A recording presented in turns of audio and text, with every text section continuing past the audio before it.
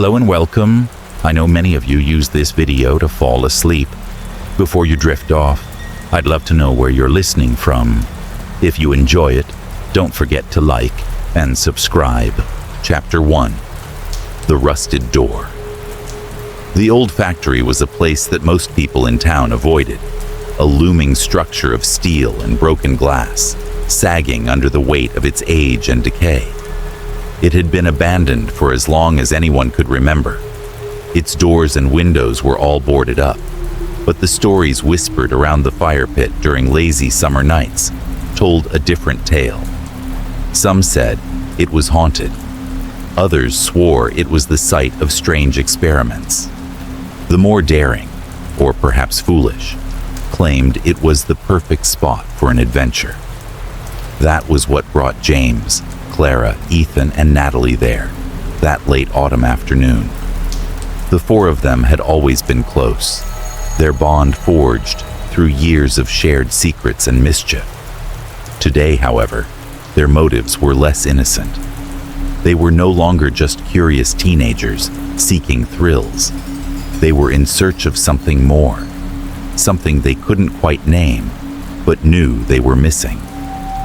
The building was imposing, a dark monolith against the dimming sky, and their excitement had been palpable as they climbed over the rusted fences and snuck through the cracked windows. "I'll bet there's something cool inside," Ethan said with a grin, his flashlight darting across the cavernous space of the main hall as they stepped inside. His voice echoed off the walls, disturbing the oppressive silence. James, always the skeptic, rolled his eyes. "Cool or cursed, we won't know until we find out," he replied, taking the lead. The floor was littered with broken glass, discarded machinery parts, and the detritus of years of neglect. The air was thick with the musty scent of mold and rot. It was the smell of abandonment, the kind that soaked into your clothes and made the back of your throat itch. "Nothing like the movies," Natalie muttered, clearly unimpressed by the condition of the building.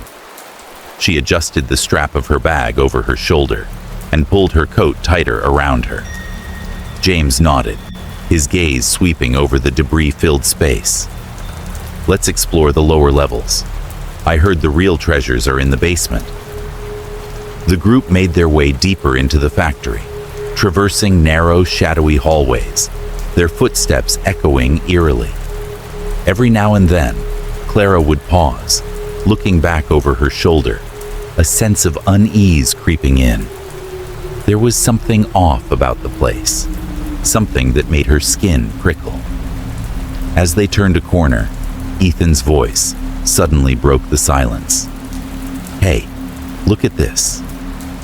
They all turned to see him standing in front of a door at the end of a dimly lit corridor. The door was unlike any they had seen so far, a thick metal structure, its surface covered in layers of rust. It looked out of place in the otherwise crumbling surroundings, almost as if it had been installed long after the factory's abandonment.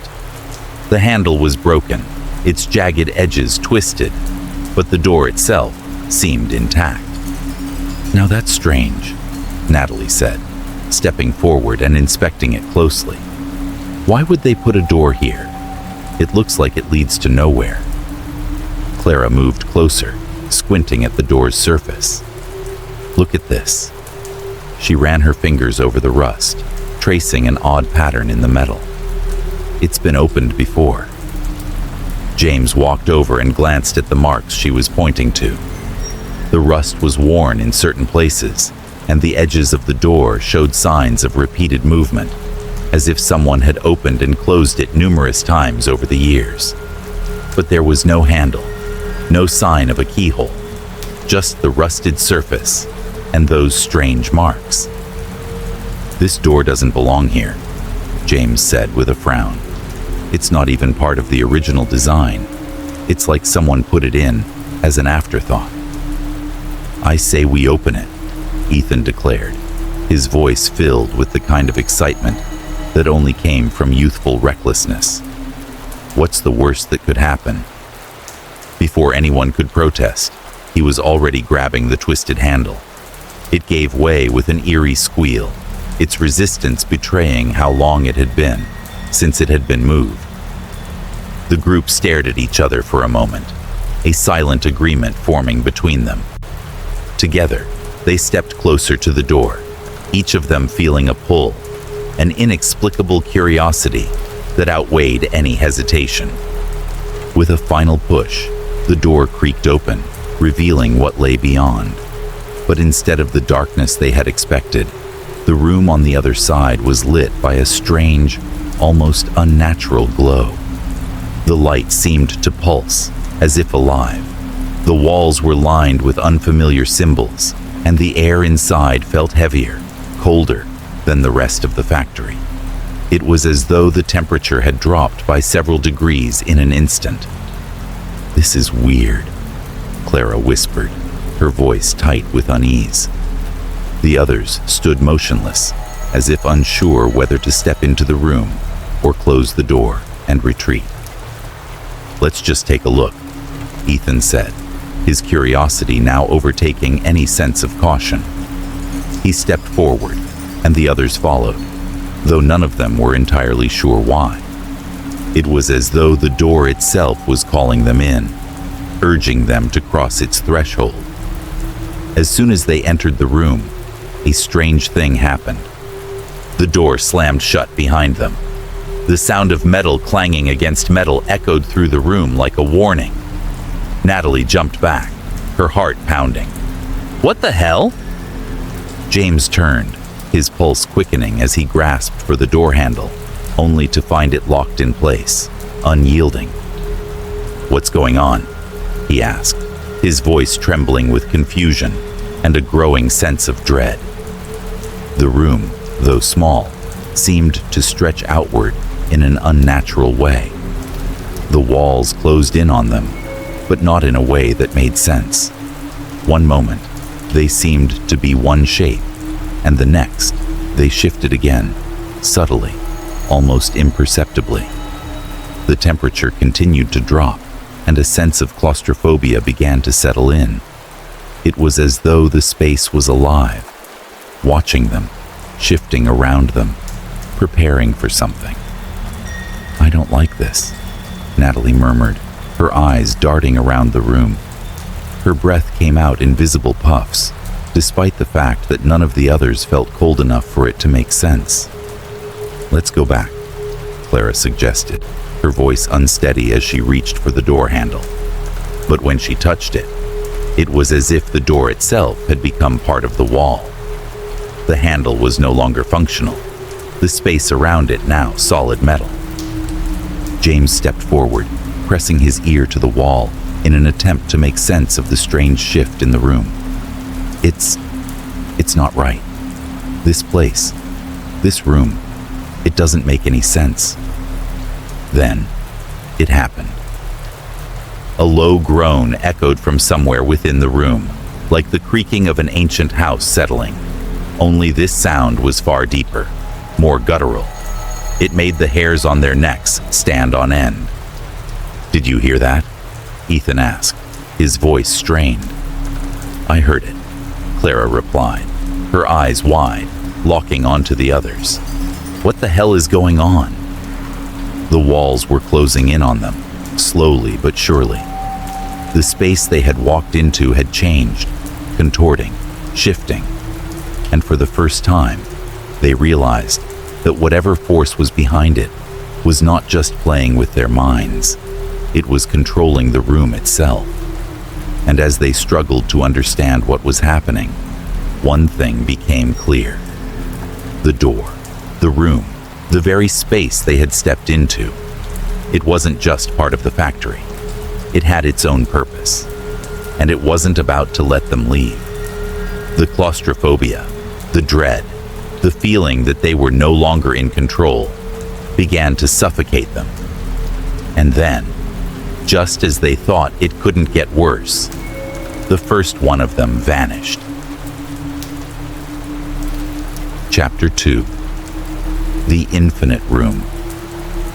The door slammed shut behind them with a force that left no doubt in their minds. They were trapped. The sound of metal clanging against metal reverberated through the room, sending an unsettling shiver down each of their spines. The air was thick, dense, and strangely cold, like the room itself was holding its breath, waiting for something. They turned around, hoping to find the door they had entered through, but it was already gone. "What the hell?" James muttered under his breath, his pulse racing. His eyes darted across the small space. It was dimly lit, the glow from the walls casting long, eerie shadows that seemed to stretch and twist in unnatural ways. There were no windows, no visible exit. It was just an empty room, a room that felt far too large for its walls. Clara reached out, brushing her fingers against the wall, the surface cold and smooth beneath her touch. Is this real?" she asked, more to herself than anyone else. The walls seemed solid enough, but there was something about them, an unshakable sense of wrongness. They weren't supposed to feel like this. The rest of the group stood frozen, taking in the strange, almost suffocating atmosphere. Ethan was the first to speak, his voice thin and high-pitched with fear. "I think we need to get out of here." "Yeah, no kidding," Natalie added, her eyes darting nervously around the room. She turned and walked toward the far end, where a large set of metal cabinets stood. They were ordinary in appearance, but everything in this place felt wrong. The air felt thick, as though every breath was heavier than the last. James walked toward the other side of the room, his hand outstretched to feel for something, anything that would make sense of what they were experiencing. His footfalls echoed softly in the heavy silence, but the sound seemed almost muted, as though the room was swallowing their footsteps. Every step made him more aware of the oppressive weight of the air, as though the space itself was pressing down on them. "Wait," Clara said suddenly, her voice tense. She was standing near the center of the room now, looking back at the others. "Did you guys notice that?" Ethan and Natalie turned toward her. James, who had been inspecting a corner of the room, paused and looked back as well. Clara's gaze shifted nervously from one side of the room to the other. "I swear the walls. They just moved. I was standing right there, and I could have sworn they weren't like this before." The others exchanged uncertain glances. "What do you mean?" James asked, taking a few cautious steps toward her. "How could they move?" "I don't know," Clara replied, shaking her head as if trying to make sense of what she was seeing. "It's like the room shifted. The walls, the cabinets. They're different. They're not where they were when I first came in." Ethan let out a nervous laugh, but it was forced, tinged with the unmistakable sound of someone trying to convince themselves that they weren't losing their mind. "You're imagining things. It's just the shadows. The lighting's weird, that's all." But as he spoke, James's gaze flicked toward the far corner of the room, and his breath caught in his throat. He could have sworn the cabinets had moved. The shadows around them were darker, and the faint outline of a door was now visible on the opposite wall. "No," James said, his voice suddenly more serious. "She's right. It's like the room itself is changing." Clara nodded, her face pale. "I told you. I saw it." The group fell silent, each person trying to process the impossible reality they found themselves in. But the room wasn't giving them a moment of peace. The longer they stood in place, the more the oppressive atmosphere seemed to grow, wrapping tighter and tighter around them. A sense of suffocation hung in the air, and each of them found themselves breathing more heavily, their chests tight, as if the room itself was inhaling with them, filling their lungs with the same heavy air. "I'm not staying here," Natalie said, her voice cracking with panic. She turned and walked toward what she thought was the door. But when she reached the wall, her heart stopped. The door was gone. It had vanished entirely, leaving nothing but solid metal where it had been. What the hell is going on?" Ethan asked, his voice trembling. The walls, once still, seemed to pulse with a life of their own, shifting slightly as though they were made of something more fluid than stone. The cabinets that had seemed so solid just moments before were now slightly ajar, and the contents inside seemed to be rearranged. It was as if the room was reshaping itself right before their eyes. "We need to find a way out," James said, his voice growing more urgent. He started pacing, his hands running through his hair in frustration. But the more he moved, the more disorienting everything became. The floor beneath his feet shifted, subtly, but enough for him to notice. He stumbled, catching himself on one of the nearby cabinets. "James!" Clara shouted, running toward him. "Are you okay?" "I'm fine," he replied, but his voice was strained. He looked up, his face pale, as he took in the layout of the room. "This is insane. This room, it's not real. It can't be." "I told you," Clara whispered, her voice almost a breath. "It keeps changing. It's alive." The room had become something else entirely. It wasn't a room anymore. It was an entity unto itself, moving and shifting with an intelligence of its own. The space seemed to stretch and bend, creating new corridors where none had been before, reshaping itself when they weren't looking. "What is this place?" Natalie whispered, her eyes wide with fear. "Why is it doing this?" James grabbed her arm, pulling her back from the far corner of the room. "It's not doing anything. It's like we're inside something that doesn't follow the rules." The group moved together now, keeping close to each other, their senses heightened.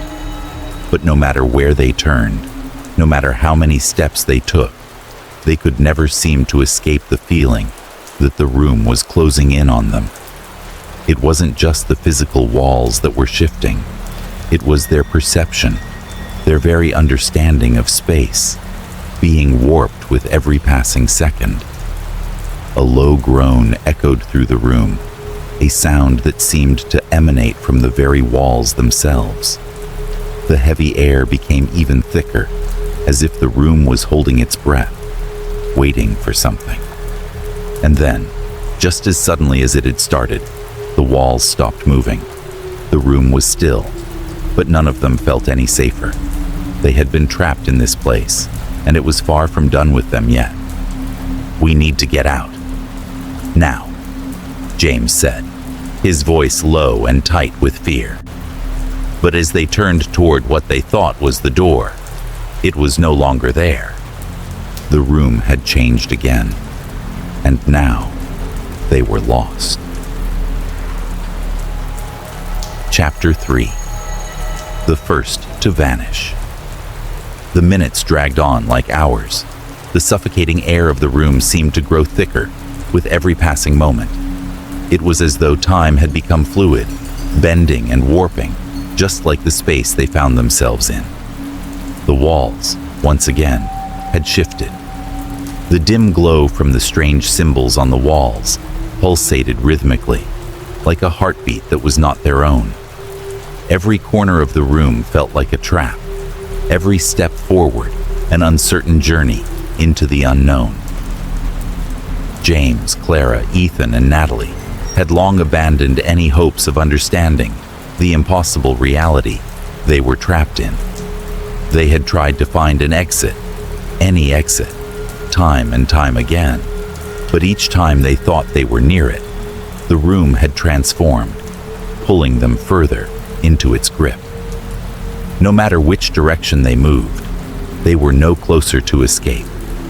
It felt as though they were walking in circles, retracing their steps without realizing it, as if the very fabric of space within this room was mocking their attempts to leave. "Nothing makes sense anymore," Clara muttered, her voice low and strained. She leaned against the wall, exhausted and barely holding herself together. Her heart hammered in her chest, her breath shallow, and the cold, thick air made every inhalation feel like a struggle. It was as though the room was pressing down on her, weighing her down with an invisible force. Ethan was pacing back and forth, his flashlight in hand, shining it across the room in desperate sweeps. "We're getting nowhere," he said through gritted teeth. "The walls keep moving. We can't even trust the ground beneath our feet anymore. This isn't real." James was standing by a set of cabinets, staring at the familiar symbols etched into the wall. They seemed to shift as he watched, but when he blinked, they stayed still. The rhythmic pulsations were starting to make his head ache. "There has to be a way out," he said, more to himself than to anyone else. Natalie remained silent, standing in the farthest corner of the room, her arms folded tightly around herself. She couldn't stop shaking, not just from the cold, but from an overwhelming sense of dread that had slowly begun to consume her. Every now and then, her eyes darted to the others, as if she were afraid one of them would vanish, just as suddenly as everything else in this place. A chilling silence fell over the group. The room seemed to hold its breath, and the heavy weight of isolation hung over them like a storm cloud. It was at that moment, when the oppressive stillness threatened to consume them all, that they noticed something they had overlooked before. The door was gone. It hadn't just been obscured or moved. It had completely vanished, as if it had never existed at all. James took a slow, deliberate step toward the spot where they had first entered, his hand reaching out, trembling slightly. His eyes scanned the smooth metal wall where the door had once been. It was seamless now, as if it had never been there. His breath caught in his throat, and he stepped back. "No, no, no, no," he repeated, his voice trembling. "This isn't possible. This can't be happening." Clara moved closer, her face pale, the shock settling in like a weight pressing down on her chest. "We're stuck. There's no way out. The room, it's changing everything. It's keeping us here." "Don't say that," Ethan snapped, his voice breaking slightly under the strain of panic. "We have to keep trying. We can't just accept this." But the more they tried to understand, the more the walls seemed to close in on them. The room had become more than just a physical space. It had become a maze of their own fears and confusion, a living nightmare that twisted and contorted with every moment they spent in it. It was then that they heard it. A sound, soft but unmistakable. A whisper, a voice, faint and distant, but distinct enough to send a wave of terror coursing through their veins. The whisper seemed to come from the farthest corner of the room, but when they turned to look, there was nothing there. "What was that?" Clara asked, her voice barely above a whisper, her eyes wide with fear. Ethan strained to listen, his ears ringing with the silence that followed. I don't know. I thought I heard something." James clenched his fists, the tension in the air so thick it was suffocating. "It's just the room messing with our heads," he said, trying to sound calm, but the edge in his voice betrayed him. Natalie looked around nervously. "No, I heard it too. It was someone calling us, or something." But before anyone could respond, the atmosphere shifted again. A loud bang echoed through the room, followed by a jarring screech, like metal grinding against metal. It came from somewhere in the distance, from a part of the room none of them had explored. The sound was so jarring, so out of place, that it made them all flinch in unison. "What was that?" Ethan demanded, his eyes darting around. "That came from over there, right?" Without thinking, James bolted toward the sound, his footsteps ringing out in the eerie silence.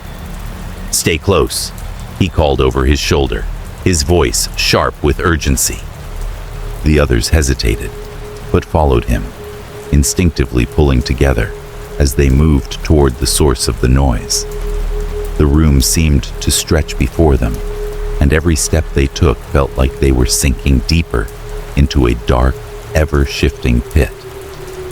As they reached the far corner of the room, the sound stopped, leaving them in a void of silence once more. "Do you see anything?" Clara whispered, her voice trembling. James squinted into the dark corner, but it was empty. No furniture, no cabinets, just bare, shifting walls. But then, something caught his eye. A small, familiar object, a backpack, lay abandoned on the floor, half hidden behind a cluster of shadows. "It's Ethan's," Clara said, her voice barely a whisper. "He dropped it earlier." They approached it cautiously, but as they neared, the feeling of wrongness grew stronger. The backpack was torn, the contents spilling out onto the cold floor. But there was no sign of Ethan, no trace of him anywhere. "No," James muttered, bending down to pick up the backpack, his fingers trembling. "Where did he go?" They searched the room frantically, calling his name over and over again. "Ethan! Ethan! Where are you?"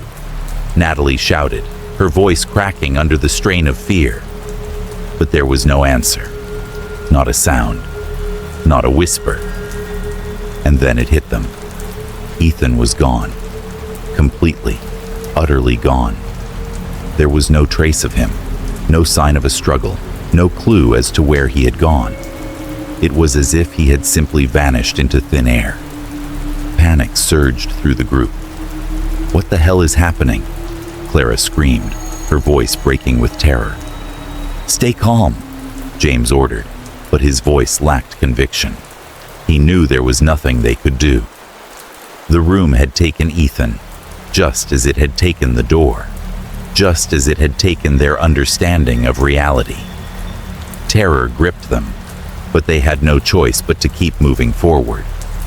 The room wouldn't let them go. It wouldn't give them a choice. And with Ethan gone, the terror was no longer just a creeping sense of unease. It was real. The fear, the hopelessness, the realization that they were all trapped in this nightmare, with no escape. And now, they were one step closer to understanding the true horror of the room. But it was already too late. The room had claimed its first victim. Chapter 4. Messages on the walls. The room was silent, too silent. The oppressive atmosphere had only deepened after Ethan's disappearance. The air felt colder now, as though the room itself had become aware of their growing despair. The walls, once merely a backdrop to their confusion, now seemed to loom closer, as though they too were watching them. Each corner they turned, each path they followed, only led them back to the same place, a twisting maze that tightened around them with each passing moment. James, Clara, and Natalie were all aware of the reality they faced. Ethan was gone, and no matter how hard they searched, they couldn't find him.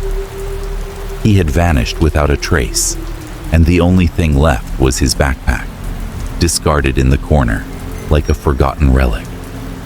"I can't take this anymore," Natalie whispered, her voice hoarse with exhaustion. She was staring at the floor, her arms wrapped tightly around her body, as if trying to hold herself together. Her breathing came in shallow bursts, and the terror in her eyes was unmistakable. She hadn't spoken much since Ethan disappeared, and when she did, it was only to ask if they could leave. But there was no leaving. Not anymore. James couldn't bring himself to acknowledge what had happened. He kept his gaze fixed on the walls, his mind desperately searching for a way out. But the room didn't care about his desperation. It only cared about keeping them here, trapped and lost in an endless cycle of confusion. Suddenly, something caught Clara's eye. She froze, her breath catching in her throat. She stepped forward, pulling her hand from her mouth as she pointed to the wall. "Look," she whispered, her voice tremulous. James and Natalie both turned, following her gaze. At first, it appeared to be nothing more than an odd mark on the wall, just another part of the disorienting maze they had been stuck in. But as Clara drew closer, the mark revealed itself to be something more. Words. Scratched into the wall, barely visible under layers of grime, were hastily scrawled letters that seemed to shimmer in the dim light. James moved toward her cautiously, his flashlight illuminating the marks. The words were smeared and uneven, written hastily, as if by someone desperate. The first line was simple, but the message sent a chill through his spine. "You will never leave." Clara's eyes widened, her pulse quickening as she read the words aloud. What does this mean? Who wrote this? James swallowed hard. I don't know, but it doesn't look good. The air seemed to grow heavier, and a sudden dread settled in their stomachs. James traced his fingers along the jagged lines of the words. They felt cold, unnaturally so, as though they had been there far longer than the others had been trapped in this place. He stepped back, scanning the rest of the wall, and that's when he saw it. More words. This time, they were written in what looked like blood, a deep, dark red that clung to the wall like it had been there for years. The message was short, but unmistakable. Help us. We are here. The words were still wet, almost fresh, as though someone had written them moments ago. James recoiled in horror, his heart pounding in his chest. This isn't possible, he muttered, shaking his head. These messages, they're not from us. They're from someone else. Clara stepped closer, her breath catching as she read the words again. How long have they been here? Who were they? I don't know, James said, his voice tight with fear. But they're not the only ones. There's more. He pointed to a faint scrawl on the adjacent wall, barely visible beneath layers of dirt and decay. This time, the words were more frantic, more desperate. It's watching. It never sleeps. Natalie gasped, her face blanching. She reached for the wall as if she could touch the words and make sense of them. But she pulled her hand back quickly, as though afraid the wall might bite. The room. It's alive, Clara whispered, her voice trembling with realization. It's been trapping people here for how long? James felt his stomach churn. I don't know, but we're not the first, and we might not be the last. The group fell silent, each of them feeling the weight of the revelation settle over them like a heavy fog. The messages on the walls had made something clear. They were not alone here. Others had been trapped in this room before them, and from the looks of it, they hadn't fared well. Desperation turned to dread as they read more messages scattered across the room. Some were written with what appeared to be blood, while others were etched deeply into the walls, with sharp objects, as if the writers had tried to carve their last thoughts into the stone. The further they explored, the more they realized that this place was not just a room. It was a prison, a living entity that had claimed the lives of many before them, And now, it was their turn to become part of its history. There's no escape. It won't let you go. I've tried everything. The walls move. It's in your mind. You're never free. It watches you. It waits. Each message grew darker, more hopeless. The tone shifted from warnings to the tortured pleas of people who had been here far longer than they had, trapped in the same endless cycle of fear and confusion. The messages began to blur together, written with hands that had lost their strength, as though the writers knew the end was near and their time had run out. Clara wiped her eyes, blinking away tears that threatened to spill over. "We need to leave," she said, her voice barely above a whisper. "We can't stay here." James looked around at the messages on the walls, his heart pounding with fear. "There's no way out, Clara. This place is feeding off our fear. It's not just a room, it's a trap." Natalie stepped closer to one of the walls, running her fingers over the words. She turned to James, her face pale with terror. "It's not just us. It's like it's been trapping people for years." "Maybe longer," James added, swallowing hard. "Who knows how long it's been here, waiting." As they moved deeper into the room, their movements growing slower and more hesitant, the reality of their situation began to settle in. This place, this room, wasn't just a space. They were in the grip of something far more insidious. It was as if the walls themselves were alive, absorbing the fear and pain of every soul who had ever been trapped within. And now, they were part of that history. Clara stopped suddenly, her hand raised in warning. "Look." She pointed to the farthest corner of the room, where a new message had appeared. This one was different. It wasn't written by a human hand. The message was burned into the wall, charred and glowing faintly. It read, "I see you. You can't leave. You belong to me now." A cold chill ran through the group. The room had not only been watching them, it had been waiting for them. And now, it was closing in. The messages had made one thing clear. They weren't the first to be trapped in this place, and they wouldn't be the last. Chapter 5. The game begins.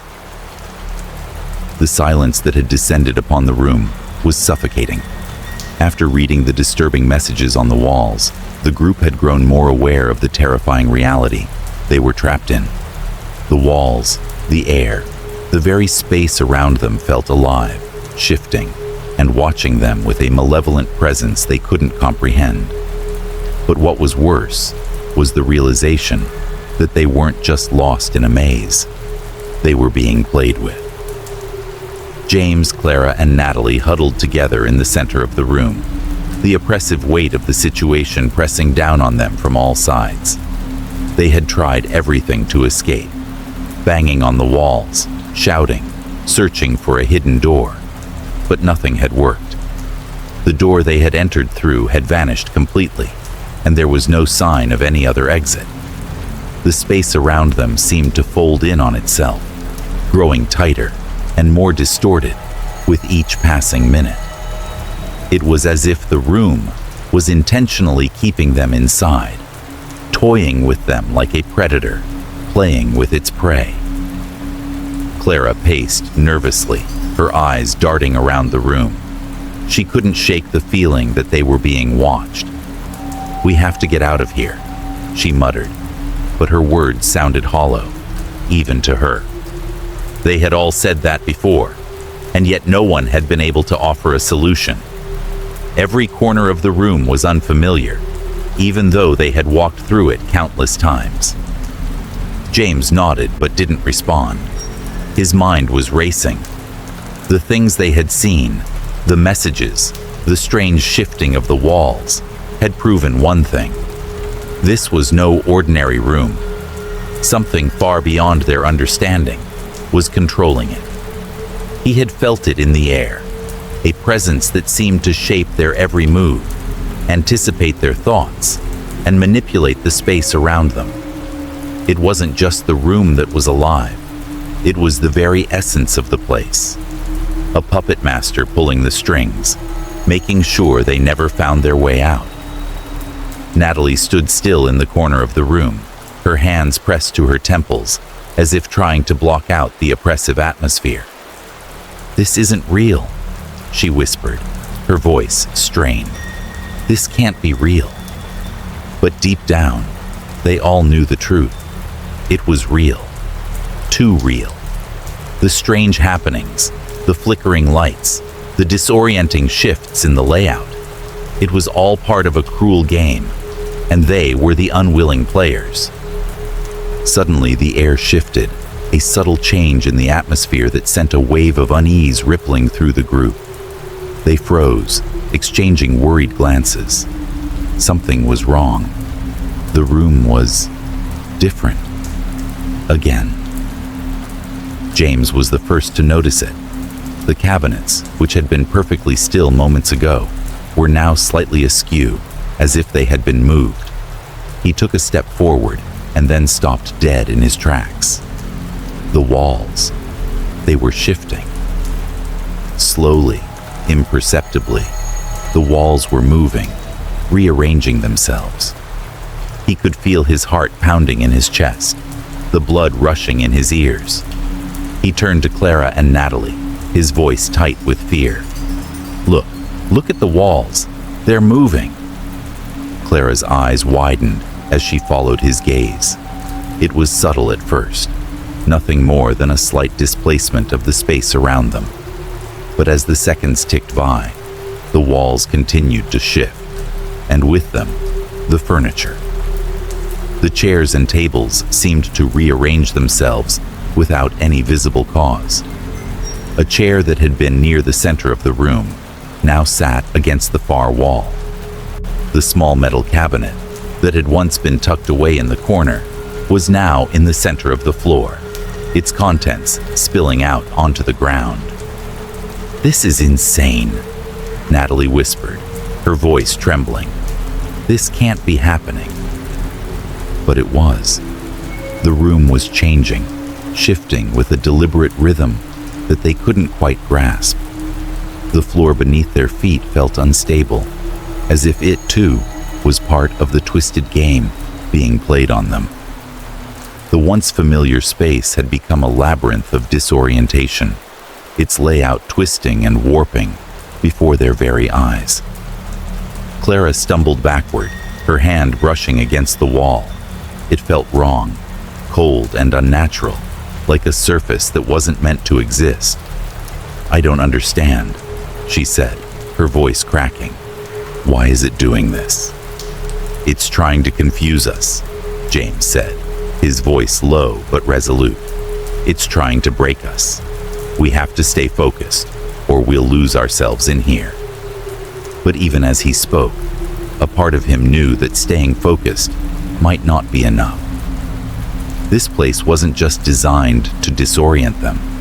It was built to prey on their fear, to make them doubt their senses, their thoughts, even their very perception of reality. Every time they thought they understood something, it shifted again.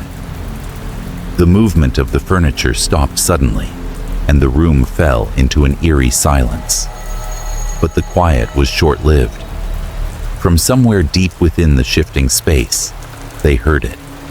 A sound, a laugh. It wasn't a real laugh. It was hollow, distorted, like the sound of a voice through a broken speaker. But it was unmistakably human.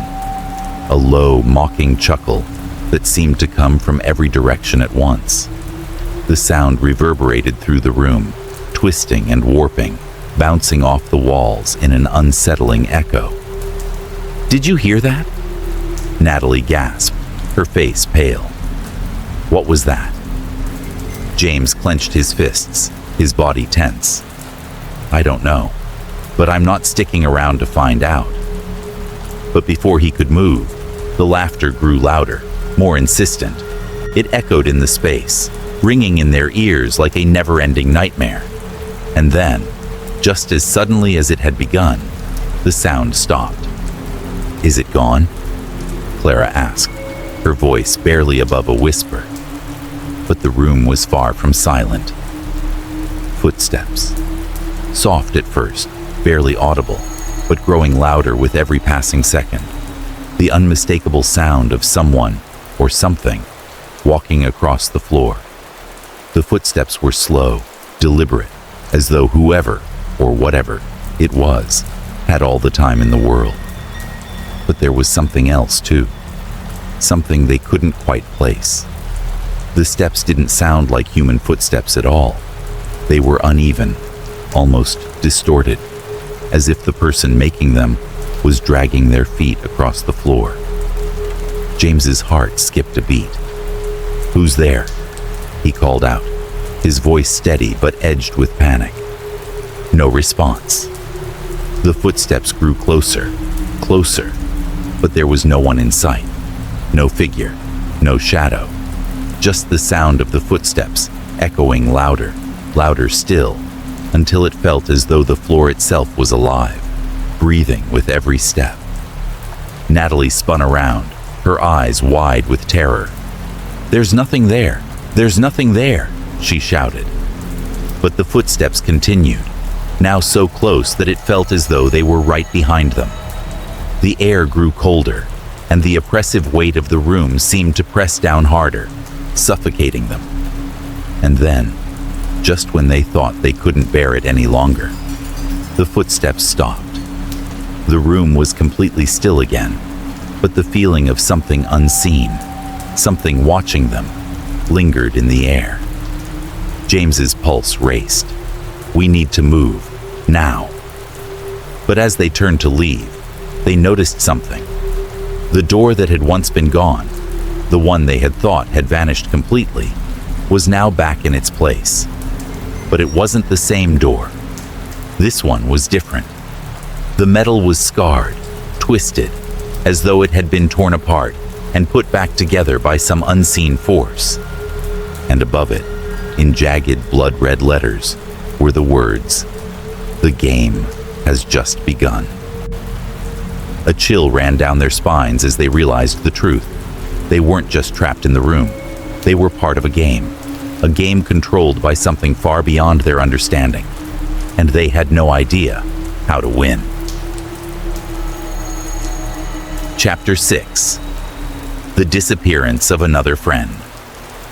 The oppressive silence of the room was broken only by the rapid, shallow breaths of the remaining friends.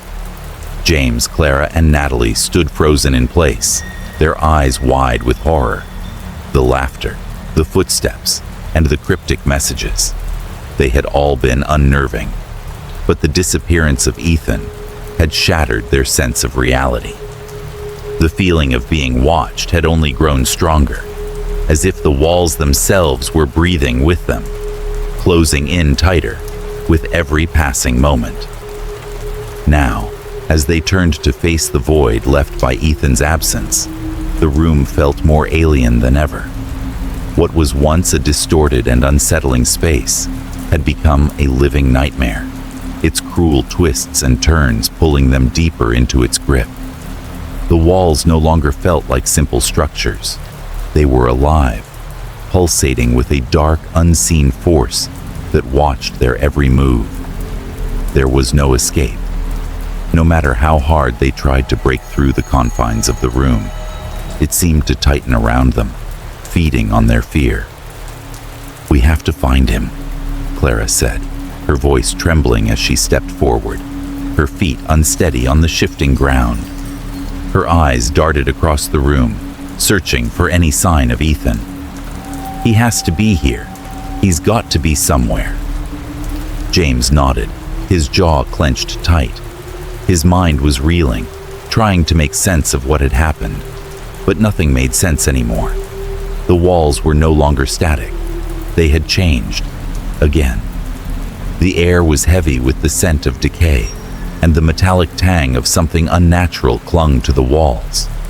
But what was worse than the shifting room was the silence that had settled around them. Ethan had vanished without a trace, and now the quiet seemed to mock their desperation. Where could he have gone? Natalie whispered, her eyes scanning the room, trying to pick out any detail that might lead them to their missing friend. "We'll find him," James said, though the words felt hollow, even to him. His voice trembled with the fear that had been clawing at him since they'd entered this hellish place. He wasn't sure if they could ever escape this room, or if they were even meant to. They started to search the room again, moving cautiously, as if the very air might shift beneath their feet and trap them in some new, unimaginable way. Each of them called out for Ethan, their voices trembling with desperation.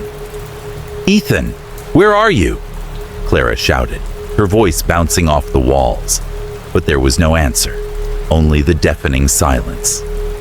The room seemed to respond, almost like it was alive, twisting around them, making it impossible to keep track of where they had been and where they were going.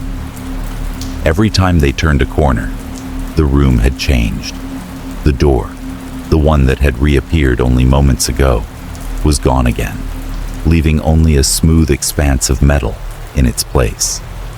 The furniture, which had once been scattered in a disordered mess, now stood eerily in perfect symmetry, as if waiting for something or someone to move them again. I think it's toying with us," Clara said, her voice barely above a whisper. Her hand shook as she reached out to touch one of the cabinets, which now stood motionless, frozen in place. The once distant sounds of their footsteps echoed in the silence, but no one dared to speak louder than necessary. The tension was suffocating. "It's not toying with us," James said, his eyes searching the empty corners of the room. "It's killing us." Natalie jumped at his words, her heart hammering in her chest. "What do you mean?" she asked, voice trembling. James didn't answer at first. Instead, he just looked at her, his face pale and drawn. Then, in a whisper barely audible, he said, "Ethan is gone, and we might be next. This place, it's not just trapping us, it's killing us one by one." Clara's face paled at his words, but she forced herself to keep looking, to keep searching. They couldn't afford to give up. They couldn't afford to acknowledge what they already knew. The silence stretched, an oppressive weight that made it feel like their every movement was watched, scrutinized. Then, they heard it. A scream. It was faint at first, a distant wail of pure terror that echoed through the room. It was unmistakable. It was Ethan's voice. But it was coming from somewhere deep within the room, far away, just out of reach. "Ethan!" Clara cried, her voice filled with panic as she turned toward the sound. "Ethan, where are you? We're coming!" The three of them ran toward the sound, their footsteps echoing wildly as they navigated the ever-changing space. The walls around them seemed to shift and pulse, almost as if the room was deliberately moving them away from Ethan's voice. No matter how quickly they moved, it felt as if they were getting farther and farther away. Another scream pierced the air, louder this time. But it was different. It wasn't just the sound of Ethan, it was something else. A distorted, almost mocking echo that twisted the very essence of his fear. It was as if the room was feeding on his terror, distorting it, turning it into something unrecognizable. "We have to hurry," Natalie shouted, her voice cracking with fear. She stumbled as she tried to keep up with James and Clara. Her breath was coming in ragged gasps, her body shaking with every step. "What's happening to him? Why can't we find him?" James didn't answer. He couldn't.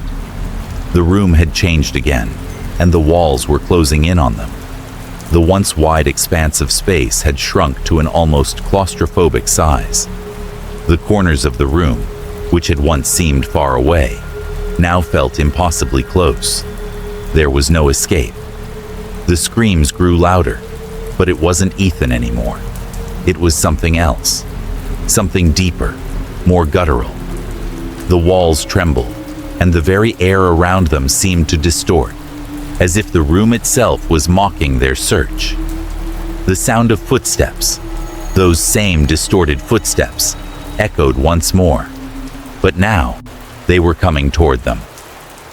James's heart raced, his mind screaming at him to move faster, but his legs felt heavy, like they were dragging through thick mud. He reached out, but his hand hit nothing, just empty air. There was no one there. Suddenly, the scream cut off abruptly. A deafening silence fell over them. And then, the door they thought had disappeared, suddenly slammed open. But it wasn't a door to the outside. The door opened to another room. James, Clara, and Natalie stared into the darkness beyond. The air felt thick with the oppressive weight of it. The door beckoned them, but they knew it wasn't real. It was another trap, another cruel trick. They couldn't go through it. They couldn't make the same mistake again. "We have to stay together," Clara whispered, her voice filled with a terror that matched their own. "We can't split up. We can't lose anyone else." But as they hesitated, the silence was shattered once more. This time, by a sound they couldn't ignore. A faint, blood-curdling laughter rang out from the darkness. And in that moment, they realized with a sickening certainty that Ethan was gone for good.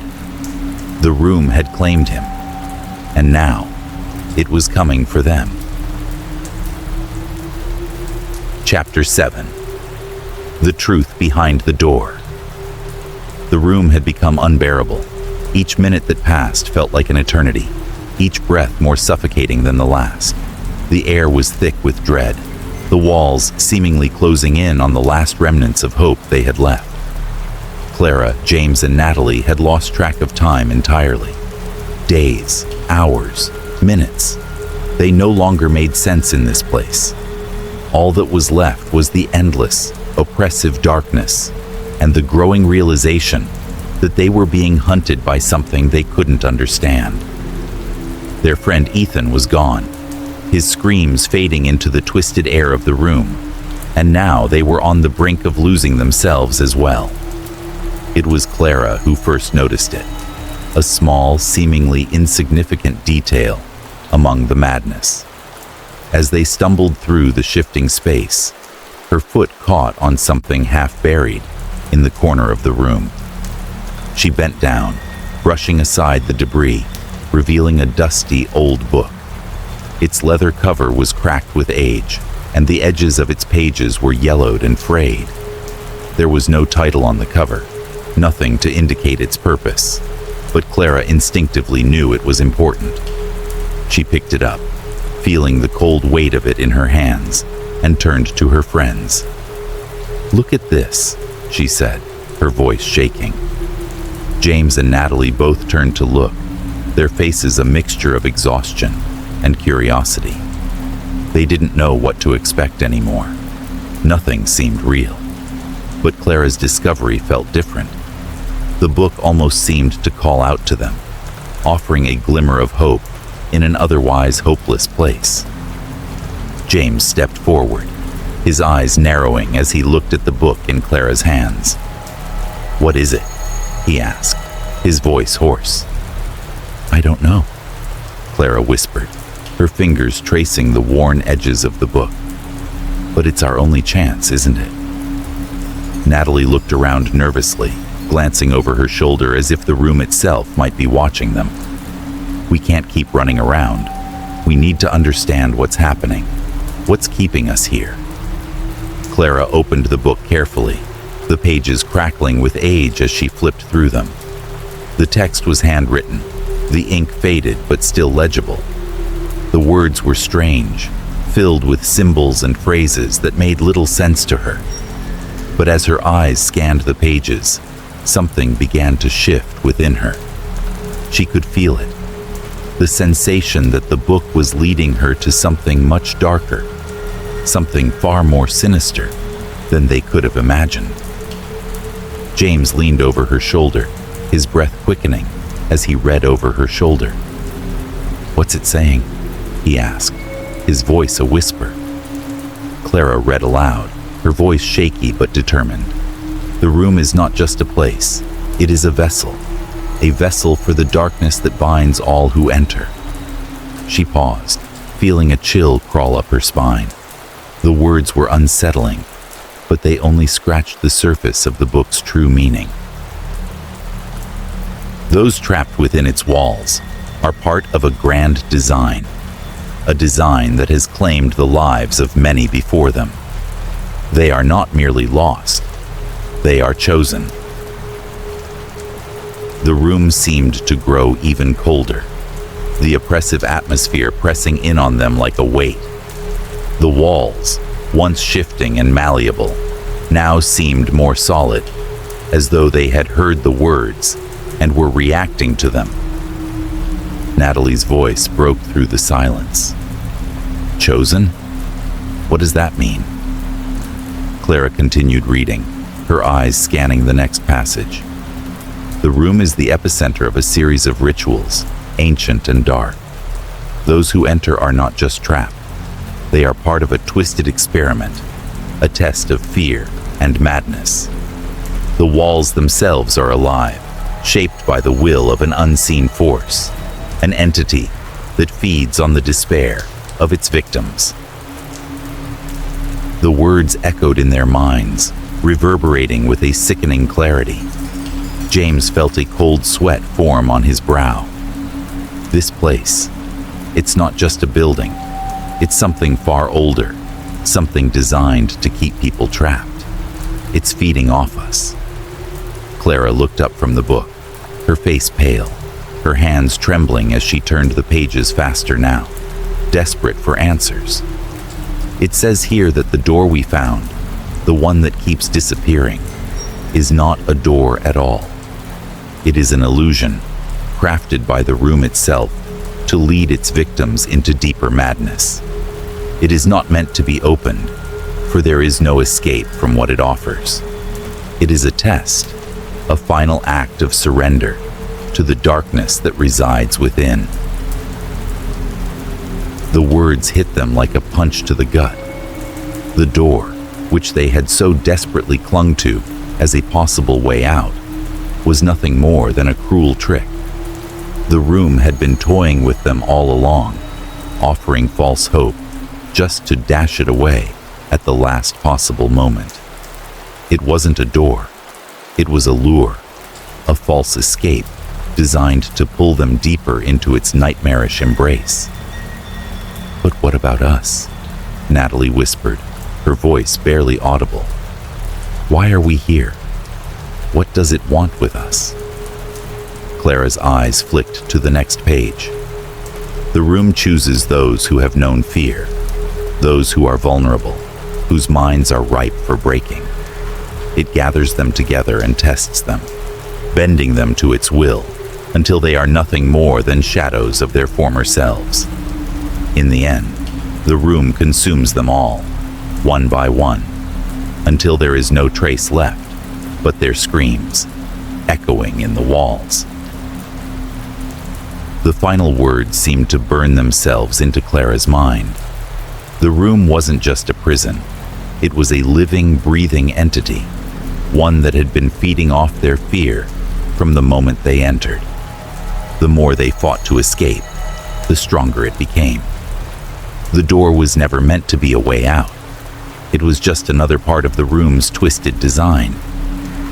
James stepped back, his face darkening with realization. "We're not just trapped. We're part of this experiment. The room is feeding on us, pulling us apart until we can't think, can't fight anymore." Natalie swallowed hard. "But how do we stop it?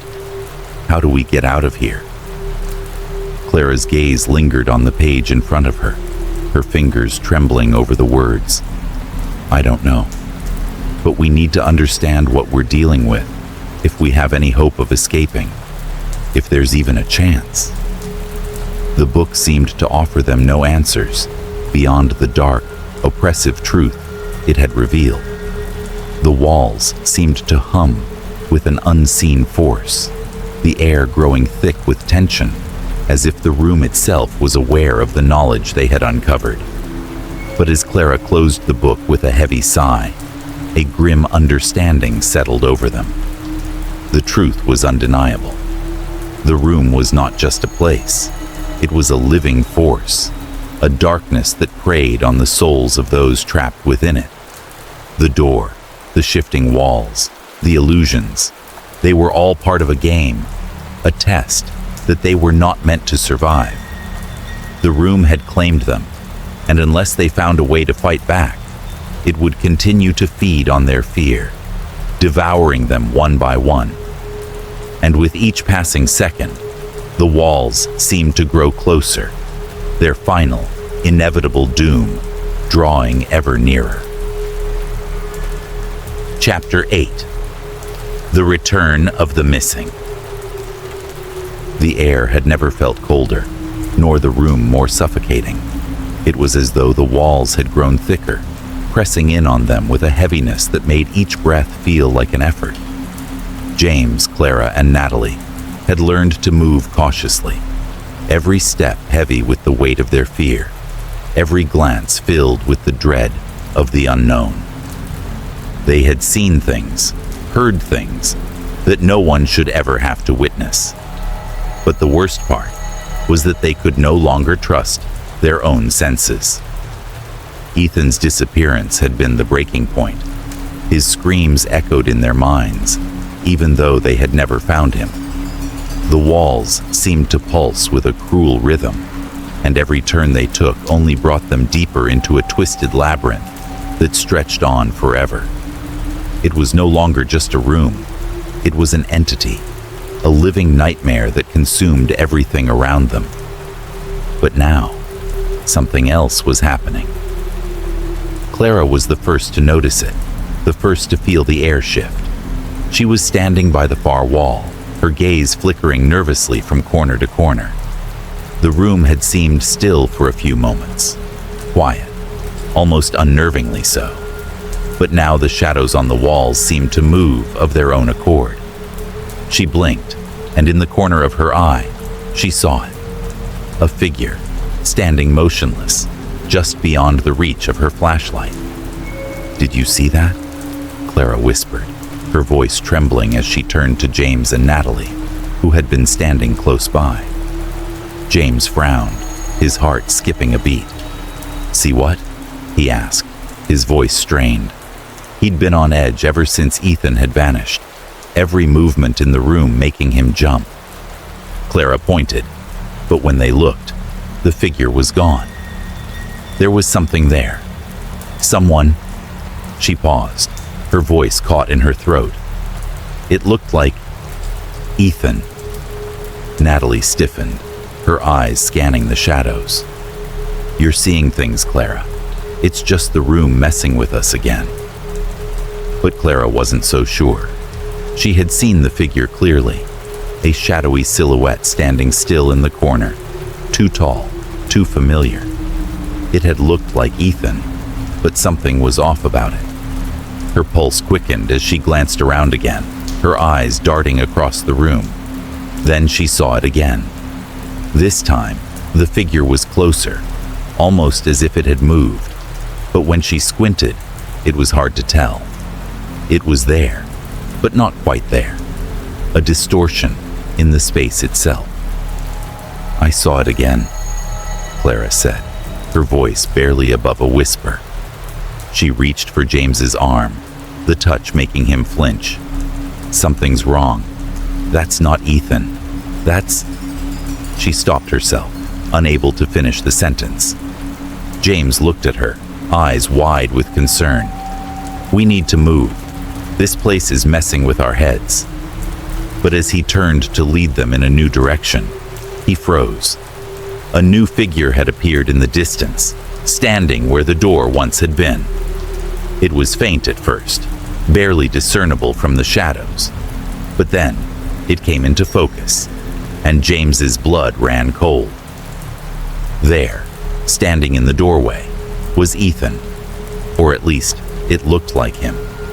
His silhouette was unmistakable, tall, with his dark hair and the same clothes he'd been wearing when they last saw him.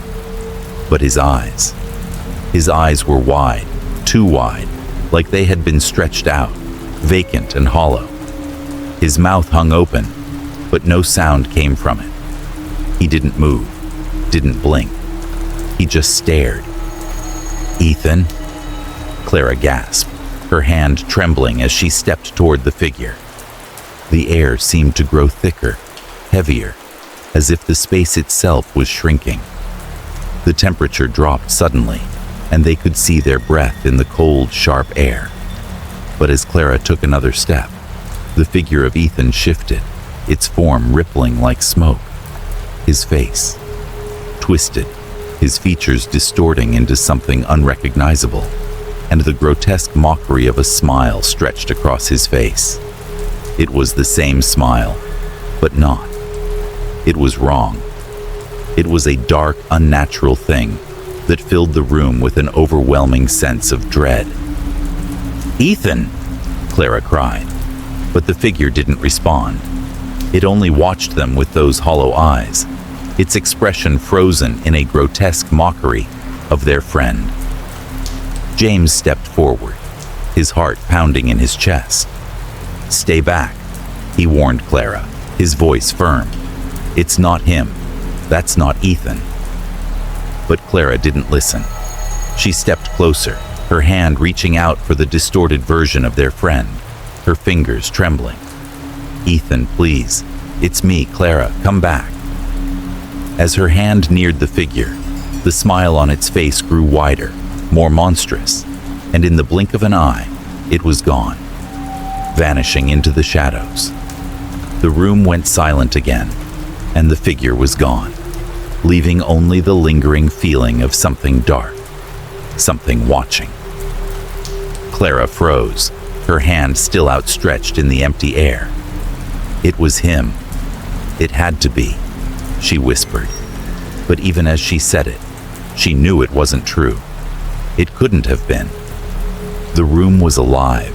It was shifting, warping around them, distorting their perception of reality. The walls pulsed with an energy that felt malevolent, and in every corner, the shadows moved with a will of their own. Clara turned back to James and Natalie, her face pale, her voice barely a whisper. What was that?" "I don't know," James said, his voice shaking. "But I know it wasn't Ethan." They didn't have time to speak more, for the next manifestation appeared, this time in the far corner of the room. It was another figure, this one tall and gaunt, with wild, unkempt hair and a look of pure malice on its face. As it emerged from the darkness, James felt his stomach drop. It was Ethan again, or something that looked like him. But this time, it was different. The expression on his face was one of hatred, of rage, and he moved toward them with slow, deliberate steps. "Ethan," Natalie whispered, her voice trembling. But the figure didn't respond. It didn't even acknowledge them. It just kept coming, its eyes never leaving theirs. The closer it got, the more wrong it became.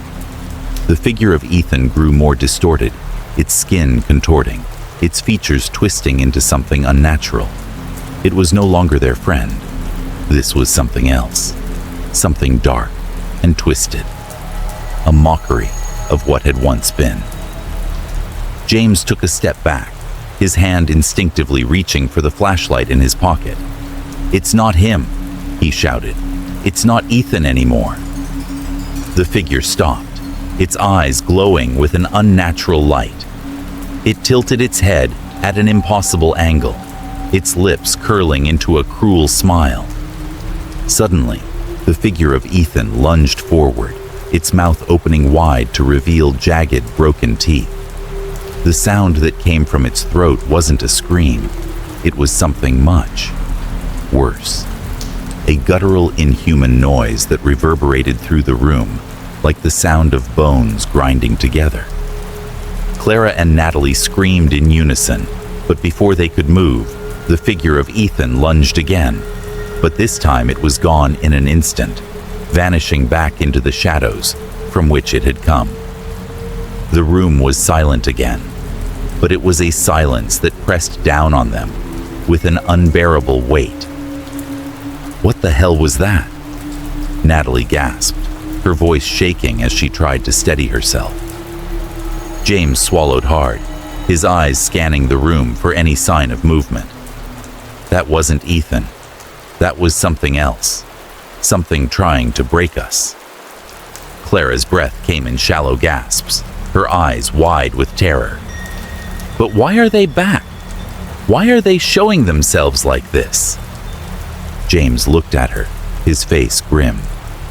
Because the room isn't just trapping us, it's breaking us, and it's using the people we love, our friends, against us. As the room seemed to close in around them, the shadows began to move once again. The figures of their lost friends weren't returning. They were coming to collect them. Chapter 9. The Revelation of the Watcher. The room had become a maze, a relentless, suffocating trap that bent and twisted around them with a will of its own. Every attempt to find an exit only led them deeper into the heart of its darkness. The walls pulsed like living veins, the air thick with an unseen presence that seemed to track their every movement. The more they tried to escape, the more disoriented they became. Fear had begun to consume them, wearing down their resolve until they were shadows of the people they had once been. But it wasn't just the room that was watching them. It was something else, something far darker, something that had been pulling the strings from the very beginning. James, Clara, and Natalie had spent what felt like an eternity in the room, the hours blending into a continuous nightmare. Their minds were unraveling, each moment more surreal than the last.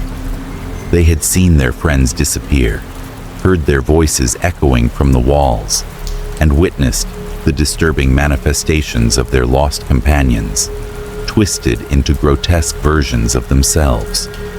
The fear was overwhelming, but it was the chilling realization that they were not alone, that they were being controlled, that sent them to the brink of madness. "We can't keep running," James said, his voice low and trembling with exhaustion.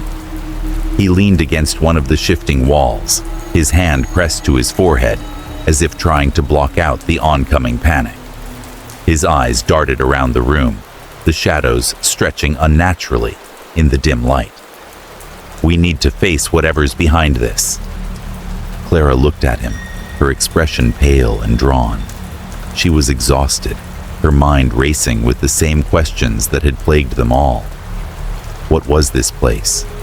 Who or what was pulling the strings? She knew one thing for certain. It wasn't just the room they were up against. There was something else here, something much more dangerous. "I agree," she said quietly, glancing over at Natalie, who had been silent for some time. Natalie had withdrawn into herself, her face pale, eyes wide with terror. Her lips trembled as she took a step closer to the others. "I can feel it," Natalie whispered, her voice trembling with fear. "It's here, watching us. I don't know how, but I can feel it. It knows us. It knows everything." James's gaze hardened. "We've been running from it for too long. We need to face it head on. Whatever this thing is, it thrives on our fear, and it's playing with us. We have to stop it before it destroys us completely." Clara nodded, her heart pounding in her chest. They had no choice. The room had already taken so much from them. It had consumed their friends, their sanity, their hope. The only way out, if there was a way out at all, was to confront whatever force controlled the room. With a shared look of determination, the three of them began to move deeper into the shifting room, their footsteps echoing in the stillness.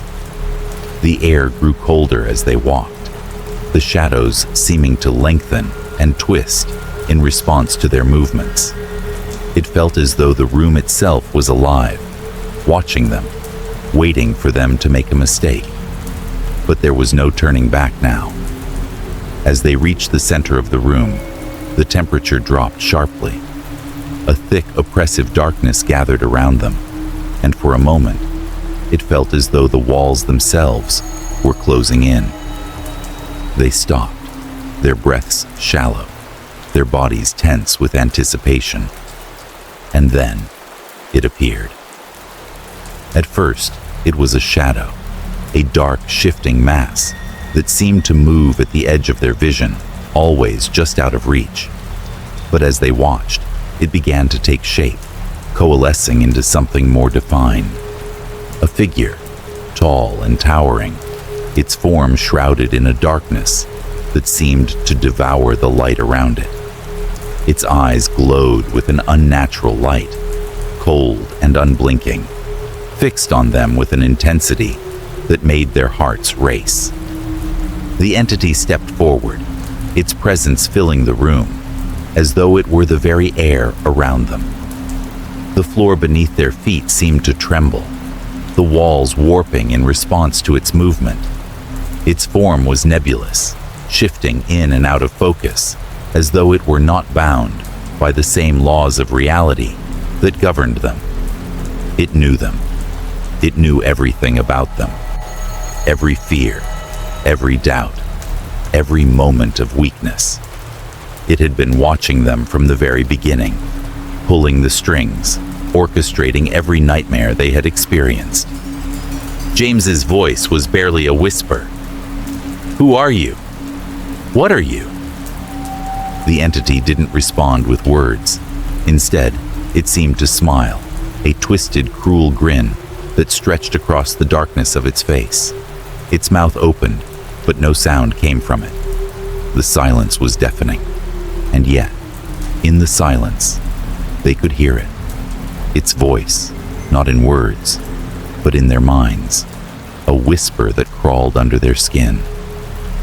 "I am the Watcher, the one who sees all, the one who shapes the world you have entered.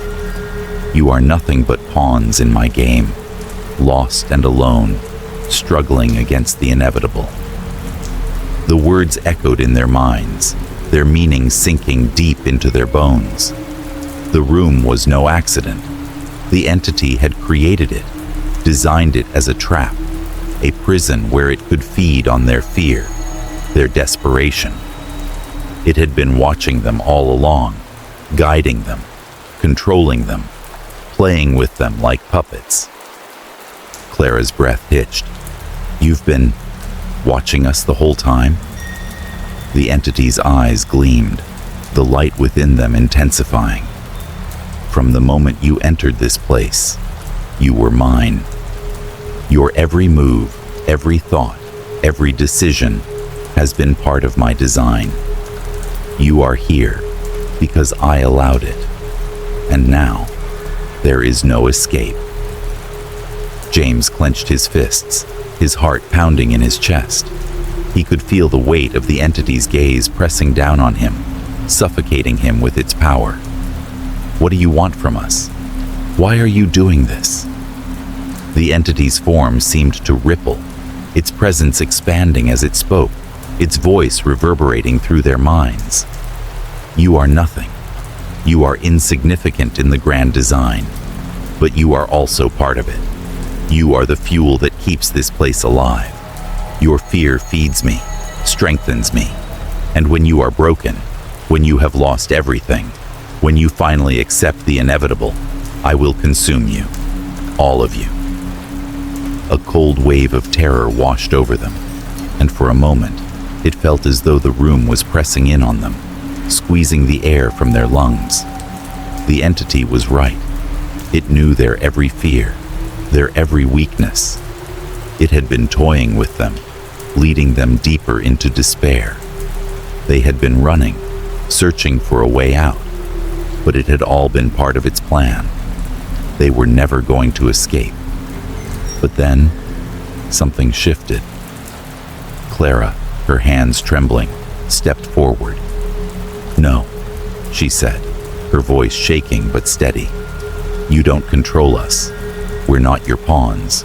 We're not your toys." The entity's eyes narrowed, the light within them flickering, as though it were amused. "You think you can defy me? You think you have the power to escape? You are nothing. Your will is weak. You are already mine." But Clara didn't back down. She turned to James and Natalie, her face resolute. "We may be trapped in this room, but we still have our will. We can still fight." Natalie stepped forward, her voice shaking with defiance. "We may be afraid. We may not know how to escape, but we are not giving up." The entity seemed to freeze for a moment, its dark form swirling with frustration.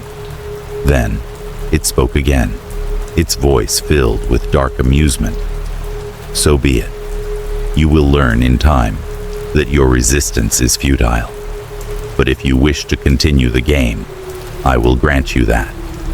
For now." And with that, the entity's form dissipated into the shadows, leaving the room once again, still and silent. James, Clara, and Natalie stood in the darkness, their hearts racing. They knew they had only just begun to confront the true force behind the room.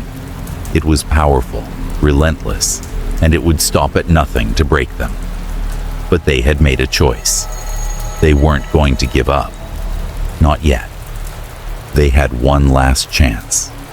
They had to face the darkness, confront the Watcher, and find a way to break free.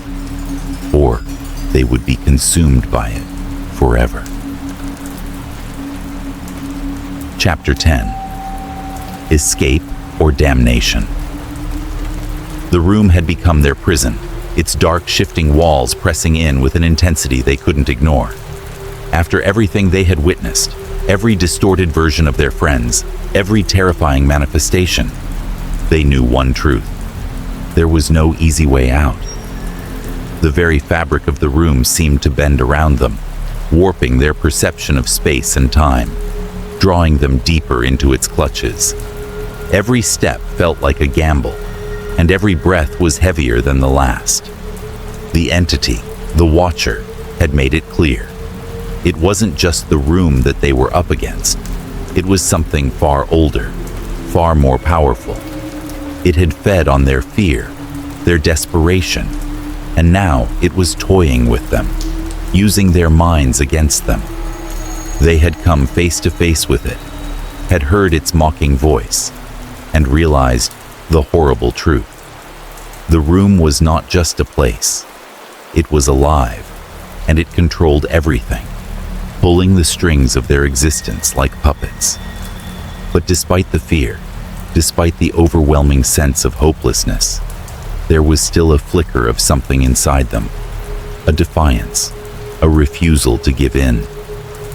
Clara, James, and Natalie had come this far. They had lost so much already, but they weren't about to let the room claim them completely, not without a fight. "We can't just stand here," Clara said, her voice raspy, barely above a whisper. She was exhausted, her limbs aching from the endless struggle, but there was fire in her eyes. "We need to act, now." James nodded, his gaze focused on the shifting walls, the strange hum in the air that seemed to vibrate with an unnatural energy. "We've tried everything else. We've been running in circles. It's time to take a chance. We need to break this place." Natalie, standing behind them, clenched her fists. Her body felt heavy, drained from the fear and exhaustion, but something inside her burned brighter now. "We've got one shot at this. If we don't do it now, we might never get another chance. They had come to a realization in the last moments. The room was alive, and it fed off their fear. They had learned this truth from the Watcher, but what they hadn't realized was that their fear wasn't just their weakness. It was their strength, too. The room had been warping and shifting around them, creating false hope, making them doubt themselves at every turn. But it couldn't hold them forever. They had the power to break its hold. The problem was, they didn't know how. They didn't know what they were facing beyond the walls. They had no idea whether this was their final chance at escape, or if they were walking directly into another layer of hell. But as they stood there, facing the pulsating, ever-shifting walls of the room, they knew that doing nothing meant certain doom. "We have to destroy it," James said, his voice filled with grim resolve. He looked at Clara and Natalie, determination in his eyes. "We have to break this illusion. We need to create a tear in the fabric of this place, something to give us a way out." Clara nodded, her heart pounding in her chest. "But how? We don't have anything.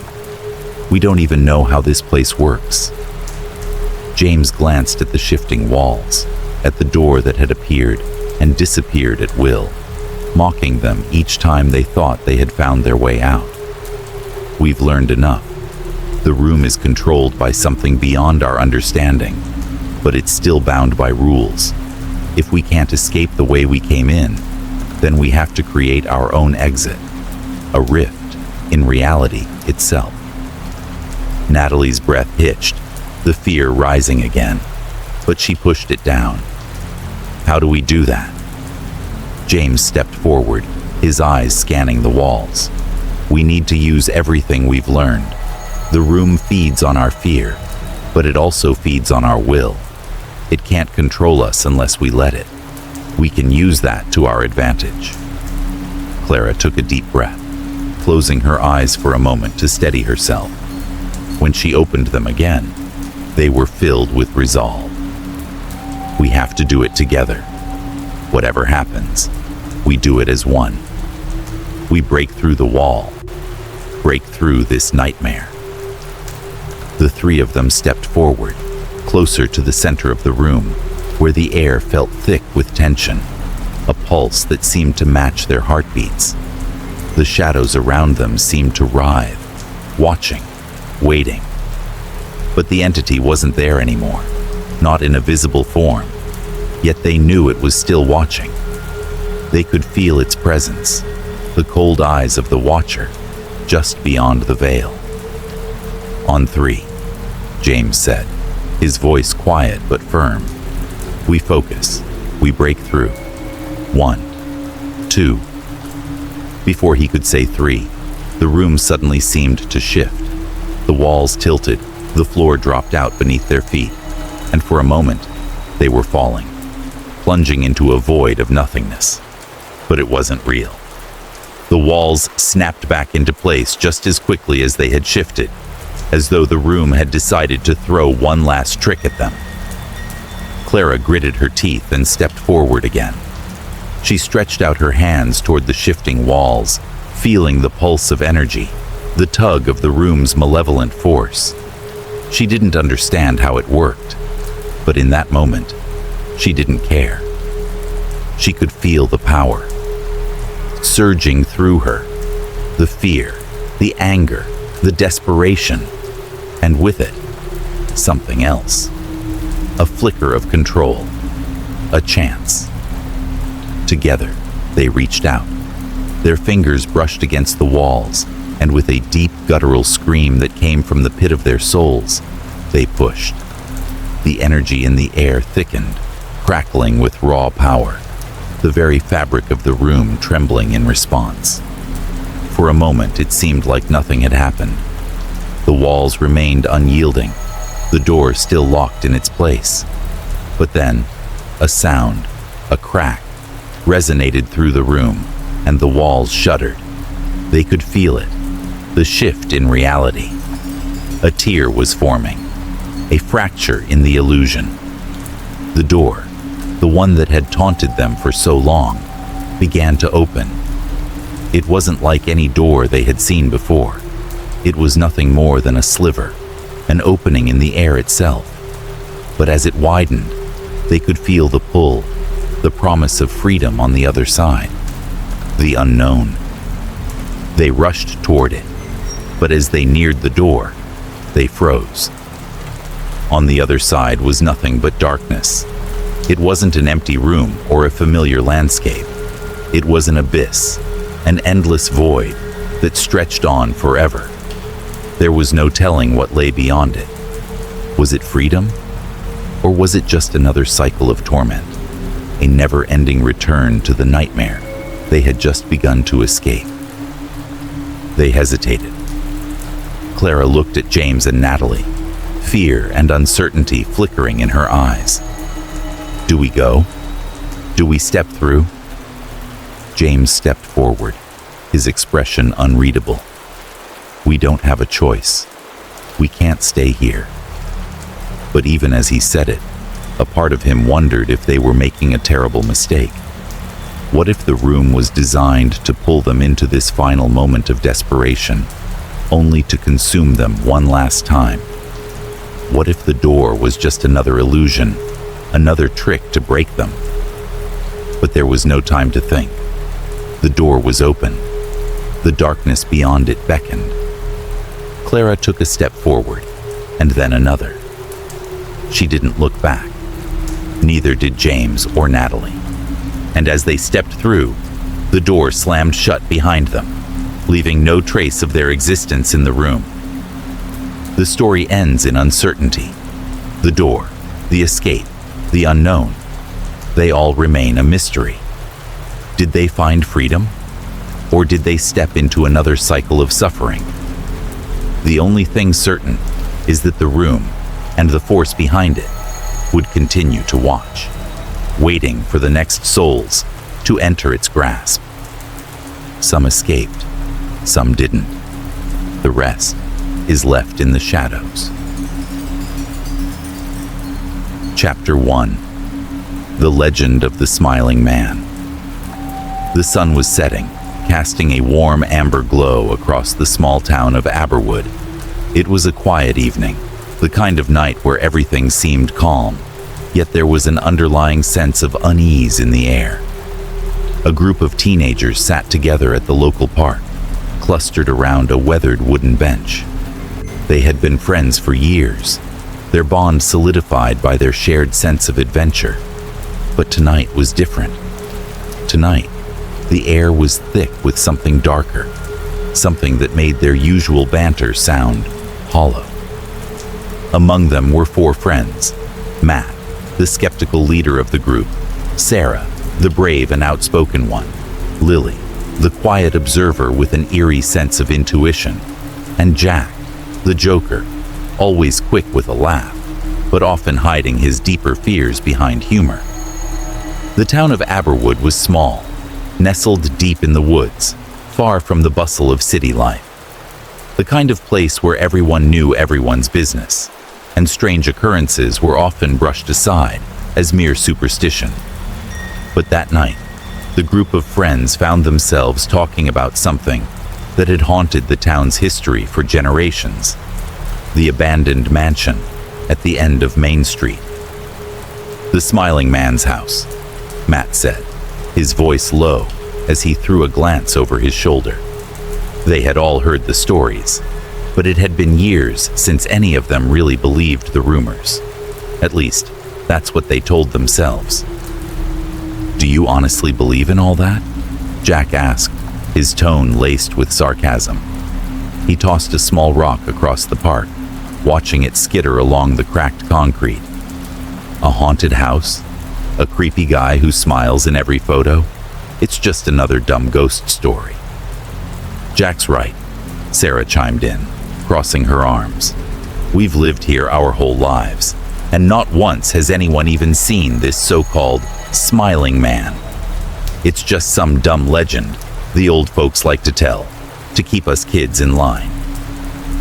Lily, sitting a little apart from the group, stared into the distance, her face unreadable. It's not just a story, though.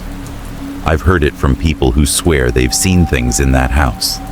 Shadows, noises, smiles, unnatural ones. I think we've all heard the stories. Yeah, but hearing stories is different from seeing things, Matt said, his voice confident. He stood up, stretching his arms above his head. The smiling man is just a myth, and this place, he gestured toward the mansion, barely visible in the distance behind the rows of trees, is just an old house, nothing more. There's no ghost, no monster, and definitely no guy who follows you around in your photos. But Lily wasn't so sure. She had always felt a strange pull toward the mansion at the end of the street, even as a child. It was the kind of house that didn't quite belong in Aberwood, looming with an eerie presence even in broad daylight. No one had lived in it for as long as anyone could remember, but there was no shortage of rumors. Some claimed it had been abandoned after a tragic fire, while others whispered that the house was cursed by the spirits of those who died inside. But the most chilling rumor of all was the one about the smiling man. The legend went that anyone who entered the mansion would find themselves in a world that twisted reality. A man, always smiling, would appear in every photograph taken within the house. And as time passed, the man's smile would slowly grow wider until it became a grotesque and terrifying grin. The worst part, those who saw him in their photos would disappear, their images slowly being replaced by the man's haunting smile. I'm telling you, Matt continued, oblivious to the uneasy looks exchanged between the others. We'll go in, walk around for a bit, and then leave. Nothing will happen. It's just a spooky house. And when we get back, we'll laugh about how we were stupid enough to think there was anything supernatural about it. Maybe, Sarah said, her lips curving into a teasing smile. But I bet you $20 you won't be so confident when we're standing inside that place, surrounded by all those creepy old portraits. I'm just saying, Matt, you might chicken out. Me? Chicken out? Matt scoffed, a hint of pride in his voice. I'll be the first one to call out the so-called smiling man and prove that there's nothing to be afraid of. Lily sighed, her breath a soft whisper in the cool air. She hadn't shared her unease with the others, but she could feel the pull of the house, the sinister energy that seemed to radiate from it even now. Part of her wanted to believe that there was nothing to fear, but another part, the deeper part, couldn't shake the feeling that they were about to make a huge mistake. Jack, sensing the growing tension, jumped to his feet, grinning mischievously. All right, enough with the talk. Let's just go see this place for ourselves. If we all come out alive, I'll owe Matt a drink.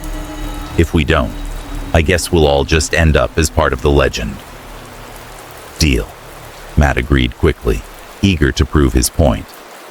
But just so we're clear, this is a test of courage, not a ghost hunt. We go in, look around, and leave. No one's getting sucked into some spooky curse or whatever you guys are worried about. The group stood up, their decision made. The night air grew colder as they walked toward the edge of the park, heading toward the mansion that loomed at the end of the street like a shadowy sentinel. The streets were quiet, the usual sounds of cars and chatter absent, as if the town itself had fallen into a strange, expectant silence.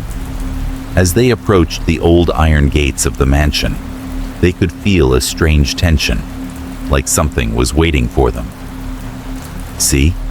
Matt said, his voice too loud, trying to mask the unease in his own chest. It's just a house, nothing weird about it. But as they passed through the gates, the feeling of something watching them grew stronger. Each step they took seemed to echo in the stillness of the night, and the old mansion, with its broken windows and sagging roof, seemed to watch them waiting. They didn't know it yet, but they had already crossed a threshold. The legend of the smiling man was no longer just a story. It was about to become their reality. The door creaked open with a groan, and as they stepped inside, the cold, stale air enveloped them. The mansion was dark, its shadows long and deep, as though the very walls were alive with secrets. They didn't know it then, but they were already part of the story. And tonight, the smiling man would find them, one by one. Chapter 2. The House. The mansion loomed before them, its decaying structure bathed in the eerie light of the moon. What had once been a grand, imposing building was now a husk of its former self, with broken windows that gaped like vacant eyes and doors that creaked under the strain of years of neglect. It was as though the house itself had been waiting for them, beckoning them inside to uncover its secrets. Matt led the group, his steps confident, though his heart was racing in a way he hadn't expected.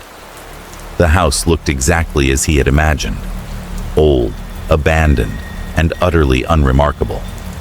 The kind of place that would be the perfect setting for a ghost story. But he wasn't about to let his friends see the nervousness creeping up inside him. This was just an old house, nothing more. "You see?" Matt said, trying to sound casual. "Just like I said, nothing special." Jack, who had been trying to act tough, grinned and nudged Matt with his elbow.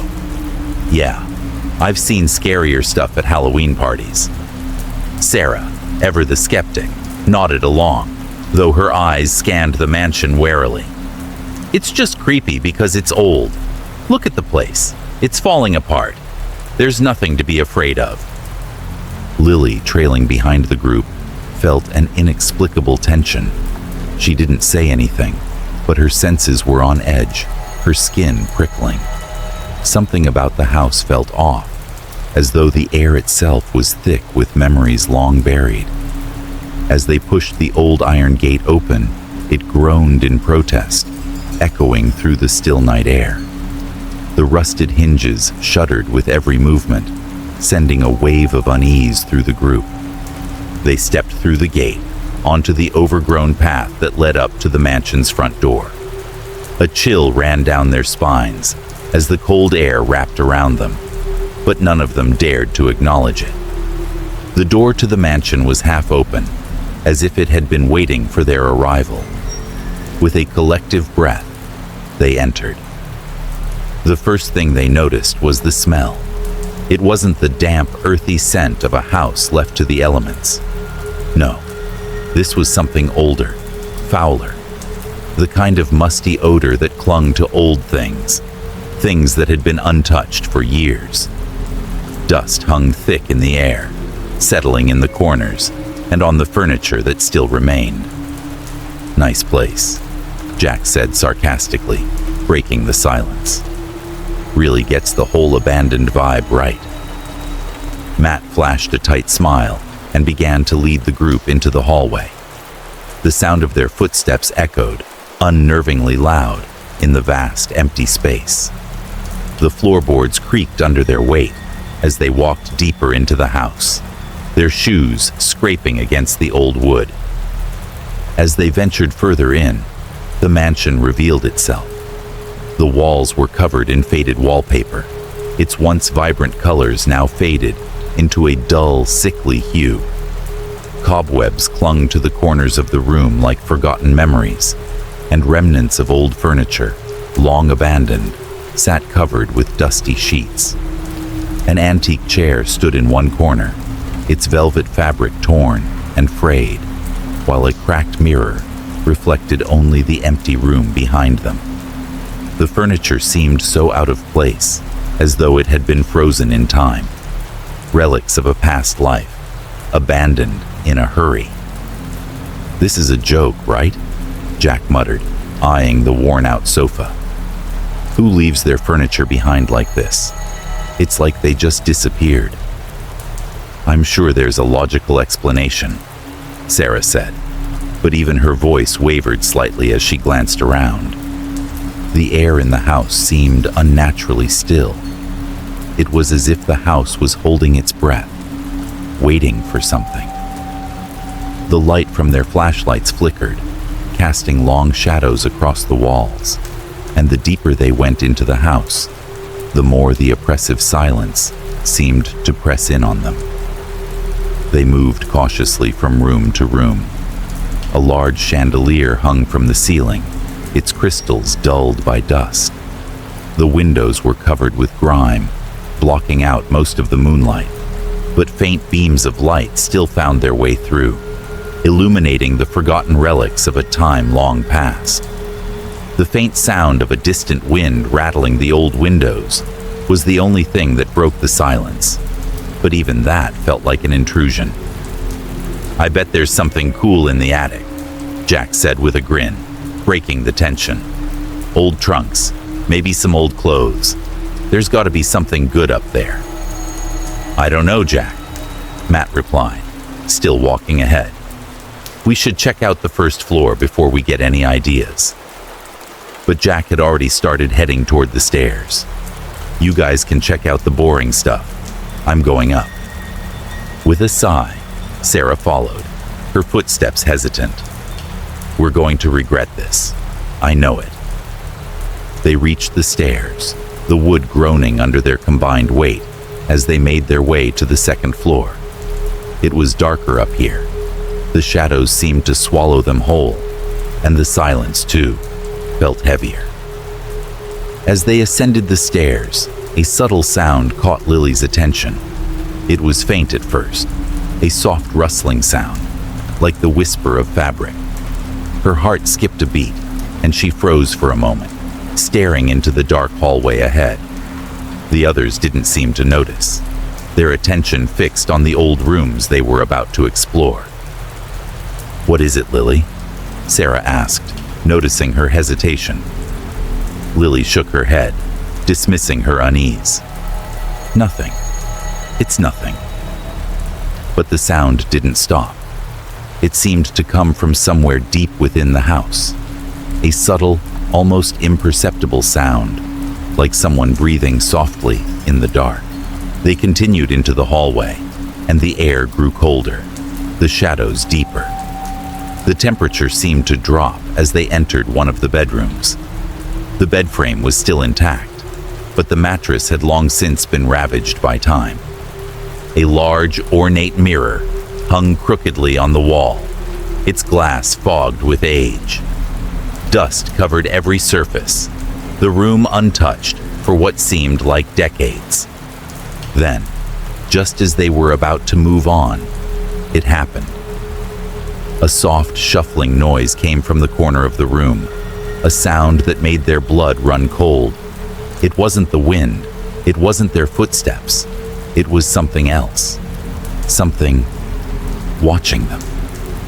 Jack's flashlight flickered, casting strange, jumping shadows on the walls. He laughed nervously, but the sound died in his throat when they all heard it. The sound of breathing.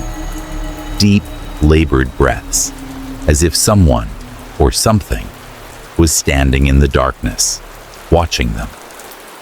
Everyone froze. "Did you hear that?" Jack whispered, his voice barely audible. "Yeah," Matt muttered, his confidence gone. "What the hell is that?" Lily's skin crawled. Her eyes scanned the dark room, her heart pounding in her chest. The breathing seemed to grow louder, closer. She felt it on her neck, a cold, oppressive presence. "Let's get out of here," Sarah said, her voice trembling. But as they turned to leave, the door behind them slammed shut with a deafening bang. The darkness pressed in around them, and the sound of breathing filled the room, louder now, as if whatever was in the house was closing in. And they realized, with a chilling certainty, that they weren't alone. Chapter 3. The photographs. The second floor of the mansion was colder than the first, the darkness deeper, as if the house was exhaling its stale breath in the stillness of the night. The air was thick, pressing down on them, and the deeper they ventured, the more the walls seemed to close in. With every creaking floorboard beneath their feet, the house seemed to grow more alive, as though it were reacting to their presence, watching them with an unseen eye. The hallway stretched before them, long and narrow, lined with doors leading to rooms long untouched by the outside world. Dust hung in the air, coating everything like a thick layer of sorrow. But it was the sense of something lurking just beyond the reach of their flashlights that made the atmosphere unbearable. Matt led the way, his flashlight beam cutting through the oppressive darkness, but it didn't feel like enough. The beam seemed to bounce off the walls, as if the house itself was swallowing the light. "Nothing here," Matt muttered as he pushed open another door. It led to an empty room with peeling wallpaper, a single moth fluttering lazily in the corner. Just more old junk. Jack, trailing behind, kicked at a loose piece of wood on the floor. Yeah, a bunch of old crap, but there's got to be something cool up here, right? Lily, walking quietly behind them, was the first to spot it. As she passed a door at the end of the hall, her eyes caught something unusual. The door was slightly ajar, and through the crack, she saw a flicker of light. Not the steady beam of a flashlight, but a strange glimmer, like something alive. It wasn't bright enough to see clearly, but it was enough to pull her toward it. A chill ran down her spine, but she ignored it, stepping closer to the door. "Hey," she called softly, motioning for the others. "Over here. I think we found something." The others turned and approached, following Lily's lead. As they entered the room, they all paused in the doorway, their gazes drawn immediately to the far wall. It was covered with photographs, all black and white, arranged in neat rows. The pictures were old, their edges yellowed with age, but what made them unsettling wasn't their age or the subjects. It was their faces. The people in the photos had smiles, smiles that didn't seem right. The smiles were grotesque, forced, stretching the edges of their mouths far beyond natural limits, like some cruel caricature of joy. Some of the faces seemed to distort, their eyes wide and unblinking, their teeth sharp and too prominent, as if they had been meticulously altered. Others were more subtle, the smiles tight, unnatural. But every one of them had that same unnerving quality, a smile that seemed to stretch just a little too far, their expressions frozen in time, but somehow lifelike. Jack was the first to speak. "What the hell? Are those smiles for real?" Lily didn't answer. Her eyes were glued to one particular photo, the image of a woman with long dark hair, her face split in a sickening grin. The woman's eyes seemed too alive, too aware, staring directly at the camera, or perhaps at them. Lily stepped closer, her breath catching in her throat. As she peered closer at the photo, she could have sworn that the woman's eyes moved, just a little, as if the gaze shifted to meet hers. "Guys, something's off about these," Lily said, her voice barely above a whisper. "It's like they're watching us." The others crowded around, their curiosity piqued. Sarah's brow furrowed as she studied the photographs. Maybe they're just old portraits. People used to smile like that in photos, right? Big, stiff grins. Probably some old-fashioned photography trick. But Matt wasn't so sure. He stared at the photos with growing unease, his earlier bravado beginning to fade. He had seen old photographs before, but these felt different. "I don't know. These don't look like the usual old photos. They look recent. Too recent. He stepped forward, running a finger lightly along the edge of one of the frames. As he did, he noticed something strange. The photograph felt wet, slick under his touch. He pulled his hand back, blinking in surprise. The moisture was faint, but unmistakable, as though the picture had been freshly taken, just moments before. It was impossible. The photo was yellowed, the edges curling with age, yet the moisture felt too real, too immediate. "Guys," Matt said, his voice trembling slightly. "This picture, it's wet." Sarah's eyes widened. "That's impossible. These have to be decades old." Lily reached out cautiously and touched one of the other photos. It too was damp. She jerked her hand back as if burned. "It's like it was just taken. But how?" The unease that had settled over them earlier shifted to something darker, more menacing. The photographs, though they should have been relics of the past, seemed to pulse with an eerie, unsettling energy. Their smiles, grotesque and wide, seemed to stretch just a little more. With every second, they stared at them. The air in the room thickened, becoming heavier, colder.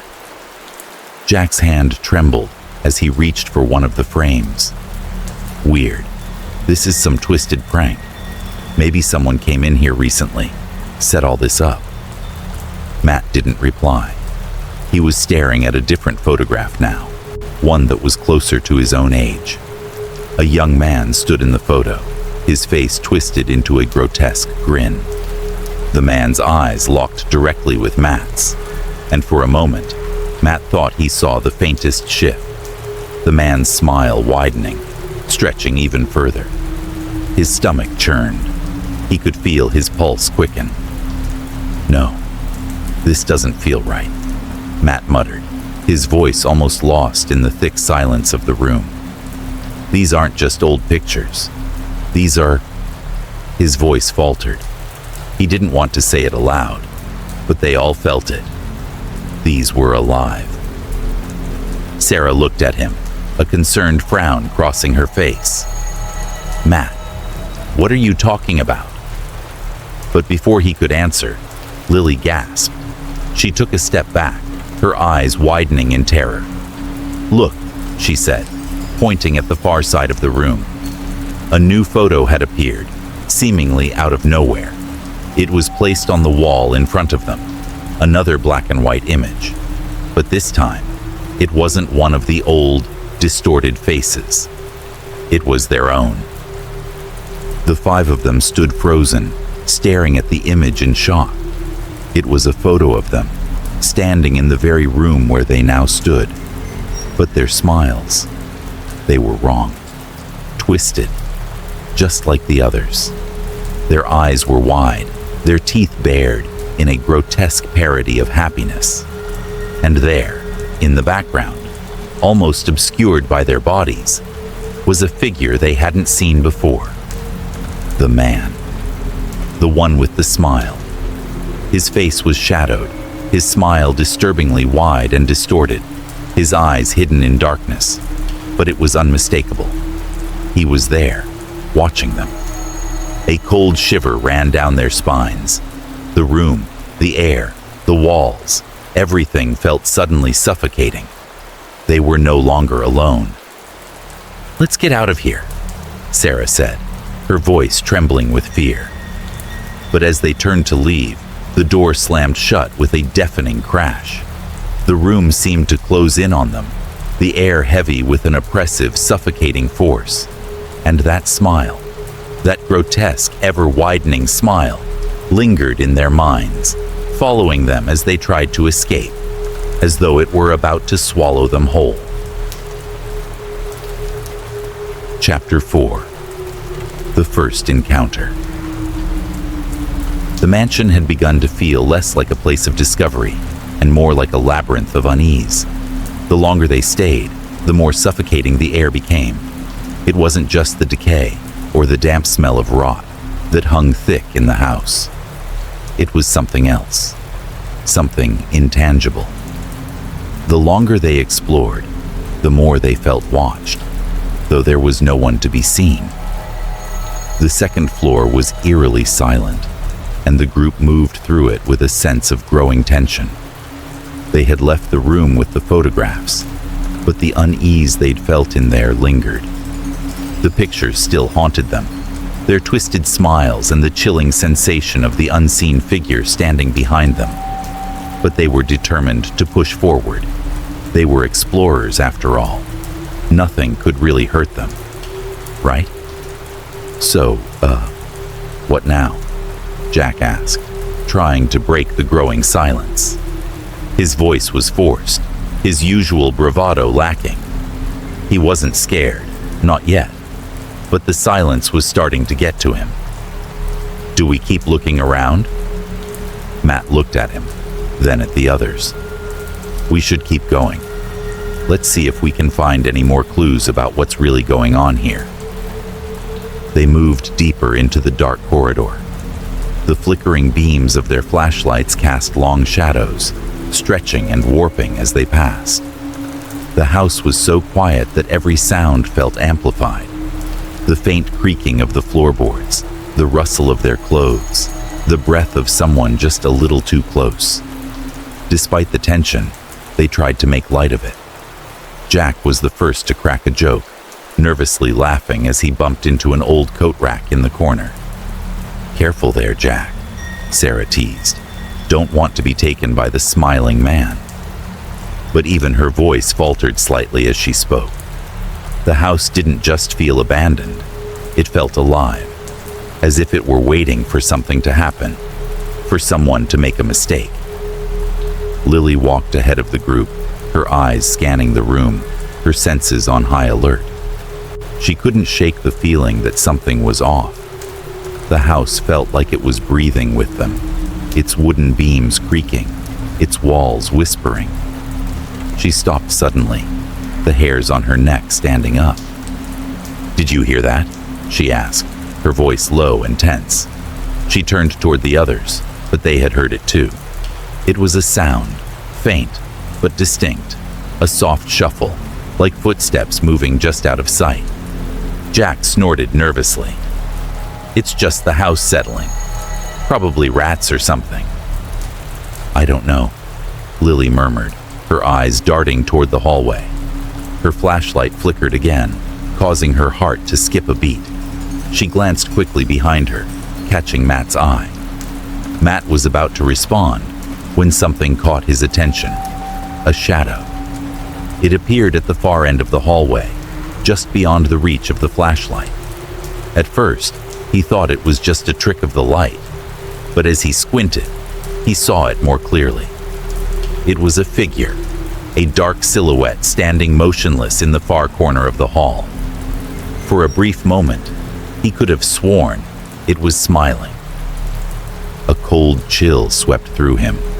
He blinked, and when he looked again, the figure was gone, vanished as quickly as it had appeared. The hallway was empty.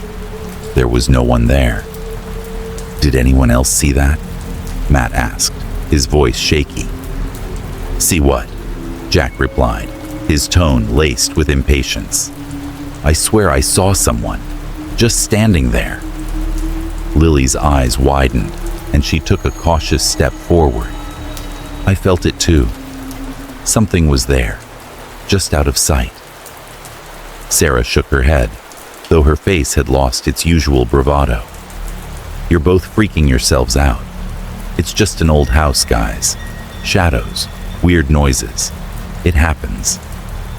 But even Sarah's words didn't seem to settle the group. They stood there, in the dark, the silence growing heavier, more oppressive with every passing second. The air was thick with unease, and even Jack, who had been the loudest and most confident of them all, couldn't shake the feeling that they were being watched. The group continued down the hallway, the atmosphere growing colder as they moved. The house seemed to be pulling them deeper, its walls closing in around them. The unsettling feeling that something, or someone, was following them was now undeniable. It wasn't until they reached a large, decaying doorway that the second event happened. Matt was in front, leading the way again, but this time his steps faltered. He froze, his eyes narrowing as he stared down the hallway. At first, he thought he was seeing things, but no, it was real. The shadow was back, lingering just at the edge of his vision. This time, he couldn't ignore it. The figure, tall and indistinct, stood motionless at the end of the corridor, and there it was again, that unsettling smile. It wasn't just a smile, it was something worse, something unnatural. It was wide, stretching unnervingly across its face, too wide, too forced. The figure's eyes, if they were eyes, gleamed faintly in the darkness, and then, just as quickly as before, it disappeared, vanishing into the void of the hallway. "Did anyone see that?" Matt asked, his voice cracking, more desperate now. "Yeah, I saw it," Jack admitted, his face pale. "What the hell was that?" Lily's voice was barely a whisper. That smile. It looked like the one in the pictures. The mention of the photographs sent a wave of dread through the group. They had already dismissed the idea that the house might be haunted, but this wasn't a coincidence. Something was wrong, deeply wrong, and they were right in the middle of it. "We need to get out," Lily said, her voice shaking. The words felt like they were suffocating her. "We're not leaving," Matt replied firmly, his grip tightening on the flashlight. He was scared, terrified even, but there was no way he would let fear control him now. "We're here. We keep going." "You're out of your mind," Jack snapped. "We're being watched. Whatever that thing is, it's not going to stop. We need to leave." But Matt wasn't listening. The fear in his chest was still raw, but curiosity, the same curiosity that had led him here in the first place, kept him moving forward. They were all on edge now, their earlier bravado completely gone. The tension had shifted. Their casual jokes were silenced, replaced with the eerie feeling of being hunted. And the worst part? They all felt it. The sense that the smiling figure was no illusion. It was real. Watching them. Waiting. "I don't know if we can get out now," Sarah muttered. "We're too far in. It's like the house is pulling us deeper." The group continued down the hallway, each step more cautious than the last. The weight of the house, the feeling of being watched, was impossible to ignore. They had entered with skepticism, thinking they could conquer whatever haunted the mansion. But now, with every shadow and every creak of the floorboards, they realized the house was never just a house. It was a trap, and they were all caught. Chapter 5. The Smile in the Mirror. The mansion was starting to feel like a maze. The halls seemed to stretch longer, the shadows deeper, and the silence heavier with each passing minute. The feeling of being watched hadn't subsided, only grown stronger, like a constant pressure on their shoulders. Every creak of the floorboards, every gust of wind that rattled the windows, every whisper of a breath in the dark, sent the group further into a state of paranoia. They had been wandering the mansion for what felt like hours, but time had become irrelevant. The house played tricks on them, sounds that didn't make sense, shadows that moved when they weren't looking. There was no clear path forward, no escape. They were trapped in this nightmare of their own making, and the worst part was that they didn't know what was real anymore. As they passed through another narrow hallway, they came upon a large room, dimly lit by the soft glow of their flashlights. The room was strange. Unlike the other rooms they had explored, it wasn't filled with old furniture or cobwebs.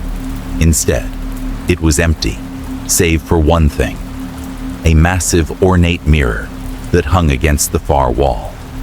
The frame was intricately carved, its edges dark with age, and its surface was clouded with years of dust. Matt, leading the group, couldn't help but stop in his tracks as his eyes locked onto the mirror. It felt off. There was something about it that made him uneasy, something about the way the rooms seemed to grow colder as they drew closer. "What is this?" Jack asked, his voice echoing off the walls of the room. He had never been one to be superstitious, but the weight of the air in the room was beginning to get to him. Sarah, always the more practical one, took a step forward, brushing her fingers over the glass. "It's just an old mirror. Nothing to be afraid of." But Matt wasn't so sure. The mirror seemed to pull at him, drawing him in like a magnet. He had a strange gnawing feeling in his stomach, as though something was waiting for them to get too close. But curiosity, as it had so many times before, pushed him forward. "Let's check it out," Matt said, stepping closer, his eyes never leaving the reflection. The others followed hesitantly, their footsteps sounding unnaturally loud in the room. As they gathered in front of the mirror, their faces reflected back at them. At first, everything seemed normal. Nothing was out of the ordinary. The mirror was old, covered in grime and dust, but their faces looked like any normal reflection in any ordinary mirror. But then, something shifted. Matt was the first to notice it. He blinked, then blinked again, his heart suddenly racing. His reflection was smiling. No, grinning. But it wasn't a normal smile. The smile was too wide, too exaggerated, as though the muscles of his face were being forced into it. He reached up to touch his own face, his fingers trembling, and he could still feel the normal tension of his own muscles. But in the reflection, the grin stretched impossibly, growing larger by the second. "Matt?" Sarah's voice broke through his growing panic. He turned to look at her, but when he glanced back at the mirror, her face was distorted too. Her lips had been pulled back in a grotesque mockery of a smile, her eyes wide, too wide, and her teeth too sharp. "Something's wrong," Matt said, his voice tight with fear. "Something's..." Before he could finish, Jack stepped forward, his eyes fixed on his own reflection. He was still trying to laugh it off, but the tension in his voice was unmistakable. "This is just a trick of the light, guys. It's just the fear messing with us. Look, it's probably just..." But his words faltered when he saw it. His reflection, just like the others, was smiling. No, grinning. Its mouth stretched unnaturally wide. His reflection wasn't just smiling. It was moving on its own, a twisted, exaggerated version of himself. Jack took a step back, his breath catching. "Okay, no, this is messed up." Lily, who had been standing in the back of the group, cautiously approached the mirror. Her heart pounded in her chest. She didn't want to look, didn't want to see what was reflected back at her, but she couldn't stop herself. She leaned in, her eyes locked on the surface of the glass. And then, it happened. Her reflection wasn't just smiling, it was watching her. The figure in the mirror, the version of herself, stared directly into her eyes. It wasn't a smile now, it was a grin, wide and unsettling, with its eyes gleaming in a way that no human eyes could ever gleam. Her own reflection seemed to move, no, shift, as if it were alive, independent of her own movements. It tilted its head slightly, the grin stretching even wider, and she saw it. It was in the reflection too, the smiling man. Lily's breath caught in her throat. She turned away from the mirror, her body trembling, her chest tight with panic. "We need to get out of here, now." But before they could move, something even more terrifying happened. One by one, they all felt it. The coldness that had begun to seep into the room, creeping along the walls, settling around their feet. The mirror itself seemed to pulse, as if the glass was breathing, the distorted reflections of themselves shifting in unnatural ways. Their smiles, those grotesque, forced grins, shifted in the reflection, as though the mirror had come alive. Sarah reached out, her hand trembling. She touched the mirror lightly, her fingers brushing against the cold glass.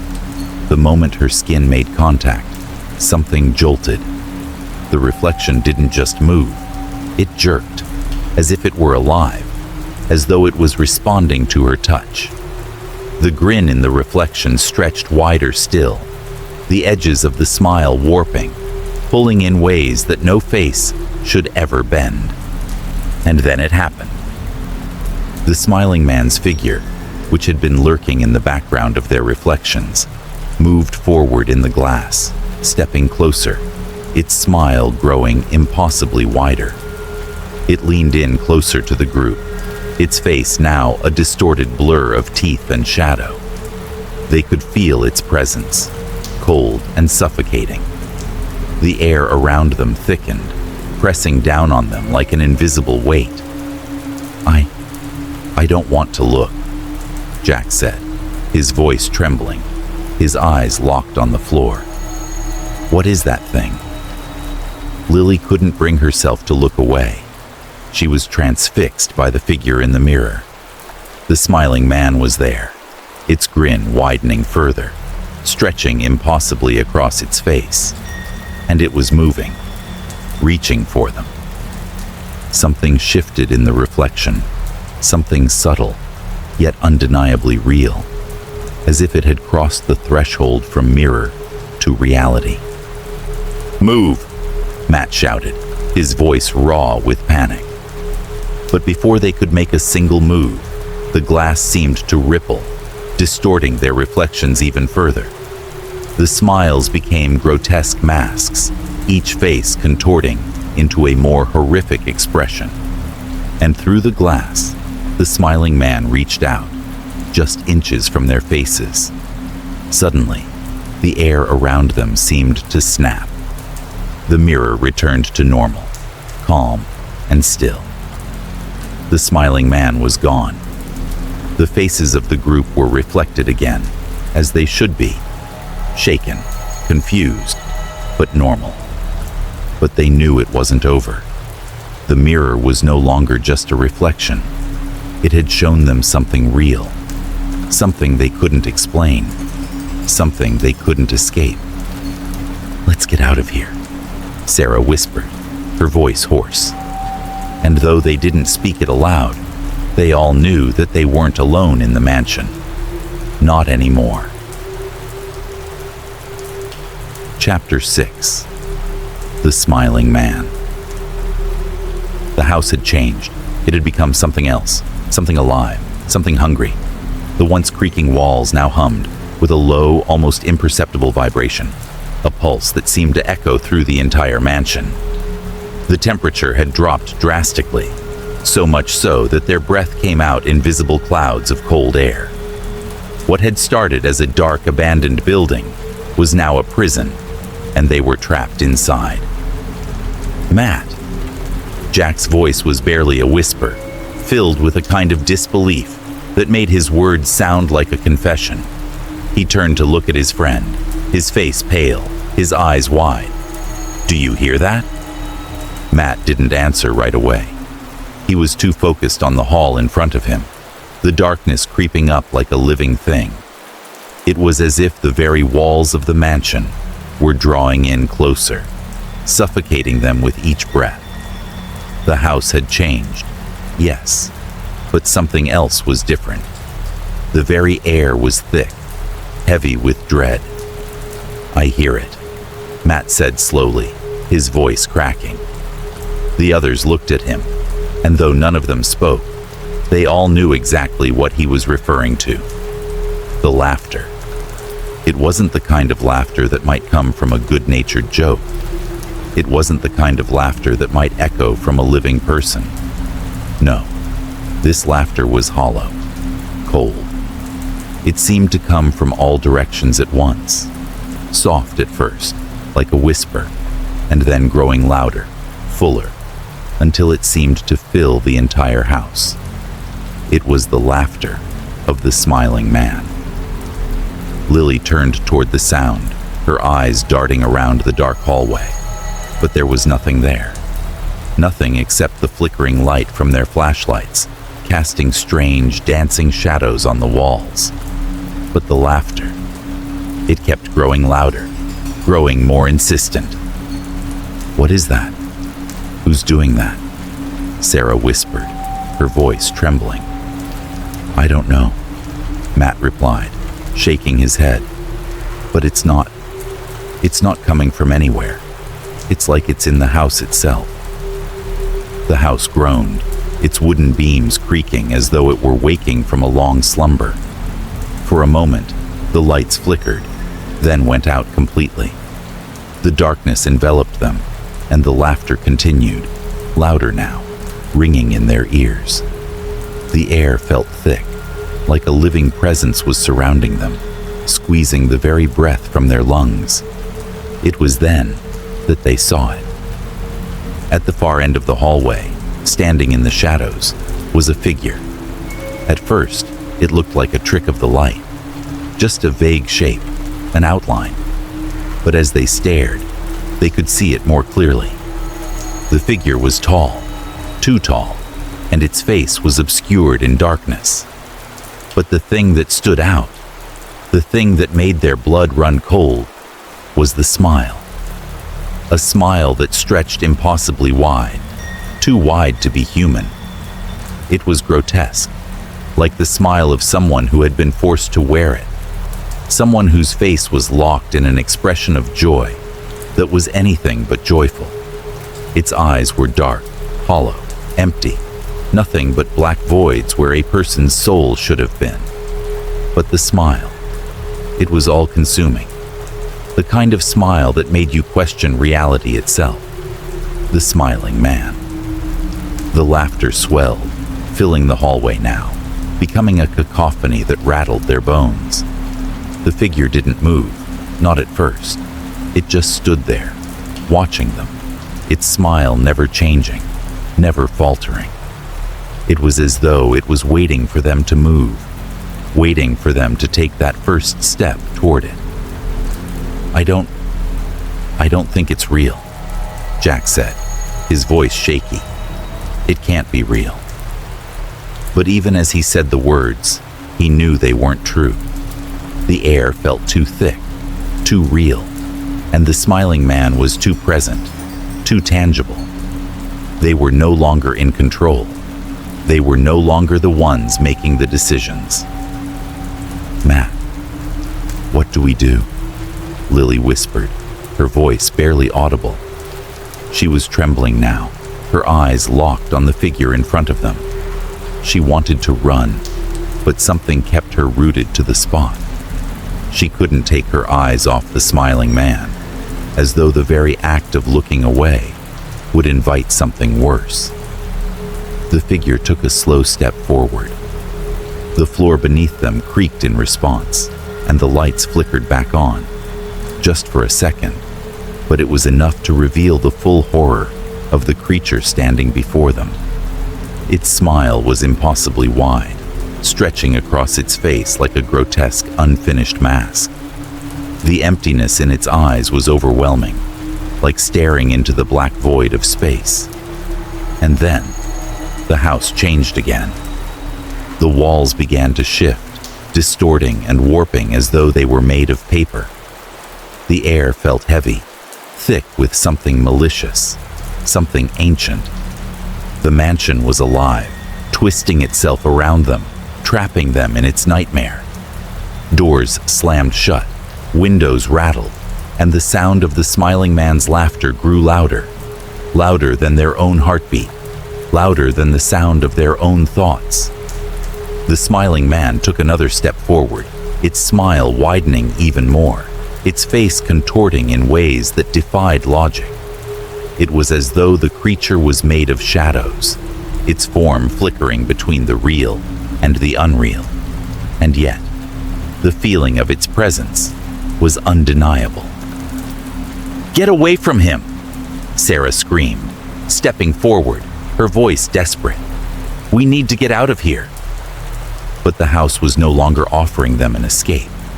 Every door they tried to open was locked tight, every window sealed shut. They were trapped in this nightmare. The house wasn't just a place anymore. It was a living thing, and it was hungry. The smiling man's grin stretched wider still. The laughter filled every corner of the house, echoing off the walls like a scream in the void. It wasn't just laughter anymore.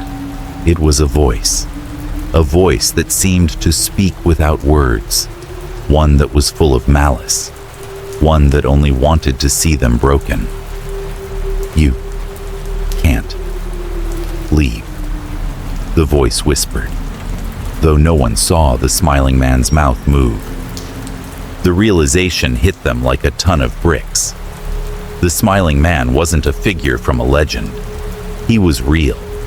He was here, and he wasn't going to let them go. One by one, the group began to break. Their faces were pale, their bodies trembling with terror, but they were too afraid to move, too afraid to even speak. The smiling man was no longer just a figure. They could feel him, his presence pressing in on them from all sides. And then, without warning, the house seemed to collapse inward, the walls folding in, the ceiling groaning in protest. The smiling man took another step forward, his grin widening to a grotesque, nightmarish size. He was no longer just a figure. He was them. He was the house. He was everything, and they were nothing. The last thing Matt saw before the world collapsed around him was the smiling man's face, twisted and distorted, stretching farther than it ever should have. And then, everything went dark. Chapter 7. The Smiles on the Walls. The deeper they ventured into the mansion, the more it felt like the house itself was shifting, as if it were a living organism, its walls breathing, its floors warping beneath their feet. The sense of dread had intensified, and the silence was now oppressive, broken only by their hurried footsteps and the distant echo of laughter that seemed to follow them wherever they went. They couldn't escape it. No matter which way they turned, the house felt endless, its layout changing, doors leading them in circles, walls closing in on them. Lily, who had been walking just behind Matt, suddenly stopped. She felt it again, an inexplicable tug, something pulling at her from within the dark recesses of the mansion. Her heart raced, her breath shallow, as she turned a corner and found herself face to face with a door, slightly ajar, hidden away from the rest of the house. It had been there all along, waiting for them. The door was cracked just enough for her to see the faintest sliver of light filtering through. "Guys, over here," Lily called softly, her voice shaky but urgent. Matt, Jack, Sarah, and Jack hesitated, but they followed her, their nerves on edge. The air felt thicker in the hallway, leading to the hidden room, and with each step, the house seemed to pulse with some malevolent energy, as though it were alive and aware of their presence. The door creaked open as they stepped inside, the hinges groaning in protest, and they were met with a strange sight. The room was small, almost claustrophobic, but it wasn't the size that unnerved them. It was the walls. The entire room was lined with photographs, but not the typical kind you'd expect to find in an abandoned house. These were different. The images were disturbing, faces frozen in time, their smiles stretched grotesquely wide, distorting their features in ways that defied nature. But that wasn't the most unsettling part. As they stepped further into the room, Something caught their attention. The people in the photographs weren't familiar, at least not at first glance. But the more they looked, the more it became impossible to ignore. The faces in the pictures were all twisted into exaggerated smiles, but something about them felt off. Like the smiles were too wide, the eyes too hollow, the faces too rigid. The longer they stared, the more the group began to realize that these smiles weren't just a product of some odd photography technique. They were forced, unnatural. And then, slowly, one of the faces shifted. It was subtle at first, like the smile in one photograph slowly began to stretch wider, the eyes becoming even more vacant, more unsettling. A chill ran down Lily's spine, and she turned to look at the others. They were all staring at the wall now, their expressions just as horrified. "Oh God," Sarah whispered, her voice trembling. "Are they moving?" Matt leaned closer to one of the photographs, his breath fogging up the glass.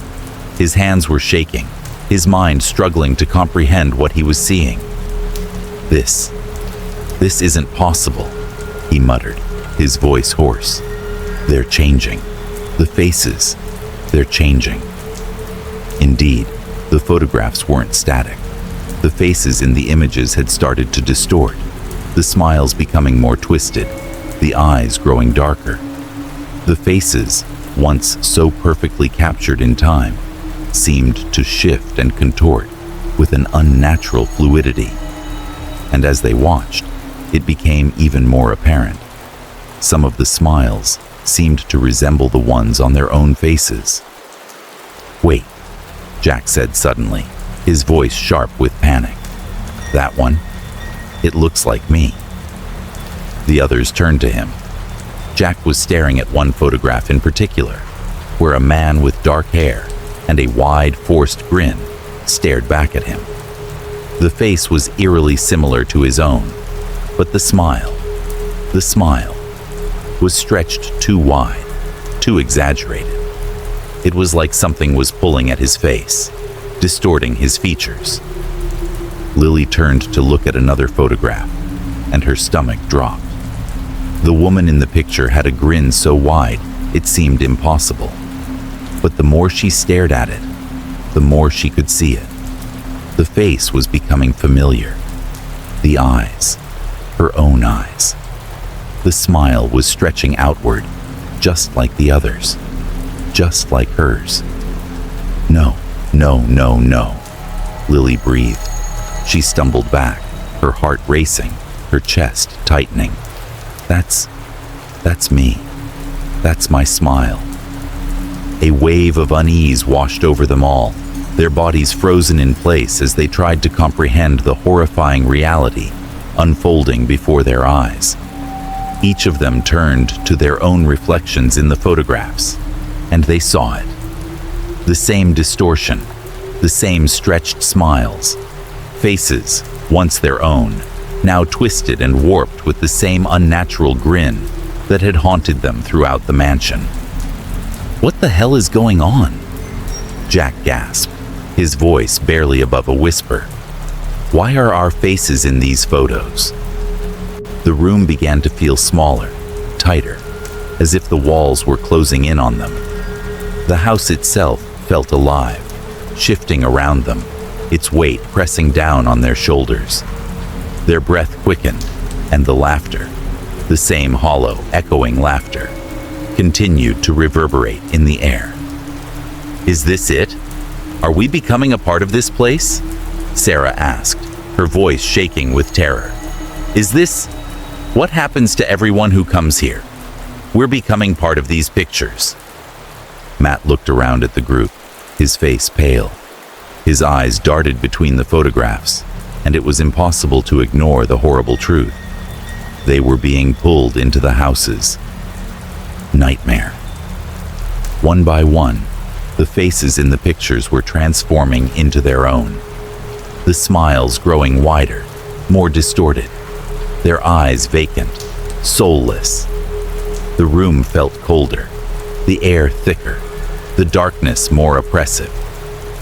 "We need to get out of here," Lily whispered, her voice hoarse. "Now." But when she reached for the door, her hand trembling, she froze. The door wouldn't open. It was locked, as if the house itself had decided they would stay. The walls creaked and groaned, and the floorboards beneath them began to shift. The house was moving, alive, and they were trapped inside, caught in its twisted reality. "It's not letting us go," Jack said, his voice tinged with panic. He slammed his hand against the door, but it didn't budge. The room felt smaller now, the walls pressing in, the photos on the walls almost alive, their smiles stretching wider, their faces twisting in impossible ways. One by one, they began to understand. The smiling man wasn't just a figure. He was the house. He was the air. He was inside them, pulling them into his twisted world. Their smiles were no longer their own. They belonged to the house. They belonged to him. And as the room began to close in around them, as the walls seemed to move and shift, the last thing they saw was the faces on the wall. Their own faces, distorted and twisted into smiles, too wide to escape. Chapter 8. The Disappearances. The house had become an unbearable nightmare. The walls seemed to breathe, the floor creaked and groaned beneath their feet, and the laughter of the smiling man echoed from every corner. The group's sense of reality was slipping away. The mansion no longer felt like a building. It felt like a living, breathing entity, a dark force that wanted nothing more than to devour them. Matt, Lily, Jack, and Sarah had moved further into the mansion, desperate to find an exit, but each turn they made seemed to bring them back to where they started. The house was a labyrinth, twisting and shifting as if it had no real structure. The windows were sealed shut, the doors locked, and even the air felt suffocating. Panic began to set in as they realized the mansion was toying with them. "We have to get out. We need to find a way out," Matt said, his voice hoarse with fear. Lily nodded, but the look on her face was one of despair. They had been searching for what felt like hours, but the mansion offered no answers, no escape. It was as if the house itself was closing in on them, trapping them in its suffocating grip. "Maybe there's another way," Jack said, trying to sound confident, but the tremble in his voice betrayed his fear. "Maybe there's a basement, or an attic, or something." But Sarah, who had been silent for some time, suddenly spoke up. "Guys." Her voice was shaky, and when they turned to look at her, her face was pale, her eyes wide with terror. "Something's happening. I think we're being watched." "What do you mean?" Matt asked, stepping closer to her, his voice tinged with frustration. Sarah looked around the hallway, her eyes darting nervously. "I don't know how to explain it. It's like there's something following us. Every time I turn around, I feel it, and it's getting closer." Lily glanced down the hallway, her flashlight shaking in her hands. "We're not alone. Something's here." Suddenly, without warning, a sharp, guttural scream echoed through the mansion. It wasn't human. It was the kind of scream that made the blood freeze in your veins, a scream that seemed to come from the very walls themselves. The group froze, their hearts pounding in their chests. The scream didn't last long, but its echo reverberated in their minds, sending waves of terror through them. "It came from down there," Jack whispered, pointing down the corridor ahead. His voice trembled, and he swallowed hard, as though trying to force the fear out of his throat. "We need to check it out. We can't just stand here." "Are you insane?" Lily snapped, her voice sharp with fear. "We need to leave. Now! But Matt stepped forward, his eyes narrowed with determination. We can't leave anyone behind. We need to find out what's going on. Despite their fears, they moved forward, each step heavier than the last. The house seemed to stretch endlessly before them, the shadows growing longer and more oppressive. The air was thick with the scent of decay, and the distant laughter of the smiling man continued, faint but ever present. As they reached the end of the hall, they turned into a small room, the door creaking open with a long, mournful sound. The room was dark, lit only by the flickering light of their flashlights, and in the center of the room, lying on the floor, was Jack. His body was contorted at an unnatural angle, his eyes wide and glassy, his mouth stretched into a grotesque, inhuman smile. The same smile, the one they had seen in the photographs, the smile of the smiling man. "No," Lily whispered, her voice shaking with disbelief. "Jack." Matt rushed to his side, but when he touched Jack's shoulder, his skin was cold, unnaturally cold. The lifeless body of their friend was completely still, and his face was frozen in that horrific grin, the same grin they had seen in the photographs, in the mirror, on the walls. "It's too late," Sarah whispered, her voice hollow with fear. "He's gone." A sharp cracking noise came from the doorway, and they turned to see the door slowly creaking shut behind them, as though the house itself was locking them in. The laughter, that same hollow, distorted laughter, grew louder, and the air felt even colder, as if something was suffocating them. "We need to get out. We need to get out now," Matt said, his voice cracking with panic. But it was too late. Before they could move, the room seemed to shift. The walls trembled, and the shadows in the corners seemed to writhe. It wasn't just the house that was moving, it was the air itself. The smiling man was here, and his presence filled the room like a suffocating cloud. Lily gasped as she turned toward the corner of the room. There, standing in the shadows, was the figure of the smiling man. His grin was impossibly wide, his eyes empty and dark. He was watching them, his smile never wavering, and for the first time, the group realized the terrible truth. The smiling man wasn't just a figure. He was hunting them. "Run!" Matt shouted. They turned and bolted out of the room, but the house seemed to close in on them, the walls shifting and warping, the doors slamming shut behind them. They were trapped, and the smiling man was getting closer. Lily's breath was coming in ragged gasps as she ran, her legs feeling like lead. She could hear the others behind her, but she didn't dare look back. All she could hear was the laughter, the sickening, never-ending laughter. And then, as if by some dark magic, one of the group members disappeared. Sarah screamed as she was yanked backward, her body jerked by an unseen force, pulled into the shadows. Her scream was cut off abruptly, swallowed by the house. "No!" Matt cried, turning back. But it was too late. Sarah was gone. The remaining group members looked around, their faces pale with terror. They had no way of knowing where Sarah had gone, or if she was still alive. The house was swallowing them, one by one. Desperation gripped them. The house, the smiling man, everything. They were all part of a nightmare, and there was no waking up. As they ran down the hallway, Jack's voice, his distorted smile, seemed to echo in their ears, followed by the hollow laughter that never seemed to end. One by one, they were being consumed. Chapter 9.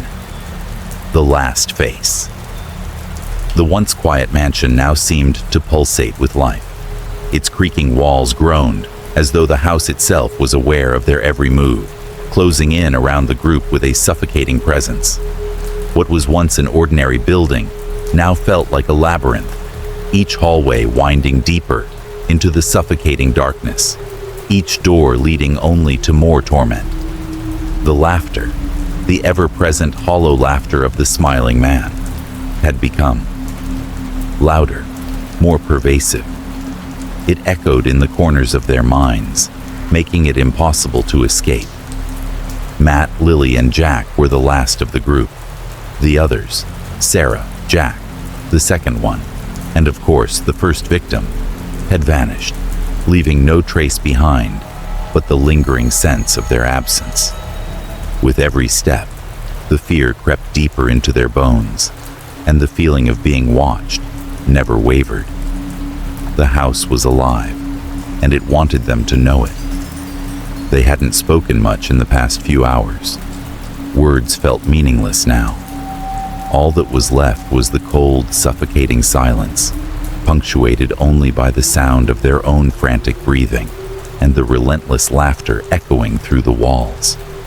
They knew they were running out of time, but there was nowhere left to go. "We have to end this," Matt muttered, though his voice seemed distant, barely more than a whisper. "There's no way out. We have to destroy whatever is keeping us here."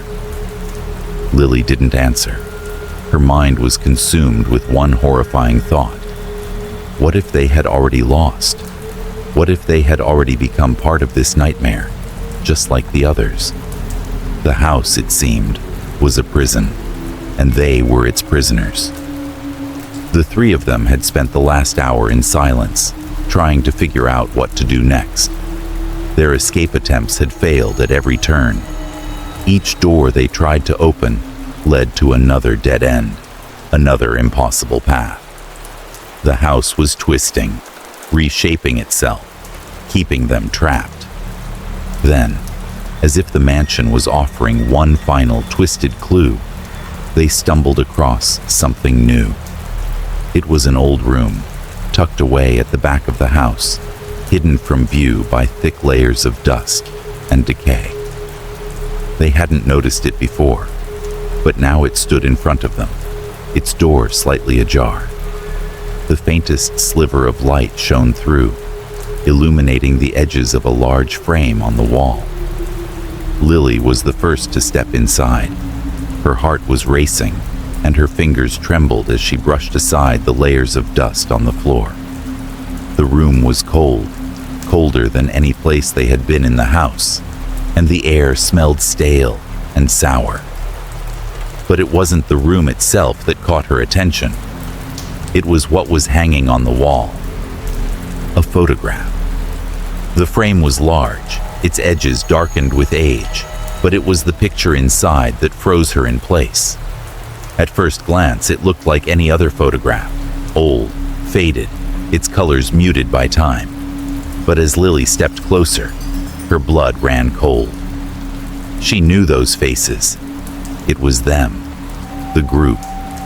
But something was horribly wrong. Their faces were not their own. The smiles on their faces were grotesque, distorted, eyes wide and vacant, their lips twisted into the same unnaturally wide, forced grin that had haunted them throughout the mansion. It was like a photograph of a nightmare, one that shouldn't exist, and yet here it was, staring back at them from the wall. "Matt, Jack," Lily whispered, her voice trembling. She didn't have to say more. They knew. The photograph was of the three of them, the only ones left. But the faces in the picture weren't their own anymore. They were changed. And then, as they stepped closer, the most chilling detail became clear. Behind them, standing just barely in the frame, was the smiling man. His face was partially obscured, but what was clear was his smile. It was stretching wider than it had before, a grotesque distortion of joy. But what made it worse, what made Lily's heart stop, was the way his face seemed to meld with one of theirs. Matt's face. The smiling man was no longer just in the background. He was there, in the photograph, with Matt's face, as though their identities had begun to blur, to fuse into something else entirely. "No," Jack breathed, his voice cracking. He reached forward, his hand trembling as he touched the glass, as if hoping the image would disappear. No, this can't be real." But it was. The photograph was the final, undeniable proof. The smiling man wasn't just a figure they could escape. He was taking them, making them part of his collection, his victims. The house had become a trap, a prison, and they were now part of it, their faces frozen in time as part of his twisted game. Lily's breath quickened, panic rising in her chest. She stepped back, her eyes never leaving the photo, but it was impossible to look away. Every detail in the photograph seemed to pulse with malevolent energy. It wasn't just a photo, it was alive. And their smiles, their faces, were forever captured in its horrific grip. "We have to destroy it," Matt said, his voice hoarse with desperation. He took a step forward, but his body seemed to slow, as though something was holding him back, keeping him tethered to the photo.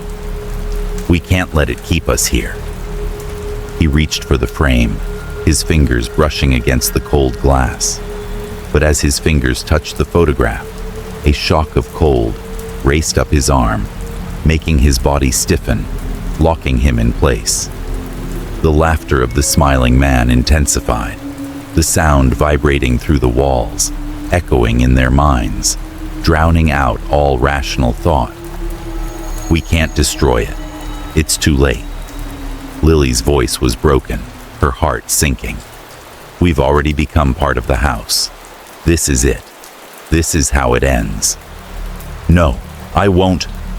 Jack's words were cut short, his face paling as he looked toward the door. The laughter had changed. It wasn't just a distant sound anymore. It was closer.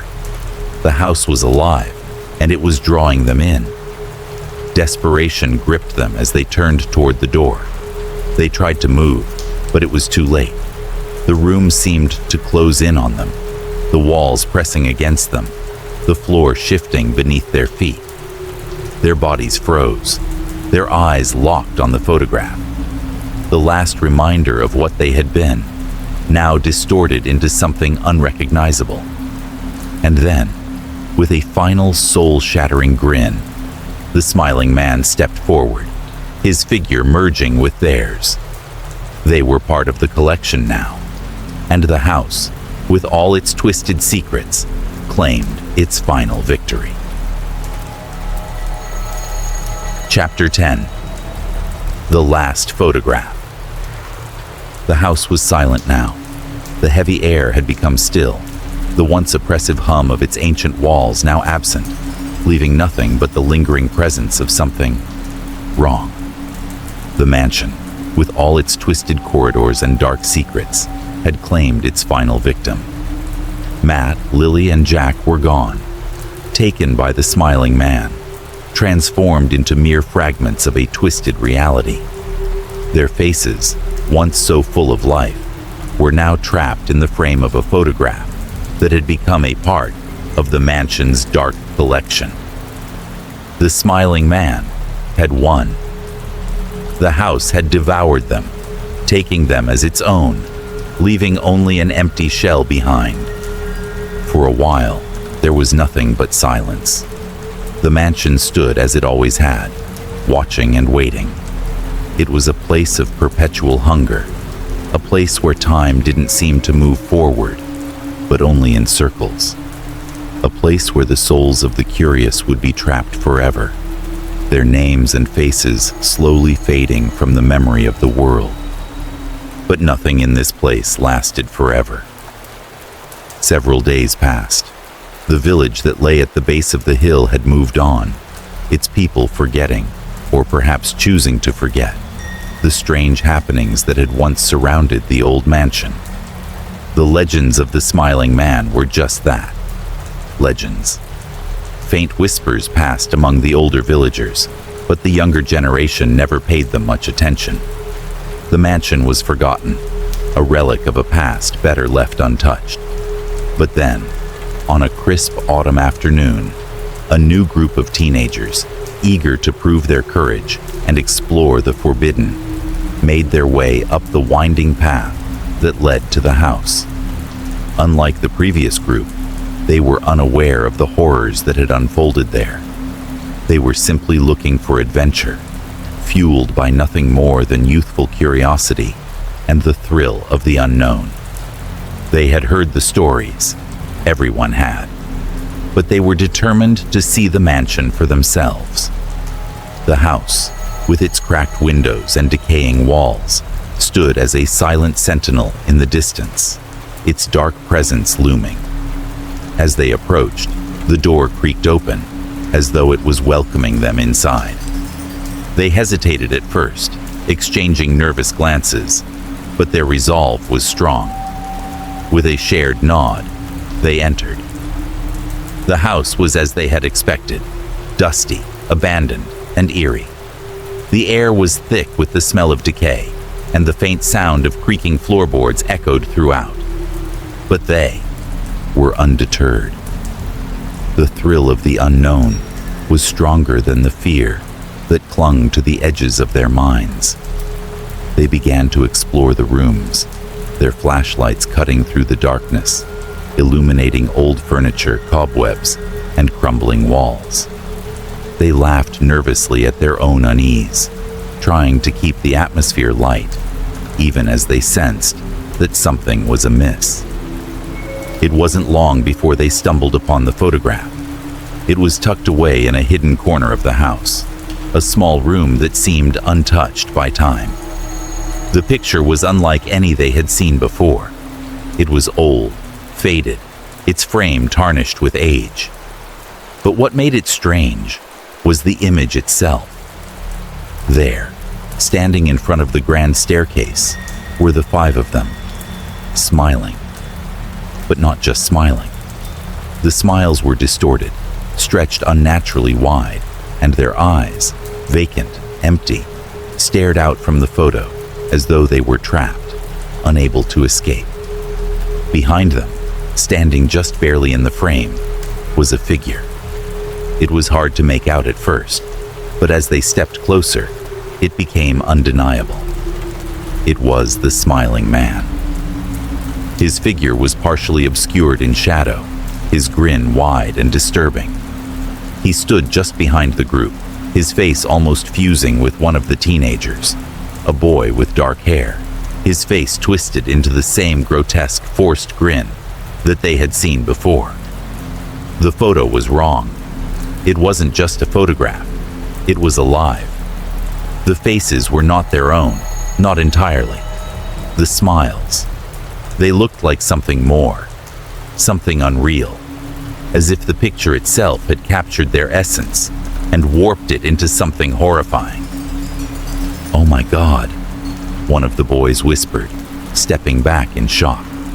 "What is this?" The others gathered around, staring at the photo in disbelief.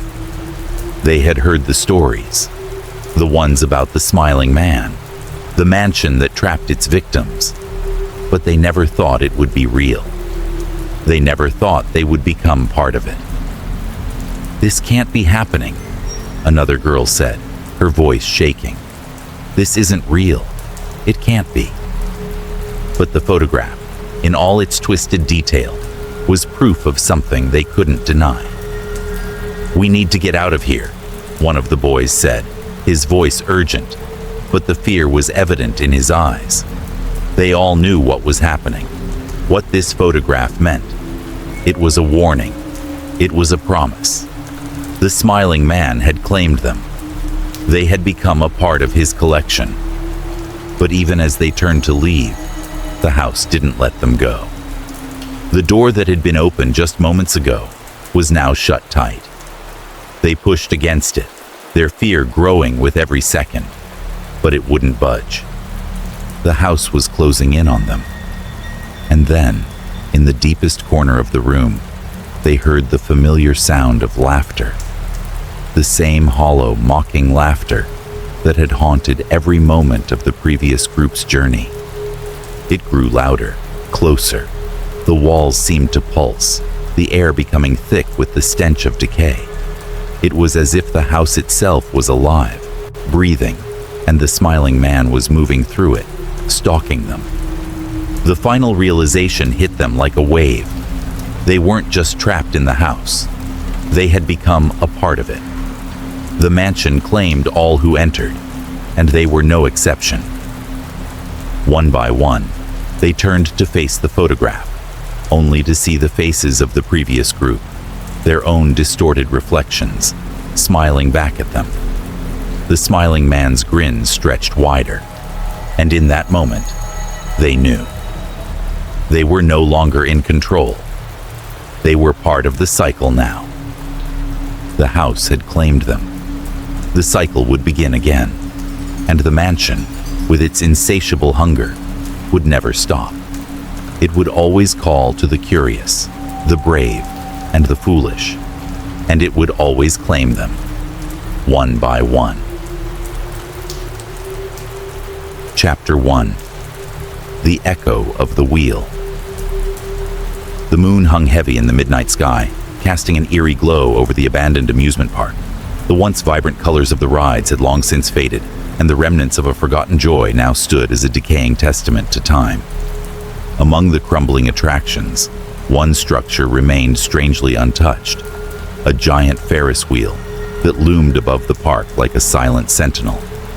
It had been decades since anyone had dared to ride it, yet tonight, on the cusp of a full moon, something stirred in its rusted metal frame.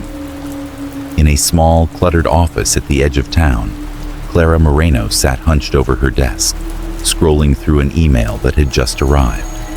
Her fingers paused over the keyboard as she read the words, a chill creeping down her spine. It was from a group of local residents, several of whom had witnessed disturbing phenomena in the abandoned park. They spoke of strange lights flickering near the Ferris wheel during full moons, whispers carried on the wind, and, most disturbingly, the wheel itself beginning to turn on its own. Clara had heard rumors about the park before, the kind of whispered tales shared in hushed voices at the local bar, stories about the once popular amusement park that had suddenly closed its gates 30 years ago. But this was different. The Ferris wheel, now a mere skeleton of its former self, had been out of service for years, and yet, according to the reports, it had begun to move once again. Clara's curiosity piqued. She leaned back in her chair and stared at the computer screen.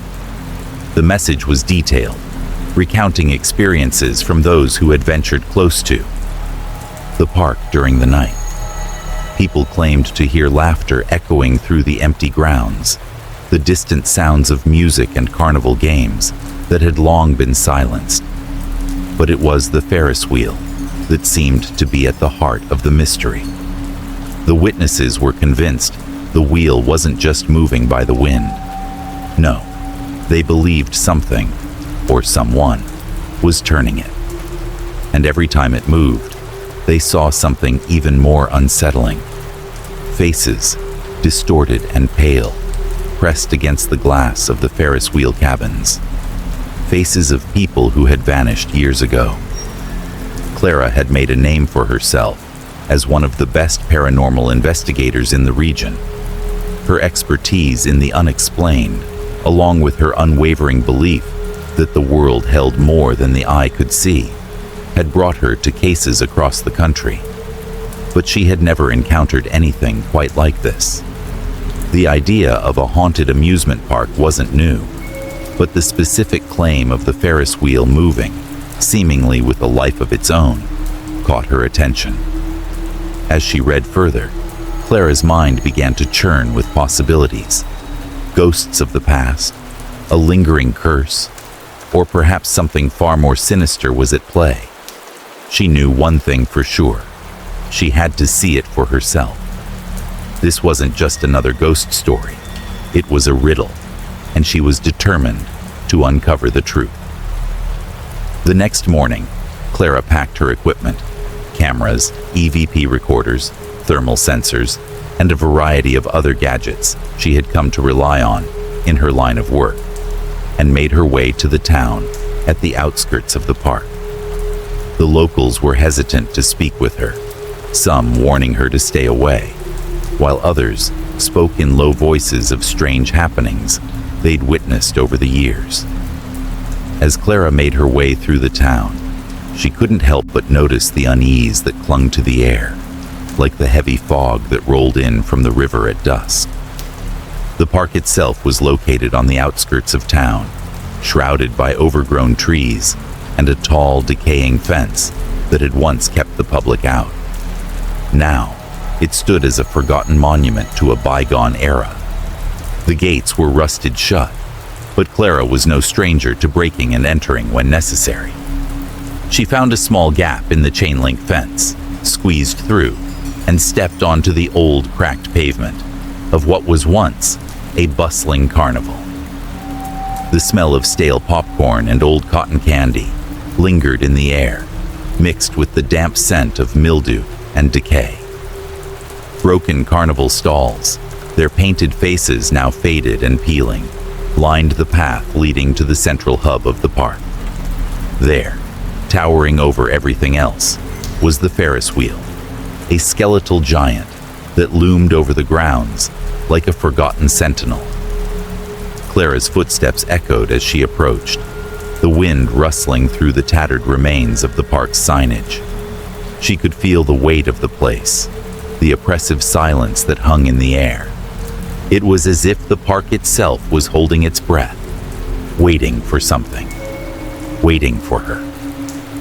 She set up her equipment, positioning cameras around the base of the Ferris wheel and attached sensors to the nearby railings. As she worked, she couldn't shake the feeling that something was watching her, an invisible presence that seemed to flicker at the edge of her. Perception.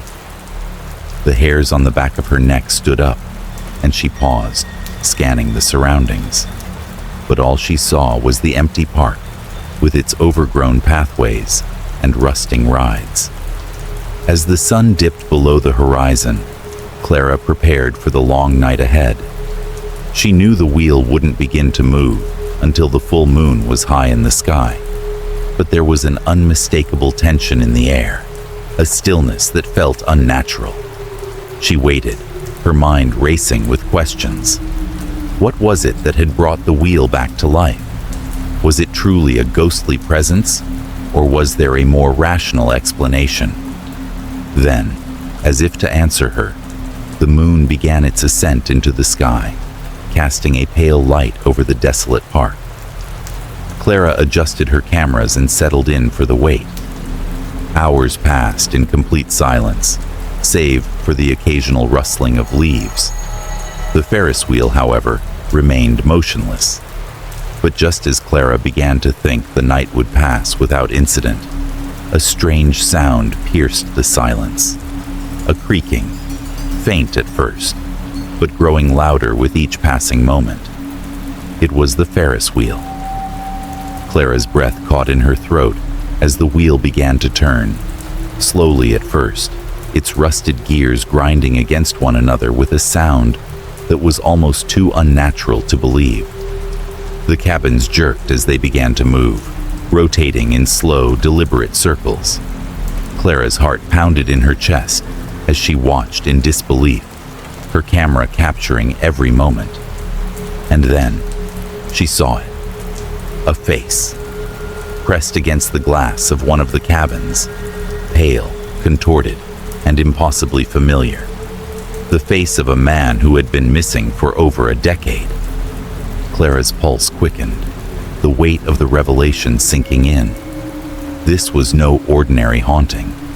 Something dark, something ancient, had awakened here, and it was calling to her. The investigation had just begun, and already she felt as though the park was beginning to claim her as one of its own. The wheel had turned, and with it, a long-forgotten story was about to resurface. But Clara didn't know yet how deeply this mystery would entangle her, how close she was to uncovering a truth that would change everything. Chapter 2. The Forgotten Park. The morning after her initial visit to the abandoned amusement park, Clara felt an eerie sense of anticipation hanging in the air. The weather had shifted. The skies were heavy, overcast with thick clouds, and a subtle chill clung to the atmosphere, as though the world itself was holding its breath. Clara had already known the park was in ruins, but seeing it in daylight was a different experience altogether. The once thriving amusement park now stood as a skeleton of its former self. The towering gates at the entrance, which had once been ornate and welcoming, were rusted and twisted, barely clinging to their hinges. Weeds and thick vines had taken over the cracked pavement that had once been so full of laughter and joy. The signs that had once boasted of thrilling rides and fun-filled days were now faded and broken, half swallowed by the relentless advance of nature.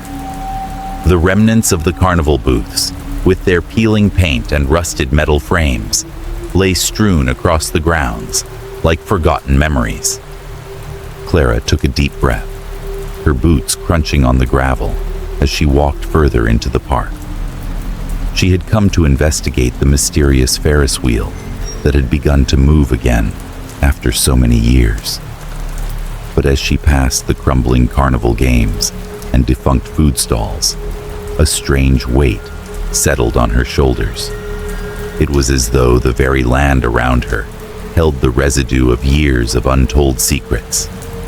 The silence of the place felt unnatural, almost suffocating. The Ferris wheel stood at the heart of the park, towering above all the other rides. Clara paused when she saw it again, her gaze fixed on the giant structure. It was both mesmerizing and terrifying. The wheel, despite its age and abandonment, was in pristine condition.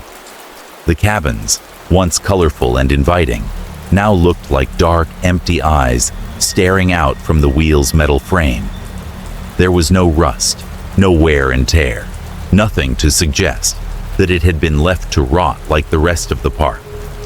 It was as if time had simply skipped over it. Clara walked closer, feeling the unease in her chest tighten. The strange feeling she had experienced the previous night had only intensified in daylight.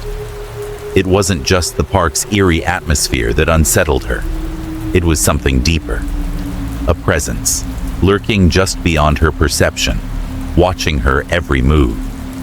She couldn't shake the feeling that something was following her, some unseen force that refused to let her leave. As Clara approached the base of the Ferris wheel, she noticed a group of local workers who had been hired to help with the occasional maintenance of the park. They were gathered near one of the nearby structures, looking tired and disinterested. They didn't seem particularly concerned about the disarray of the park, but Clara knew better than to trust appearances. She had learned over the years that the people who lived in places like this often knew far more than they were willing to share. She approached one of the workers, a man in his late 40s with a grizzled face and a long-sleeve shirt, even though the day was uncomfortably warm. He looked up from his work and gave her a brief nod before returning his attention to the rusted pipe in his hands. "Excuse me," Clara began, her voice polite but firm. "I'm investigating the park. I've heard some strange things about this place, especially the Ferris wheel. I was hoping you could tell me a bit about it." The man didn't immediately respond. He glanced around, then leaned in closer to her, as though making sure no one else could hear. His voice dropped to a low murmur, tinged with a kind of unease that Clara hadn't expected. "You shouldn't be here," he said, his words gravelly. "This place, it's not what it seems. We don't talk about it much. but people around here know what happened. Clara felt a prickle of anticipation, her journalistic instincts kicking in. She nodded, urging him to continue. You've heard the stories, right? About the people who disappeared all those years ago? The man's eyes flickered nervously to the Ferris wheel, then back to her. This was the center of it all. The Ferris wheel. It wasn't just a ride. It was a place where bad things happened. Clara's interest deepened. What do you mean? The man hesitated, casting a quick glance over his shoulder before he spoke again. There was an accident, a fire. It happened during a festival, a long time ago. Some folks say it was an accident, but I don't believe that. People didn't just disappear after that. They were taken. Some of them vanished that night. And the ones who stayed? Well, let's just say they never really left. Clara could feel her heart quicken. She'd heard of tragedies like this before, but something in the man's tone made her realize that this wasn't just a story. There was something else, something that had lingered in the shadows of this park for years. The fire, it happened right here, the worker continued, pointing toward the Ferris wheel. Some of the passengers on the wheel, they were trapped. They couldn't get out. And there were others too, people on the ground, watching. Some say the fire wasn't an accident. They say it was started by something else. Clara took a deep breath, her mind racing with questions. What do you mean, something else? The man looked around again, his face twisted with a mix of fear and disbelief. I don't know. People talk about it in whispers. Some say the wheel is cursed, that it never stopped turning, even when it was shut down. I know that there were people who saw things, faces in the windows, lights in the sky, shadows that shouldn't be there. But it was the disappearances that really got to me. Clara took out her notebook, scribbling down the details. This wasn't just a paranormal case. It was something far more complex. There was a history here that needed to be uncovered, and Clara knew she had to dig deeper. But before she could ask more questions, the worker abruptly stood up and shook his head. Look, you're better off leaving it alone, he said, his voice strained. This place, it's forgotten for a reason. Clara watched him walk away, her mind racing. She was now certain that the Ferris wheel wasn't just haunted. It was part of something much darker. The wheel had become a symbol of the tragedy that had unfolded all those years ago, and whatever was haunting the park was tied to it. As Clara continued to explore the park, she couldn't shake the feeling that the presence she had felt earlier was closing in. Every rustle of the wind, every creak of the Ferris wheel, felt like a warning. The park was forgotten, yes, but it wasn't abandoned. Not entirely. Something, or someone, still lingered within its overgrown pathways. Clara had uncovered a piece of the puzzle, but the truth was far more elusive than she had imagined. Whatever happened here, whatever terrible event had unfolded years ago, was far from over.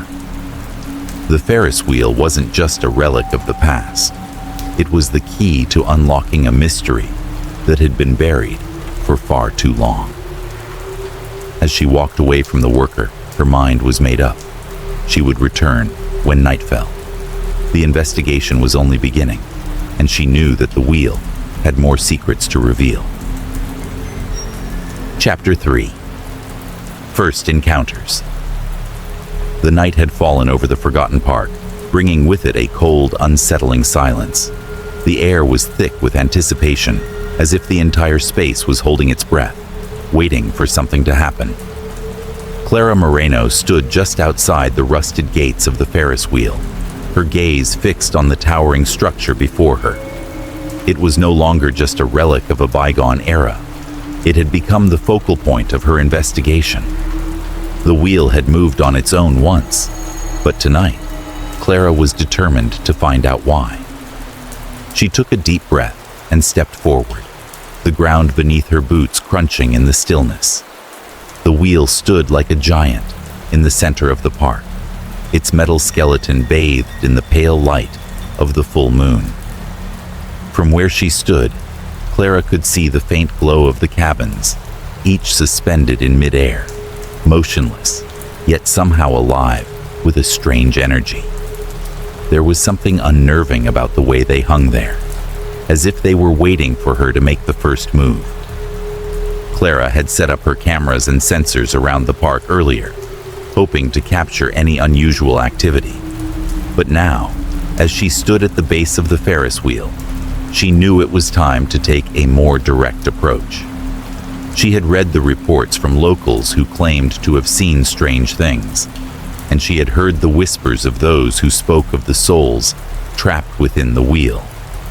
But Clara was a skeptic at heart, and she needed to experience it for herself. There was only one way to do that. Climbing into one of the rusty cabins, Clara settled herself into the worn seat, feeling the old leather creak under her weight. The moment she sat down, a shiver ran down her spine. The air felt thick and heavy, as if the very fabric of reality had grown tense. The sounds of the park, the distant wind through the trees, the rustling of the grass, faded away as she buckled herself in, her heart beating faster with each passing second. For a moment, Clara hesitated. She had done this countless times before, investigating haunted places, confronting the unknown. But something about this place was different. The Ferris wheel wasn't just another abandoned ride.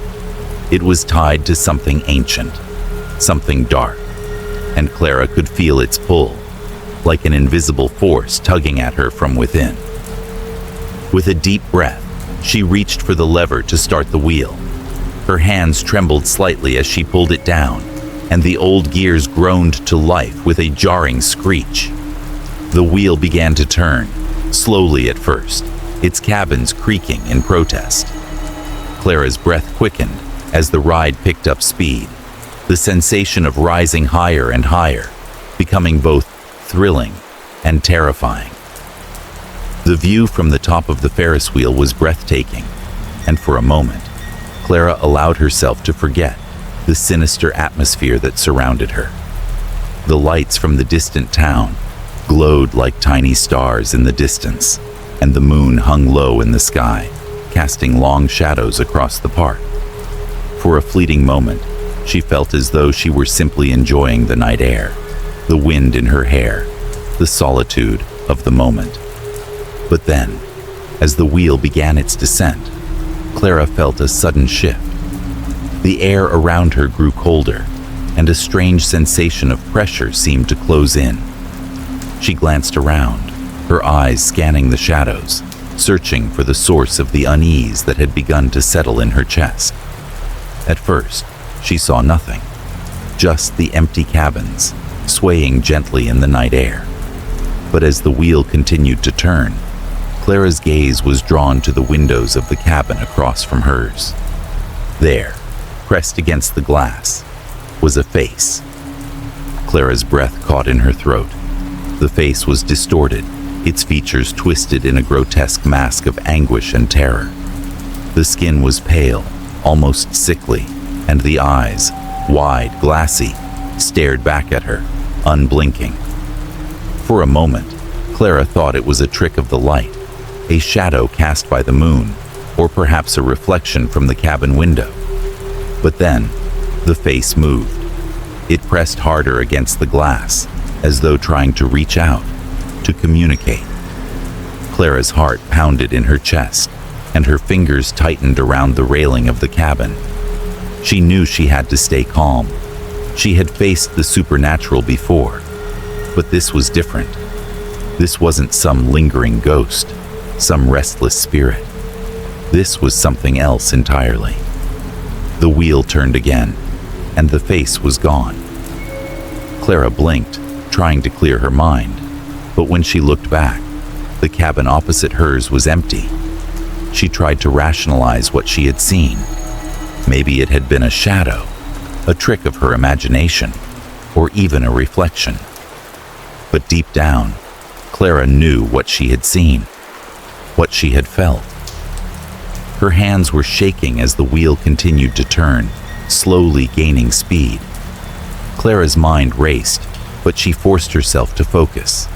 She needed to be objective, to gather evidence. She reached for the recorder at her side, holding it up to capture any strange sounds. But the moment she turned the device on, a low hum filled the air. The sound seemed to come from the wheel itself, a deep, vibrating hum that rattled her bones. Clara's eyes darted back to the window across from her. This time, there were no faces, but as the wheel moved higher, she saw something else. Shapes, figures, silhouettes, faintly visible through the glass.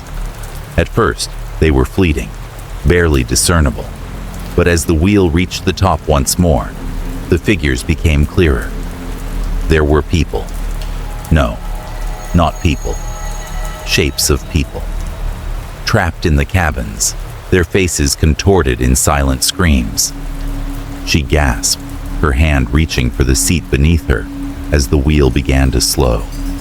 The figures were gone. The cabin across from her was empty again. Was she imagining this? Was she starting to crack under the pressure? Clara didn't know, but she knew one thing for certain. Whatever she had seen, whatever was happening on this wheel, was not of this world. The Ferris wheel came to a stop at the bottom, and Clara's heart was still racing. She quickly unbuckled herself and scrambled out of the cabin, her legs shaky beneath her. Her mind was a whirlwind of confusion and fear. She had experienced something. She wasn't sure what, but it was real. And it was connected to the dark history of the park, to the tragedy that had unfolded here all those years ago. As Clara stood there, looking up at the wheel, she couldn't help but feel the weight of the presence that lingered in the air. The faces, the figures, the hum. It was as though the wheel itself was alive, haunted by the souls of those who had once ridden it, trapped in a never-ending cycle of torment. She needed answers, but she was more uncertain than ever about what lay ahead. Was it the ghosts of the lost souls, or was something else controlling the wheel, manipulating her perception? Clara wasn't sure yet, but she was no longer willing to dismiss what she had seen. Something dark, something ancient, was alive in the heart of the Ferris wheel, and Clara was determined to uncover the truth, no matter the cost. She turned to leave, but the feeling of being watched never left her. Chapter 4. Echoes of the Past. Clara Moreno sat alone in the dimly lit archive room, surrounded by piles of dusty records and old newspaper clippings. The scent of aging paper filled the air as she sifted through each file with careful precision. Her fingers paused on a yellowed document that detailed the history of the park, its rise to fame in the 1950s, its popular attractions, and the infamous event that had cast a long shadow over its legacy: the fire. For decades, the park had been a beacon of joy for families and thrill-seekers alike. But that all changed one fateful night, a night that had been seared into the collective memory of the town. Clara's eyes narrowed as she read the brief, matter-of-fact statement in the old police report. On the evening of September 14, 1984, a fire broke out in the amusement park, most notably in the Ferris wheel area. All passengers on the wheel at the time perished in the blaze. The cause of the fire was deemed an accident, though some evidence suggests otherwise. Clara's heart pounded as she read the last line again. Some evidence suggests otherwise. What did that mean? Clara had heard the rumors from the locals about the fire being more than just an accident. but she hadn't yet uncovered anything concrete to prove it. Now, as she flipped through more files, she could sense that the pieces of the puzzle were starting to align, but the image they painted was disturbing, to say the least. She found a series of police interviews, many of which had never been made public. Witness statements from the night of the fire painted a grim picture. A local man, Javier Ruiz, had been one of the first responders to the scene. His account was chilling. The fire. It wasn't just the wheel. It was like the whole damn park went up in flames. We tried to get to the people on the Ferris wheel, but the flames were too intense. I saw something moving inside one of the cabins, but I couldn't reach them. By the time we could get close, it was too late. All I saw was smoke and ashes, and those faces. I'll never forget them. The mention of faces made Clara's skin crawl. She had seen the faces too, the distorted expressions staring back at her from the glass cabins on the Ferris wheel. Could it be that these faces, these ghostly figures, were somehow connected to the fire? Was there a supernatural element to the tragedy that had remained hidden all these years? She continued searching through the files, stopping when she found another statement. This one from Sofia Delgado, a woman who had been working at the park on the night of the fire. Sofia had been one of the lucky ones to escape the inferno, though her testimony revealed something that made Clara's blood run cold. I was supposed to close up that night, but I stayed late to clean up. I saw the fire start, but before it spread, I saw something strange. The wheel. It was still turning. Even with the flames, even with everything burning around it, it kept moving. And I swear I saw people inside, but there was no one there when the fire was put out. The park was completely empty, except for the bodies we found. The people on the wheel, they were gone. Clara took a deep breath as she leaned back in her chair, her thoughts swirling. The statements from the survivors were disturbing enough, but they were also confusing. Sofia had seen people inside the cabins, even after the fire had started. Could the park have been a place of some kind of unnatural energy, where the normal laws of physics and time didn't apply? Or was there another explanation? Something dark, something the locals were too afraid to speak of. Clara turned the pages with renewed urgency, determined to find the missing link. She had already seen that the fire had claimed the lives of the people on the Ferris wheel, but something in her gut told her that the tragedy was more than just a horrific accident. The fire wasn't the end. It had only been the beginning. Her eyes landed on another set of reports, this one detailing the aftermath of the fire. Several bodies had been found in the park, but not all of them had been accounted for. There were witnesses who claimed to have seen people near the park in the days following the fire.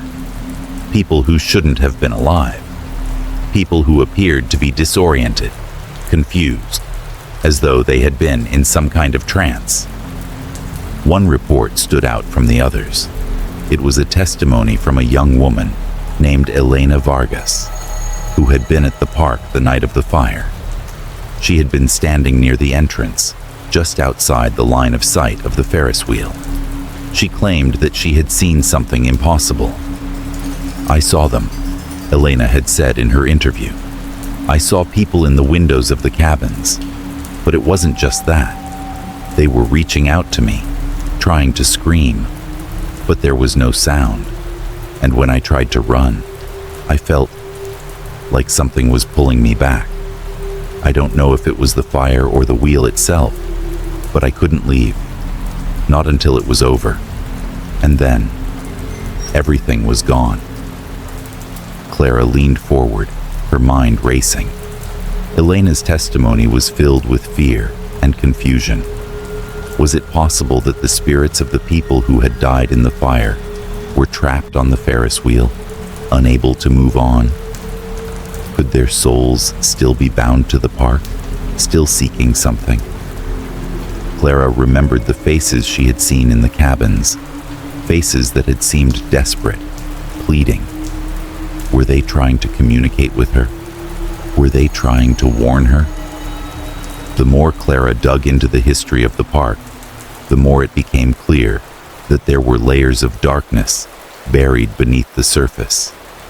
The fire had taken the lives of the people on the Ferris wheel, but it had also marked the beginning of something far more sinister. The park had been abandoned after the tragedy, but that didn't mean it had been forgotten. In fact, Clara realized, the park itself had never truly been empty. It had always held something, some presence, that had been waiting, watching. She closed the last of the files, her mind overwhelmed by the weight of what she had uncovered. The Ferris wheel, it seemed, had become a prison, a place where the spirits of the dead had been trapped in an endless cycle of torment, replaying the tragedy over and over again. But why? Why the Ferris wheel? What had made it the focal point of this malevolent force? Clara stood up, her body stiff with tension. The answers she had found were only fragments, bits and pieces of a larger puzzle that had yet to be solved. But the pieces were falling into place, and the truth was becoming clearer with each passing moment. The fire had claimed lives, but it had also forged something else, something darker. And the Ferris wheel, with its unyielding motion and its disturbing power, was at the center of it all. Clara's next steps were clear. She needed to return to the park, to face the wheel once more. But this time, she would be prepared. She would bring everything she had learned to uncover the truth, no matter how terrifying it might be. Because Clara knew one thing for sure. The wheel wasn't just haunted. It was alive, and it was waiting for her. Chapter 5. The Eternal Cycle. The days leading up to the next full moon had become a blur for Clara Moreno. She had buried herself in her research, poring over every scrap of information she could find about the park, the Ferris wheel, and the tragic fire that had claimed so many lives. The more she uncovered, the more the lines between the natural and supernatural seemed to blur. What had initially seemed like an isolated tragedy had transformed into something much darker. She could feel it, the weight of the past pressing down on the park, its cursed ground slowly sinking deeper into an abyss. As the night of the full moon drew closer, Clara began to sense a palpable shift in the atmosphere around the park. The air had grown heavier, the silence more suffocating. It was as though the entire place was waiting for something inevitable. Each time Clara visited the park, she felt it more acutely, the presence of something watching her, pulling her in, as if the land itself was alive, feeding off the lingering spirits of the past. One evening, after a long day of interviewing more locals, Clara found herself standing in front of the old, crumbling town library, her heart heavy with the knowledge she had gathered. The new information had only deepened the mystery, revealing a dark legend that had been passed down through generations, a legend tied to the Ferris wheel itself. Clara wasn't sure what to believe at first. The town's elders spoke in hushed tones, reluctant to speak about it, but the whispers were growing louder. People in the town still believed in the curse. As Clara stepped inside the library, the musty smell of old books greeted her. The shelves were lined with forgotten stories, their leather-bound spines cracked and faded. She walked to the farthest corner, where the oldest records were kept, and carefully searched through the stacks. After hours of sifting through dusty tomes, she came across an ancient journal, its pages yellowed with age.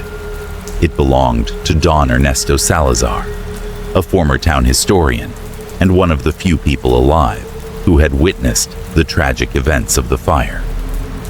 Clara sat down at a nearby table, the flickering lamp above her casting long shadows across the room. She carefully opened the journal, its pages crackling under her fingers. Don Ernesto's handwriting was clear and precise, his words like a chilling reminder of what had been lost and what had been awakened. It is said that the Ferris wheel was never meant to stand idle, Clara read aloud, her voice trembling slightly as she delved deeper into the journal. The wheel was built not just for entertainment, but for something far darker. Those who died on it were not simply victims of a tragic accident. No, their deaths were part of a curse, a cycle that has existed long before this park ever opened its gates. Clara paused, her pulse quickening. The words seemed to leap off the page. The curse was real. She had suspected as much, but to read it in black and white was something entirely different.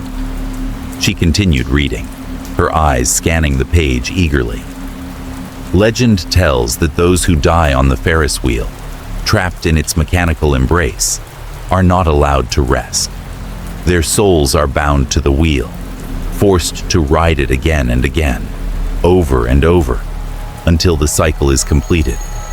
No one knows exactly when the cycle will end, but there are whispers of a terrible event, a tragedy so great that it will finally complete the curse and set the trapped souls free. But at what cost? Clara closed the journal, her heart pounding in her chest. The realization hit her with a force that almost knocked the breath out of her. The souls of the people who had died in the fire, those whose faces she had seen in the windows of the Ferris wheel, were trapped in an endless loop. They had not found peace. They had not moved on. Instead, they were bound to the wheel, forced to relive their deaths again and again, for eternity. She thought back to her own experience on the ride, the faces she had seen, the feeling of being watched. It had felt as if the wheel was more than just a piece of machinery. It was a prison, a vessel for something far darker than she had anticipated. The wheel, it seemed, was not just a place of tragedy. It was a gateway, a way station for restless souls who could not or would not pass on. Clara's thoughts were interrupted by the sudden sound of footsteps behind her. She turned quickly to find Carlos, the town's mechanic, standing in the doorway.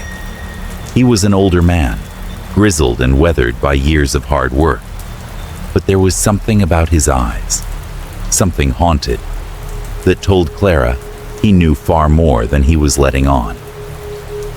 "I see you've found the journal," he said quietly, stepping into the room. "You've uncovered the truth about the Ferris wheel, haven't you?" Clara nodded slowly, feeling the weight of his gaze on her. "I've learned about the curse, about the souls trapped in the wheel." Carlos's face hardened as he closed the door behind him. "It's more than just a curse, Clara. It's an unfinished cycle. Those souls, they're not at rest. They can't move on, not until the cycle is complete." Clara's breath caught in her throat. What does that mean? How can it be completed? Carlos hesitated before speaking, his voice low. The cycle can only end with another death, a death that completes the suffering of those who died before. Only when the wheel claims another victim will it finally stop, and the souls will be free.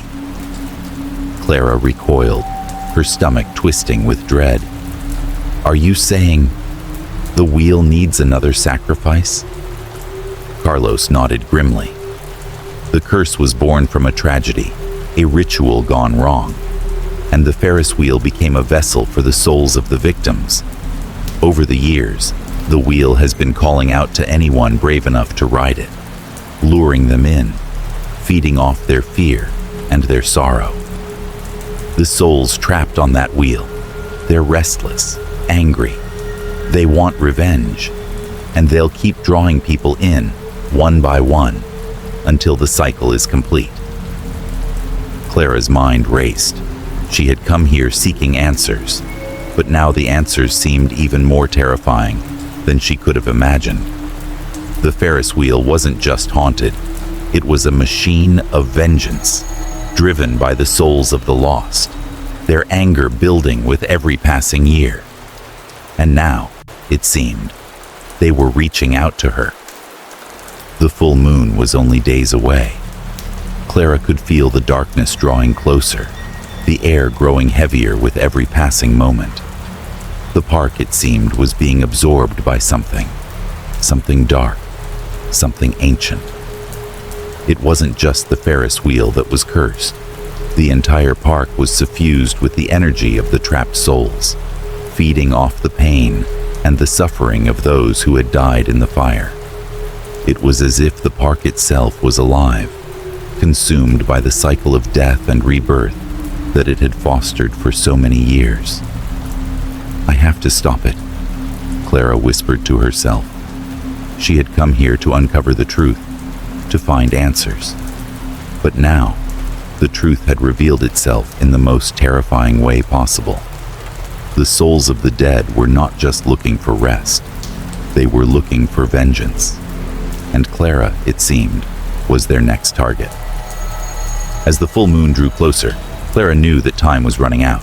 She had to act quickly, before the cycle was completed, and before the Ferris wheel claimed yet another soul. Chapter 6. The Broken Wheel. The nights had grown colder as the full moon approached, casting long shadows across the town and the abandoned amusement park. Clara had spent the last several days gathering information, piecing together the disturbing truth she had uncovered about the Ferris wheel. But the closer she got to the truth, the more the world around her seemed to slip out of control. The town, once quiet and unassuming, was now filled with an eerie unease. The villagers, who had once dismissed the park's strange occurrences, now spoke in hushed voices about what was happening to the Ferris wheel and the strange presence that seemed to have taken hold of the park. It was during these nights, as the full moon crept higher into the sky, that the wheel's movements became more erratic. Clara had witnessed it herself.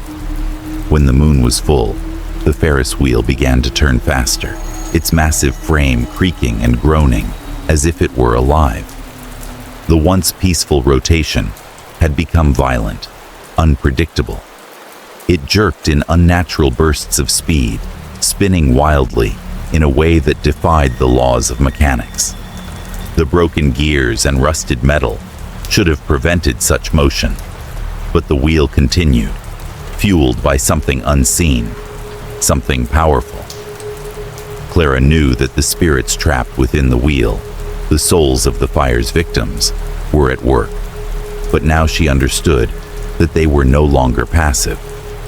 The trapped souls were manipulating the wheel, using it as a conduit to pull in new souls to complete the cycle. The more Clara studied the wheel, the more she realized that it wasn't just the spirits of those who had died in the fire that were trapped. It was the souls of anyone who dared to approach the wheel, anyone who ventured too close. The spirits had begun to lure new victims, using the wheel as bait, slowly but surely claiming more lives to fuel their endless torment. The first person to disappear was a local man named Eduardo, who had worked as a mechanic in the town for years. He had been one of the first to notice the strange movements of the Ferris wheel and had come to the park to investigate. He hadn't returned. The second was Maria, a young woman who had been Clara's informant on the history of the park. Maria had told Clara about her childhood visits to the carnival, how it had been a place of joy until that fateful night. She had told Clara about the strange feeling that had always lingered around the Ferris wheel. But one night, after meeting Clara to share her memories, Maria simply vanished without a trace. No one saw her leave. and her house remained untouched. Clara had been afraid of this happening, but now, seeing it unfold before her eyes, she was consumed by terror. The wheel was more than just a haunted ride. It was a trap, one that fed off fear and sorrow. And as the nights grew darker, Clara began to understand that the spirits were not just seeking peace. They were seeking vengeance. They weren't just trying to complete their eternal cycle. They were trying to force others into it. As Clara walked through the abandoned park, the ground beneath her feet felt heavier, as though the very soil was soaked in the despair of the souls trapped here. She could feel the presence of the spirits around her, their eyes watching her from the shadows. The wind carried whispers, faint and unintelligible, but Clara could sense their growing hunger. The cycle was not just incomplete, it was accelerating. The spirits were growing restless, angry, and they were calling to her. Her heart pounded in her chest as she neared the Ferris wheel. The once towering structure now seemed to loom above her, like an ancient, malevolent creature. The wheel creaked and groaned, the sound echoing through the empty park. Clara could see the cabins moving again, spinning faster than ever before. They jerked erratically, the momentum seemingly impossible for the old machine to generate on its own. Clara's breath caught in her throat as she stepped closer. Then, she saw it. The faces. They were distorted, twisted in agony, their eyes wide with fear, their mouths open in silent screams. At first, Clara thought it was just a trick of the moonlight, shadows cast by the movement of the cabins. But then she realized the truth. These were the souls of the lost, pressed against the glass, trapped in an endless loop of suffering. And they weren't just watching her. They were calling to her, reaching out, begging for release. Clara's mind raced. She had to stop this. She had to break the cycle before more people were lost to the wheel's hunger. But how? The wheel was no longer just a ride. It was a prison, a gateway to the afterlife for the souls who had died and those who would die. It was clear now that the spirits were using it to claim new victims, feeding on their fear, drawing them into the cycle. The realization hit Clara with a terrifying clarity. The souls weren't just passively trapped in the wheel. They were actively using it to feed. They had learned to manipulate the wheel's motion, turning it into a tool of death. And now they were using it to drag in more souls. Eduardo, Maria, and others had been taken as part of the wheel's dark process. Clara felt her fear intensify, but she also knew she had no choice. She couldn't let this continue. She couldn't let the wheel claim any more lives. But she also knew that confronting the spirit of the wheel was dangerous. The souls were angry, and they would stop at nothing to drag her into their eternal cycle. They didn't want release. They wanted revenge. As she stood there, her heart pounding, Clara realized that there was only one way to stop the cycle: to face the spirit of the wheel head-on, to confront the force that had bound the souls to this cursed machine. It wouldn't be easy. In fact, it might cost her everything. But Clara had no choice. The town, the people she had come to care about, were in danger. The Ferris wheel's curse had to end, and she was the only one who could end it. Her hands shook as she took one final step toward the wheel. The ground beneath her seemed to pulse with an unnatural energy, the whispers growing louder, more frantic. She could hear the voices of the trapped souls, their agony rising with the wind. Clara felt a chill wash over her as she placed her hand on the cold metal of the wheel. The metal vibrated under her touch, as though it was alive, thrumming with the energy of the spirits it held captive. But Clara was determined. She could feel the pull of the wheel, the pressure in the air, but she stood firm. She wasn't just here to face the spirits. She was here to end the curse. She didn't know how, but she was certain of one thing. She couldn't let the cycle continue. As the wheel began to spin again, faster than ever before, Clara braced herself for the fight ahead. The spirits would try to stop her.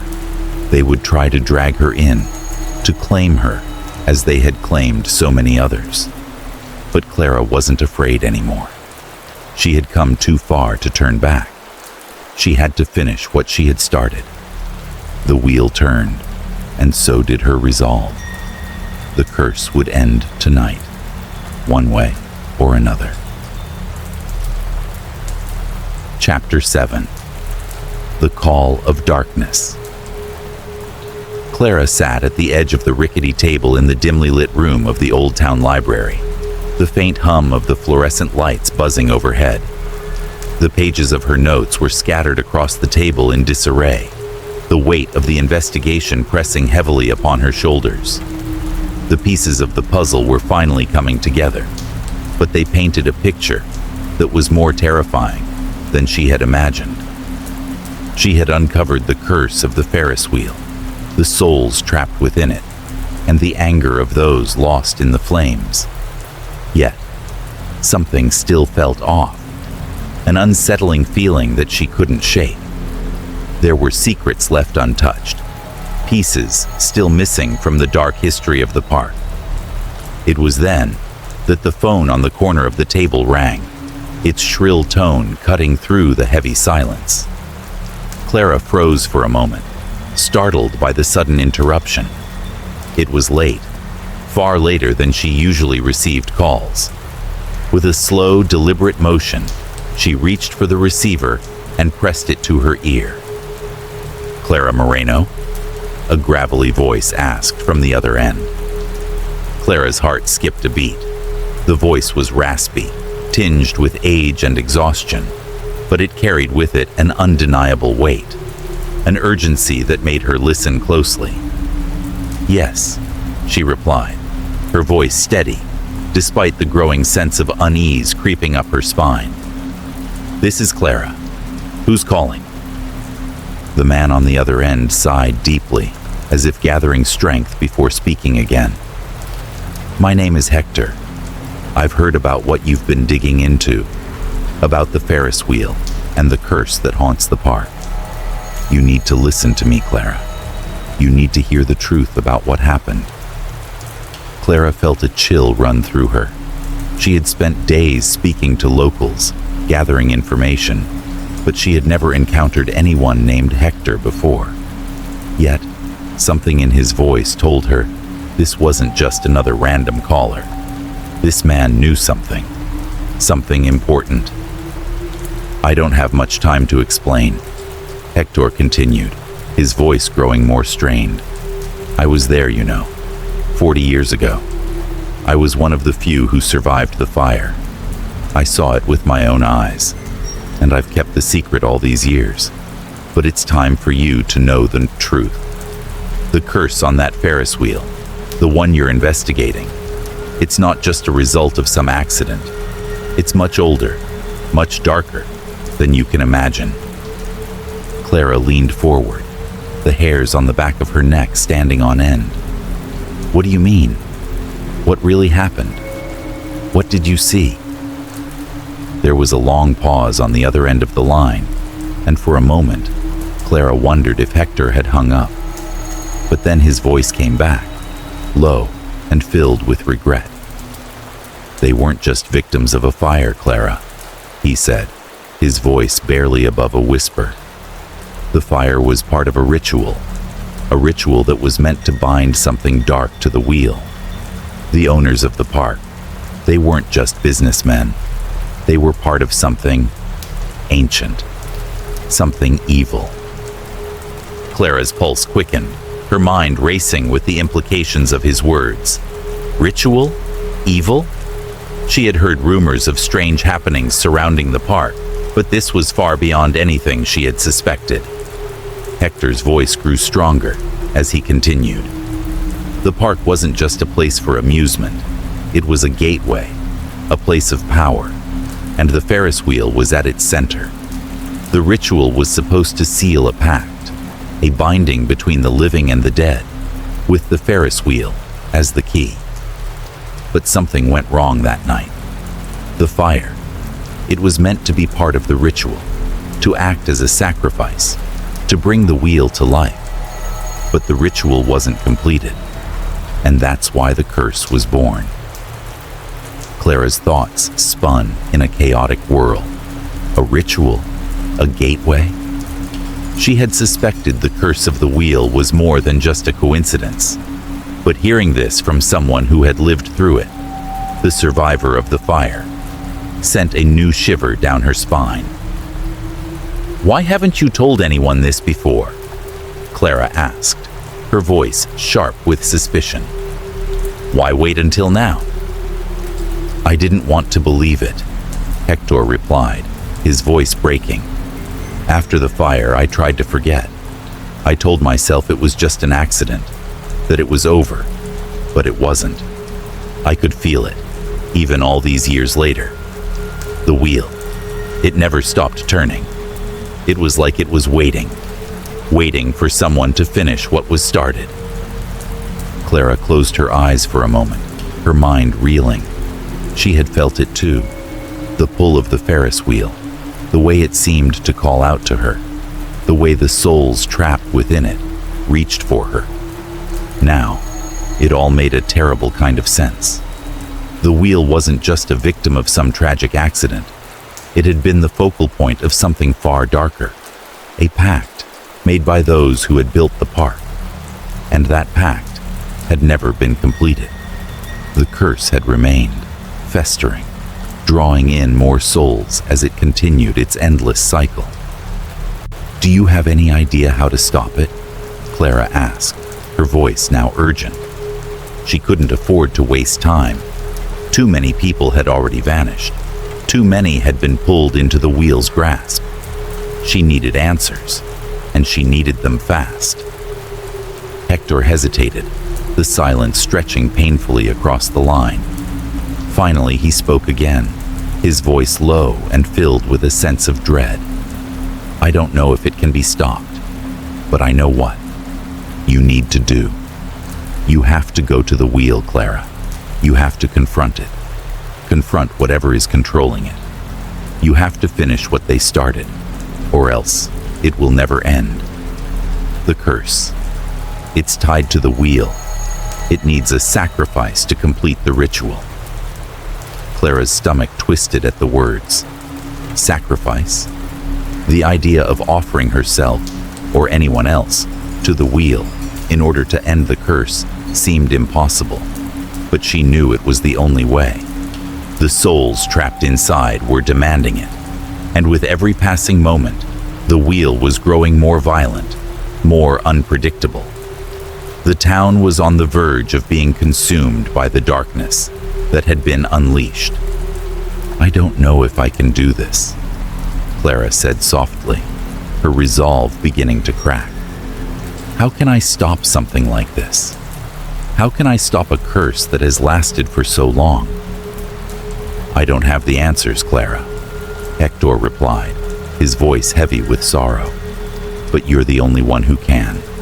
The wheel is waiting for you. You've already seen it. The faces, the souls reaching for you. They want release. And you're the one who has to give it to them." The line went silent for a moment, and Clara could feel her heartbeat pounding in her ears. She had always known she was in over her head. She had known from the very first moment she stepped foot in that park that it wasn't just a ghost story. But now, with Hector's words echoing in her mind, she realized the full extent of what she was up against. The Ferris wheel wasn't just haunted, it was alive, and it had been waiting for someone like her to complete the ritual, to break the curse. Clara took a deep breath, steadying herself. She had come this far. She couldn't back down now. "I'll do it," she said, her voice firm. "I'll finish what was started. I'll end this." Hector's voice softened. "Be careful, Clara. The darkness, it won't let you go easily."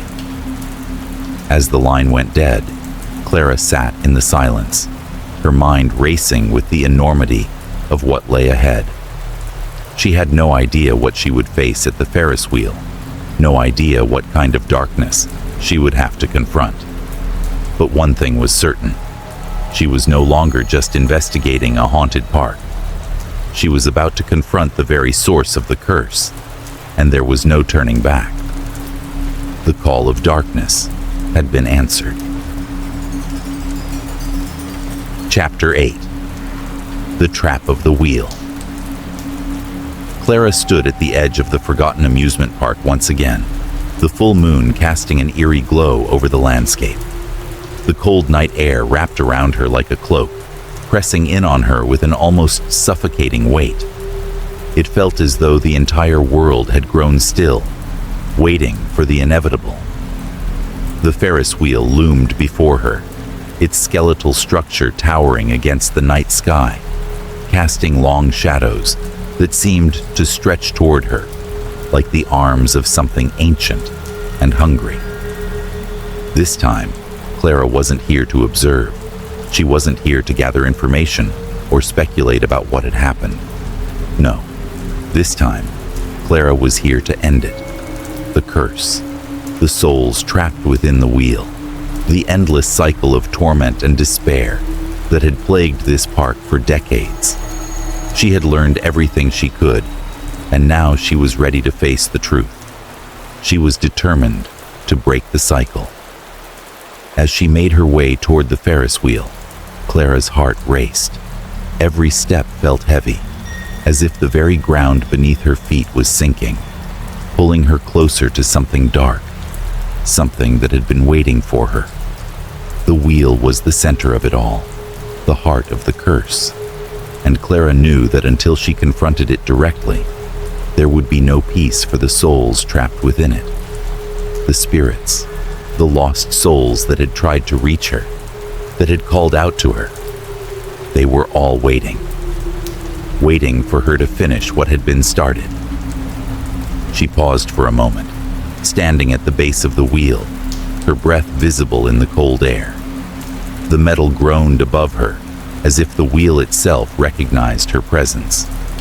Clara could feel it now, the pull, the tug at her very soul. The wheel wasn't just a machine, it was alive. It had been waiting for someone to come and complete the ritual that had been left unfinished all those years ago. It had been waiting for her. Her mind flashed back to the conversation with Hector, the survivor of the fire. The ritual, the pact, the curse that had bound the souls to the wheel. It all made sense now. But that knowledge did little to ease the fear that gripped her heart. The darkness that had taken hold of this place wasn't just in the past. It was here, in the present, and it was coming for her. With a deep breath, Clara climbed into one of the rusted cabins of the Ferris wheel. The metal screeched under her weight, the sound jarring and unsettling, but she pushed forward. As she sat down and secured the harness, the air around her seemed to thicken, the weight of the night pressing down on her chest. She could feel the spirits of the lost souls gathering, their presence surrounding her like a suffocating cloud. Then, without warning, the wheel began to move. At first, it turned slowly, almost lazily, as if testing the waters. Clara gripped the sides of the cabin, her eyes wide as she scanned the park below her. The moonlight bathed everything in a ghostly glow, the abandoned carnival rides and crumbling structures looking like forgotten remnants of a long-dead dream. But as the wheel began to pick up speed, something changed. The air grew colder, and Clara could feel the pull intensifying, as if the wheel itself was beckoning her. The cabins jerked and rattled, moving faster now, the gears groaning in protest. But it wasn't just the wheel that was moving. It was something else. something dark, stirring within the heart of the machine. Clara could feel it, the sensation of something watching her, something waiting for her to make the wrong move. The spirits had been drawing closer, and now they were reaching out to her. The wheel spun violently, its motion becoming erratic. Clara's stomach lurched as she was whipped around in the cabin, the force of the turns throwing her against the sides. She could hear the whispers now, faint, but growing louder, like voices coming from the depths of the earth. The souls that had once been trapped within the wheel were no longer silent. They were restless, angry, and they were calling to her. Faces began to appear in the glass, distorted and writhing, their features twisted in silent screams. Clara gasped as she saw them. Figures pressed against the windows of the cabins, their eyes wide with terror. They were the souls of the fire victims, trapped in the wheel, reliving their deaths over and over again. But now, as they reached out to her, Clara realized something terrifying. They weren't just watching her. They were trying to pull her in. A sudden realization hit her like a bolt of lightning. She had become part of the cycle. The spirits weren't just drawing her into their world. They were trying to trap her. The wheel wasn't just a ride. It was a prison, and Clara was its latest prisoner. The spirits, in their desperation to escape, had been waiting for someone to complete the cycle, and Clara had walked straight into their trap. Her breath caught in her throat as the cabin jerked violently, throwing her to the floor. She scrambled to her feet, panic rising within her chest. The wheel was spinning faster now, its movement out of control. She could feel herself being dragged upward, pulled into its eternal rotation. The souls in the cabins were reaching out, their hands pressing against the glass, their faces contorted in agony. They weren't just trapped. They were desperate, begging for release. And Clara was their only hope. But as she looked around the park, she realized with growing horror that she wasn't just facing the spirits of the past. The wheel had grown more powerful, more alive than it had ever been before. It was no longer just a tool for the spirits. It had become something else, something darker, feeding on the fear and desperation of those who dared to approach it. It was a cycle that couldn't be broken, not without a sacrifice. Clara's pulse raced as she scrambled for the lever, hoping to stop the wheel, to break free. But it was no use. The force pulling her was too strong, and the wheel spun faster still, its movement erratic and violent. The sound of grinding metal echoed in her ears, and Clara realized with a sickening certainty that the wheel wasn't going to stop. It was drawing her in, drawing her deeper into its grip. As the cabins continued to rotate, Clara saw a figure standing at the base of the wheel. It was a man, tall and thin, his face hidden in shadow. He seemed to be waiting for her, watching her struggle as she was pulled higher and higher. The figure didn't move. He didn't have to. Clara knew instinctively that he was the one who controlled the wheel, the one who had been behind the ritual all those years ago. He was the keeper of the curse. And Clara realized with a horrible clarity that the cycle would never end, not until someone completed it, and that someone was her. The figure raised his hand, a motion that sent a shockwave of fear through Clara's body. The wheel jerked again, and Clara was thrown against the cabin's walls. She could feel the force of the spirits, their cold, insistent pressure, pulling at her soul. It was as if the very fabric of her being was being torn apart, the cycle of death and rebirth grinding her down into the dust. "Please," Clara cried out, her voice hoarse with desperation. "I don't want to be a part of this. I won't complete the cycle." But the spirits didn't listen. They never had. As the wheel spun faster, Clara knew that her time was running out. The trap had been set, and she had fallen into it. There was no escape now.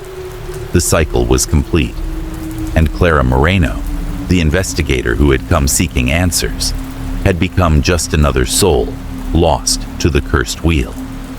The wheel spun on, and so did the endless cycle of the lost souls, trapped forever in its turning embrace. Chapter 9. The Final Sacrifice.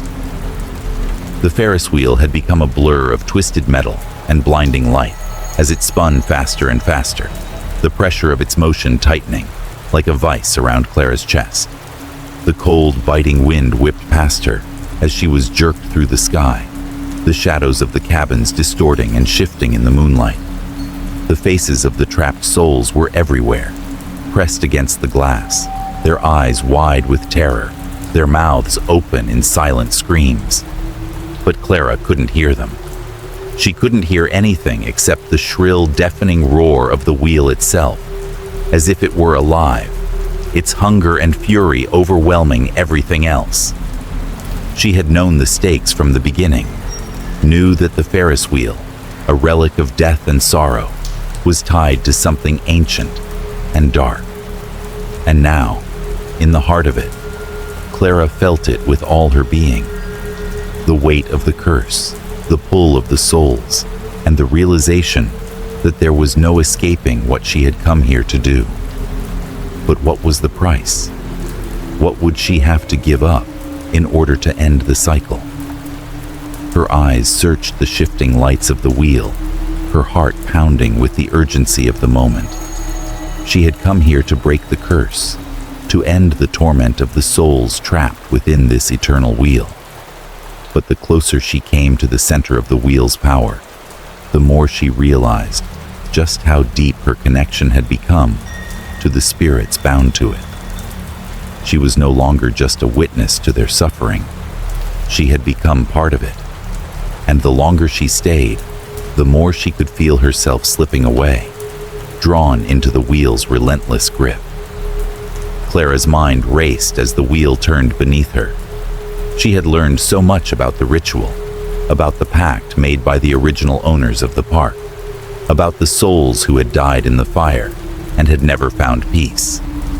She had uncovered the curse, but now she faced its terrible conclusion. To stop the cycle, to free the souls, one final sacrifice would be required. And it was Clara's. She felt it in her very bones, the realization that the only way to release the trapped souls, to finally end the torment of the wheel, was for someone to take their place. The cycle needed to be completed. A soul, a life, had to be offered up to set the others free. It was the only way. As the wheel spun violently, Clara's body jerked in her seat, and she gripped the sides of the cabin with all her strength, trying to steady herself. Her mind screamed at her to fight, to resist, but the pull was too strong. She could feel the spirits reaching out to her, their desperate, ghostly hands brushing against her skin, their silent pleas for release filling her every sense. They wanted peace. They wanted to rest. But to do so, they needed the cycle to be completed, and that meant one of them, one of the living, had to take their place. Clara had always believed that there was a way to stop this, some magic, some ancient key that would allow her to break the curse without paying the ultimate price. But the more she searched, the more she realized that the only answer was sacrifice, and it wasn't a choice that could be avoided. As the wheel reached the top of its final ascent, Clara felt the weight of the decision pressing down on her. There was no more time. The wheel was spinning faster now, the metal groaning under the strain, and Clara could feel the cycle coming to its final, inevitable conclusion. The souls were restless, and they would continue to suffer until someone, anyone, stepped forward to finish what had been started all those years ago. For a moment, Clara thought of the people she had loved, her family, her friends. They were all waiting for her to come back. But could she truly live with herself, knowing she had allowed this curse to continue, knowing that the spirits would remain trapped, doomed to ride the wheel forever? Her heart broke as she realized the truth. It wasn't just about her anymore. It wasn't about escaping the curse or finding another way out. It was about freeing the souls who had suffered for far too long. And the only way to do that was to let the cycle run its course. As the wheel turned again, Clara saw them. Faces, familiar faces, faces of the people who had died in the fire, faces twisted in agony and sorrow. They were reaching out to her now, not with fear, but with relief. They had been waiting for her, waiting for someone to make the choice, waiting for someone to end their suffering. The final moment arrived. Clara took a deep breath, her body shaking with the weight of what she was about to do.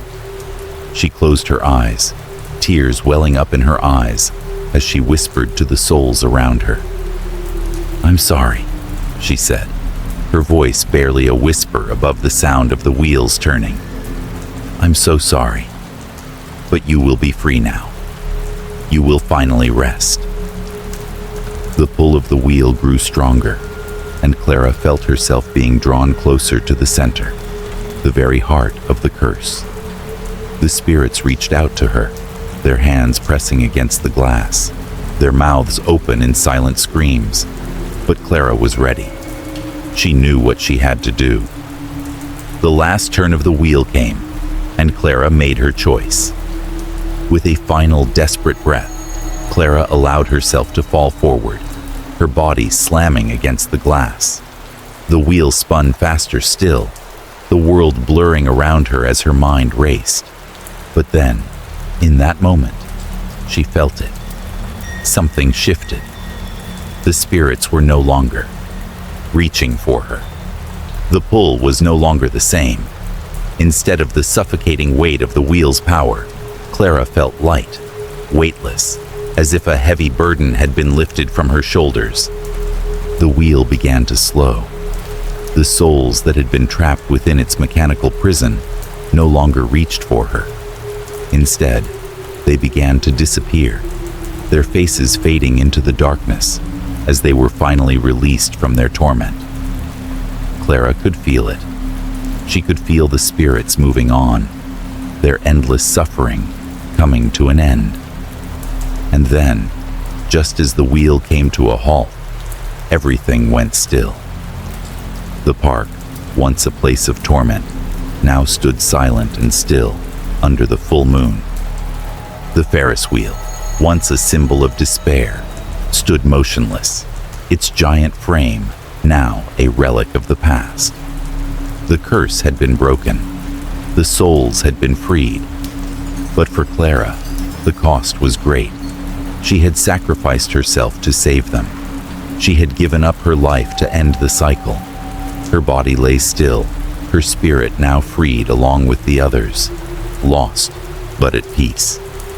As the first rays of dawn began to break across the horizon, the park stood in quiet serenity. The Ferris wheel no longer turned. The curse had ended, and Clara's sacrifice had finally set them all free.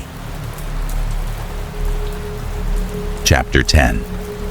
The Return of Darkness. The first light of dawn had begun to touch the horizon, a pale, tentative light creeping over the abandoned amusement park. The oppressive silence that had swallowed the grounds for so long now felt different, lighter, almost as if the land itself had exhaled a long-held breath. The Ferris wheel, once a towering symbol of terror, stood motionless against the morning sky, its rusted metal gleaming faintly in the soft light. It was no longer spinning, no longer grinding and creaking in its relentless cycle of torment. For the first time in decades, the park felt still, at peace, as though the curse that had plagued it for so long had finally been lifted. The souls trapped within the wheel, The souls that Clara had fought so hard to free had vanished. She could feel it in the air, in the very stillness of the place. They were gone, released from their eternal prison, their suffering finally at an end. Clara's sacrifice had worked. She had done what needed to be done, what no one else could. Clara stood in the shadow of the Ferris wheel, her heart still racing, her body weak from the ordeal. She had paid the ultimate price to break the cycle, to end the curse that had haunted the park for so long. The weight of the souls had lifted, the land was calm, and the whispers of the dead had gone silent. She had succeeded, and yet a gnawing feeling remained, a sense of unease that Clara couldn't shake, even as she gazed out across the park, her heart aching from the enormity of her actions.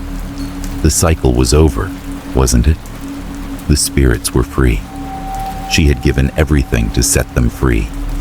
And yet, something inside her felt unsettled, as if there were something she had missed, some piece of the puzzle that was still left unsolved.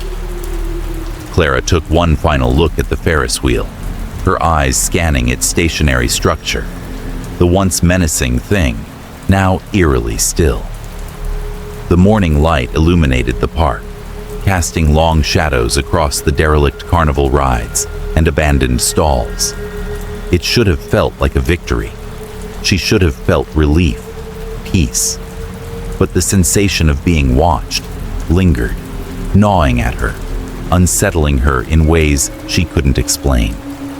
And then she saw it. From the corner of her eye, Clara caught a glimpse of something moving in the park. Something dark, something that shouldn't have been there. It was a shadow, a shifting mass that seemed to flicker and disappear into the corners of the park before it was gone. Her heart skipped a beat, and she turned sharply to look in that direction. For a moment, there was nothing, just the quiet, still remnants of the park around her. But Clara knew what she had seen. The shadow had moved. It hadn't been her imagination. She felt the chill that followed it, a whisper of something wrong, something that wasn't finished. Clara's breath caught in her throat, her pulse quickening as she scanned the shadows of the park. Had the curse truly been broken, or had it merely been suspended, waiting for the right moment to return? The park remained eerily still, the ghostly remains of the carnival, now an open graveyard for lost memories. Yet, the lingering sense of something watching, waiting, remained.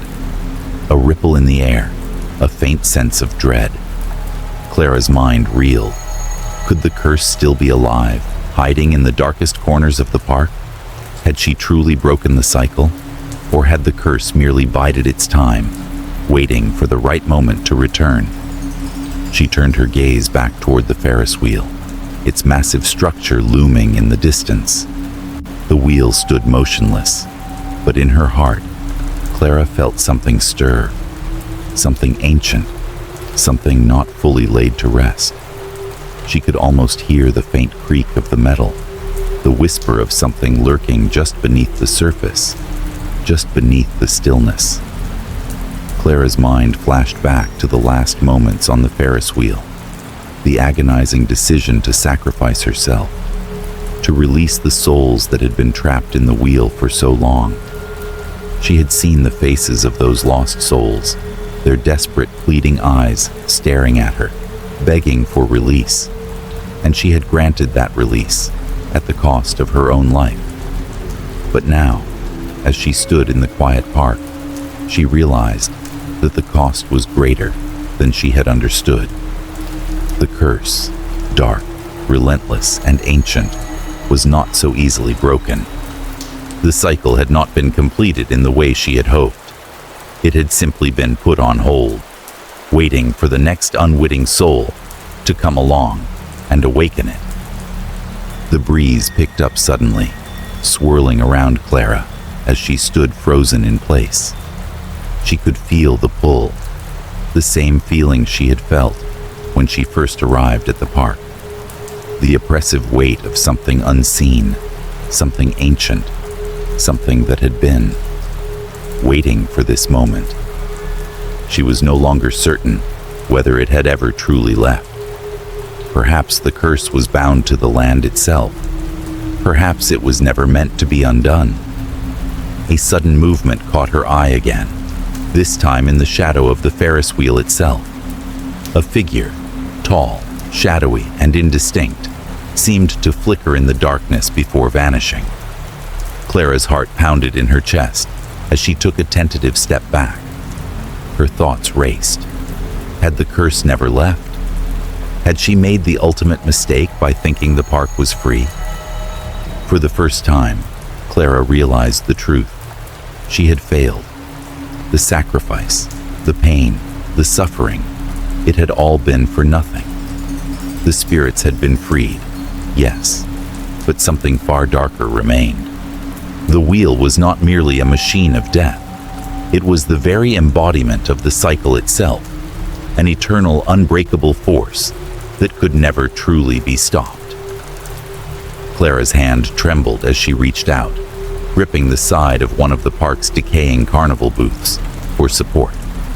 Her thoughts raced back to the legend Hector had told her, the ritual, the pact that had created the curse. The wheel had always been a gateway, a trap, a conduit for something far more insidious. It wasn't just about the souls. It was about something older, something that could never be defeated. It was an eternal cycle, bound to the very land itself. As the sun rose higher, Clara felt the first stirrings of fear. She had come here to break the curse, to end the torment.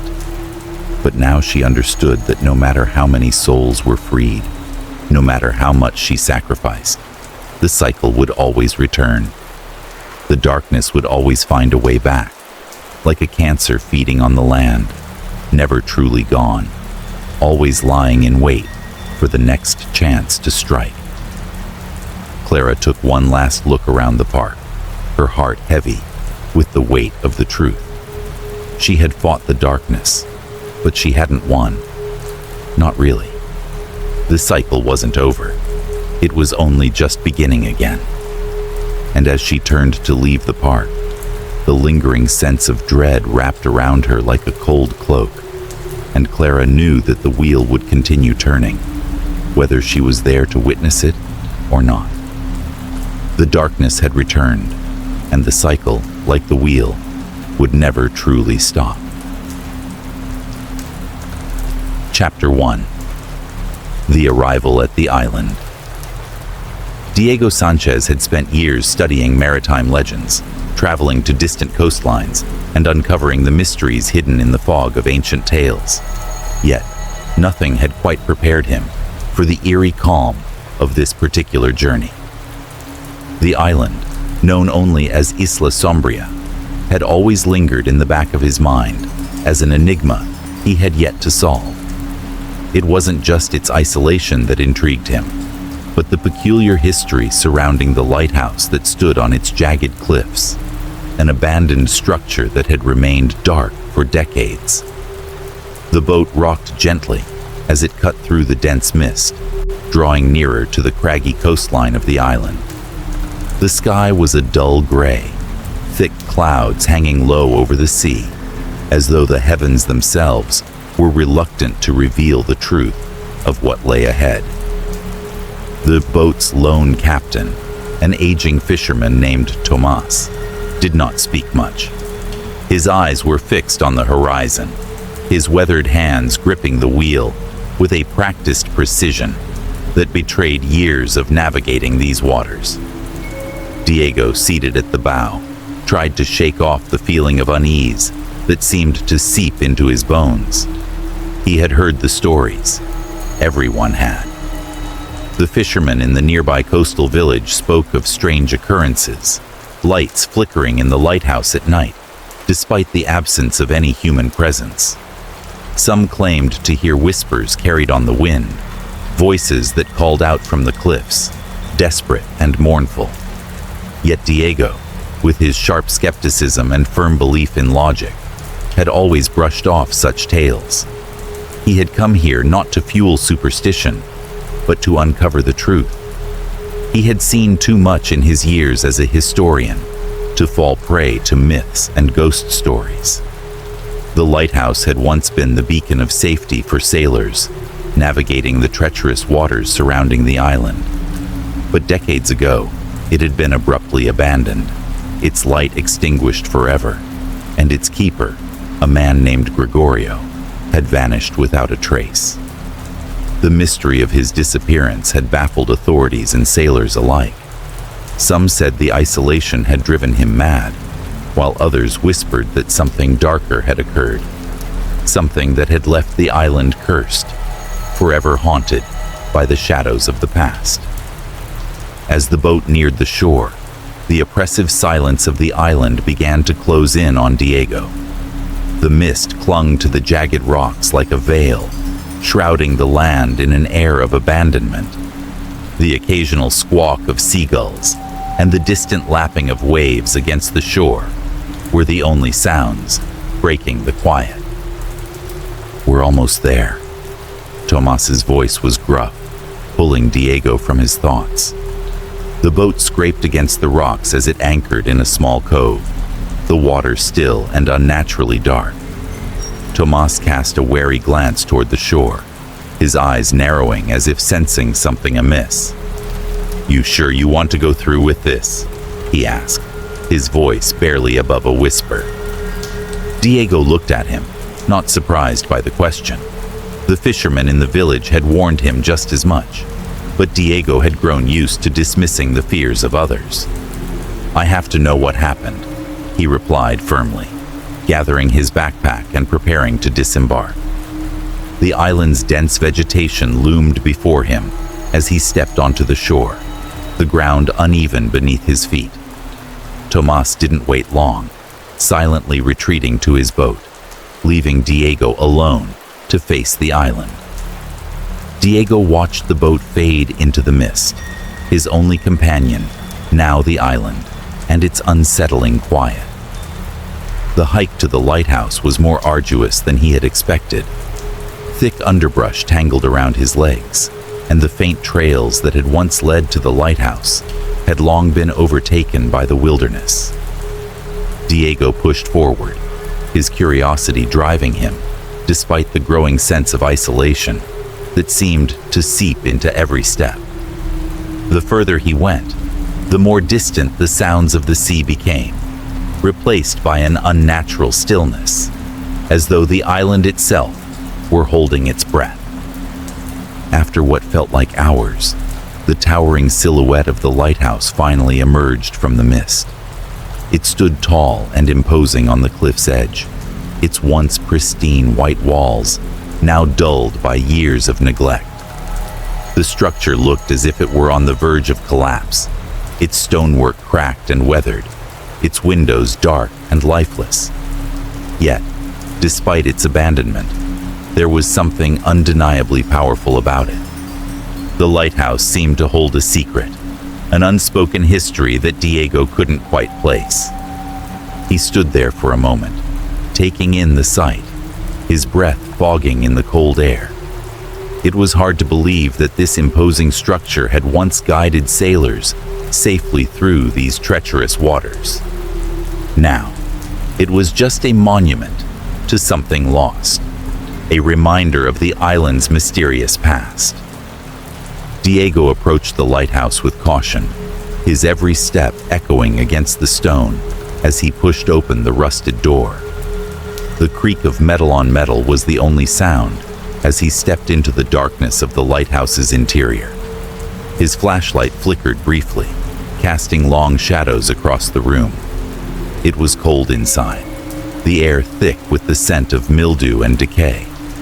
The walls were lined with old maps and nautical charts, many of them faded beyond recognition.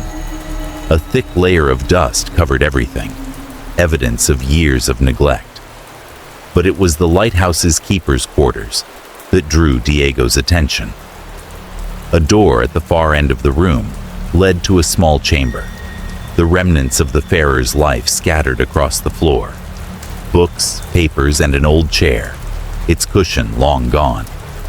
On a small table, Diego noticed an old leather-bound journal.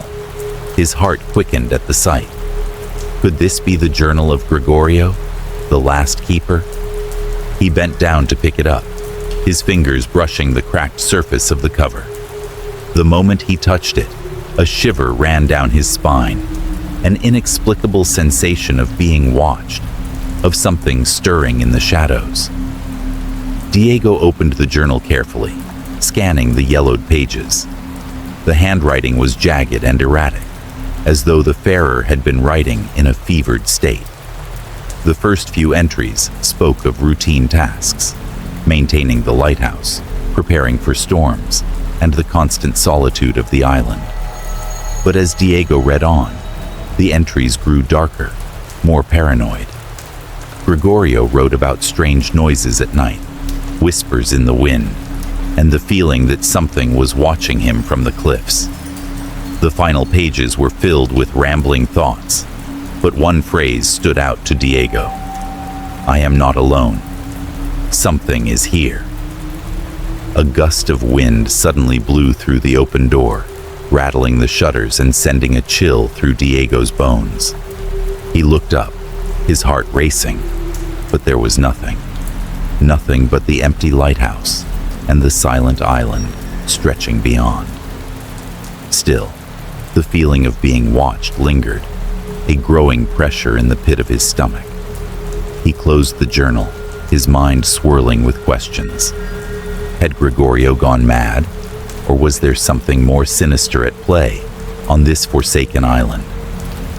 As Diego turned to leave the lighthouse, he couldn't shake the feeling that he wasn't the only one there. The shadows seemed to shift as he moved, and the silence of the island felt almost suffocating. He stepped back into the cold air, his eyes scanning the cliffs, the ocean, the distant horizon. The island seemed to be holding its secrets tightly, and Diego had only just begun to scratch the surface. Little did he know, his investigation was about to plunge him deeper into the heart of the island's dark history, into the very nightmare that had driven its last keeper to madness. Chapter 2. The Lighthouse in the Twilight. Diego woke with a start, his body stiff and his mind clouded by the strange dreams that had haunted him through the night. The air in the lighthouse was damp, clinging to his skin like a chill that refused to be shaken. He had barely slept, his mind racing with the fragmented words from Gregorio's journal, and the unsettling feeling that something beyond his understanding lurked on the island. He had come to the lighthouse to uncover its secrets, but it seemed that the island was not ready to give them up so easily. The desolation of the place, the crumbling stone walls, the rusted metal fixtures, the oppressive silence that seemed to engulf everything, was all the more apparent in the harsh light of morning. It was as if the very structure of the lighthouse itself was slowly being consumed by time and neglect, a testament to its abandonment. The wind howled outside, carrying with it the scent of salt water and decay. Diego could hear it whistling through the cracks in the stone, rattling the old shutters on the windows and making the lighthouse creak in protest. The place felt alive in a way that unsettled him, like it was holding its breath, waiting for something to happen. Diego stepped cautiously out of the lighthouse and began to climb the narrow spiral staircase that led to the lantern room at the top. Each step creaked under his weight, and he couldn't shake the sensation that the place was watching him. The walls seemed to close in around him as he ascended, the narrow passageways swallowing him whole. It felt as though the lighthouse itself was alive, with an intelligence that was beyond him. The higher he climbed, the more oppressive the atmosphere became, as if he were walking deeper into the heart of the island's darkness. When he finally reached the top, The view was breathtaking. The island stretched out before him, rugged and wild, its cliffs jutting out into the churning sea below. The sky was heavy with clouds, the sun barely breaking through the fog that seemed to hang over the land like a shroud. He could see the distant coastline, where the waves crashed violently against the rocks, but there was no sign of life. No boats, no people, just the endless expanse of water and rock. Diego stood there for a moment, taking it all in. It was hard to imagine that this isolated place had once been a beacon for sailors, guiding them safely through the treacherous waters. Now, it was just a ghostly relic of a time long past, abandoned and forgotten by the world. But the questions lingered. What had happened to Gregorio, the last keeper of the lighthouse? Why had he vanished without a trace? And why did the villagers speak in hushed tones about the strange lights that sometimes flickered in the lantern room at night? He looked up at the massive weathered lamp that still stood at the center of the room. It was an imposing structure, surrounded by a thick glass casing that had been cracked in several places. The metal was rusted, the brass fittings tarnished by years of salt and exposure to the elements. It looked like it hadn't been touched in years. Yet, as he watched, Diego noticed something strange.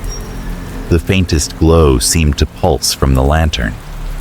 At first, he thought it was just a trick of the light, but as he focused on it, the glow grew stronger, more defined, until it was unmistakable. The lamp was glowing. His heart skipped a beat. Diego had heard the stories, of course.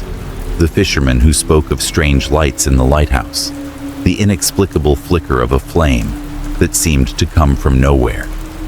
He had dismissed it all as superstition, a product of isolation and the wild imaginations of the villagers. But now, standing here, alone in the lantern room, he couldn't deny what he was seeing. The light was real. It was faint, but it was there. His curiosity, already piqued by the strange events surrounding the island, surged within him. He had to know more. He had to understand why the lighthouse was behaving this way, why the lamp, which had been extinguished for decades, was glowing once again. As night began to fall, Diego made up his mind. He would stay the night in the lighthouse. He would watch the lamp and try to understand what was happening. The island, with its isolation and haunting atmosphere, had already begun to affect him, and he knew that spending the night alone in the lighthouse would bring him closer to uncovering the truth. There was something about this place, something ancient and malevolent, that drew him in, and he was determined to face it head on. He gathered his things, his flashlight, notebook, and the journal he had found earlier, and settled in for the long night. The hours passed slowly, the wind howling outside, the waves crashing against the cliffs below. As the darkness deepened, Diego could feel the temperature dropping, the chill creeping into his bones. The lighthouse, though abandoned, seemed alive with a presence he couldn't explain.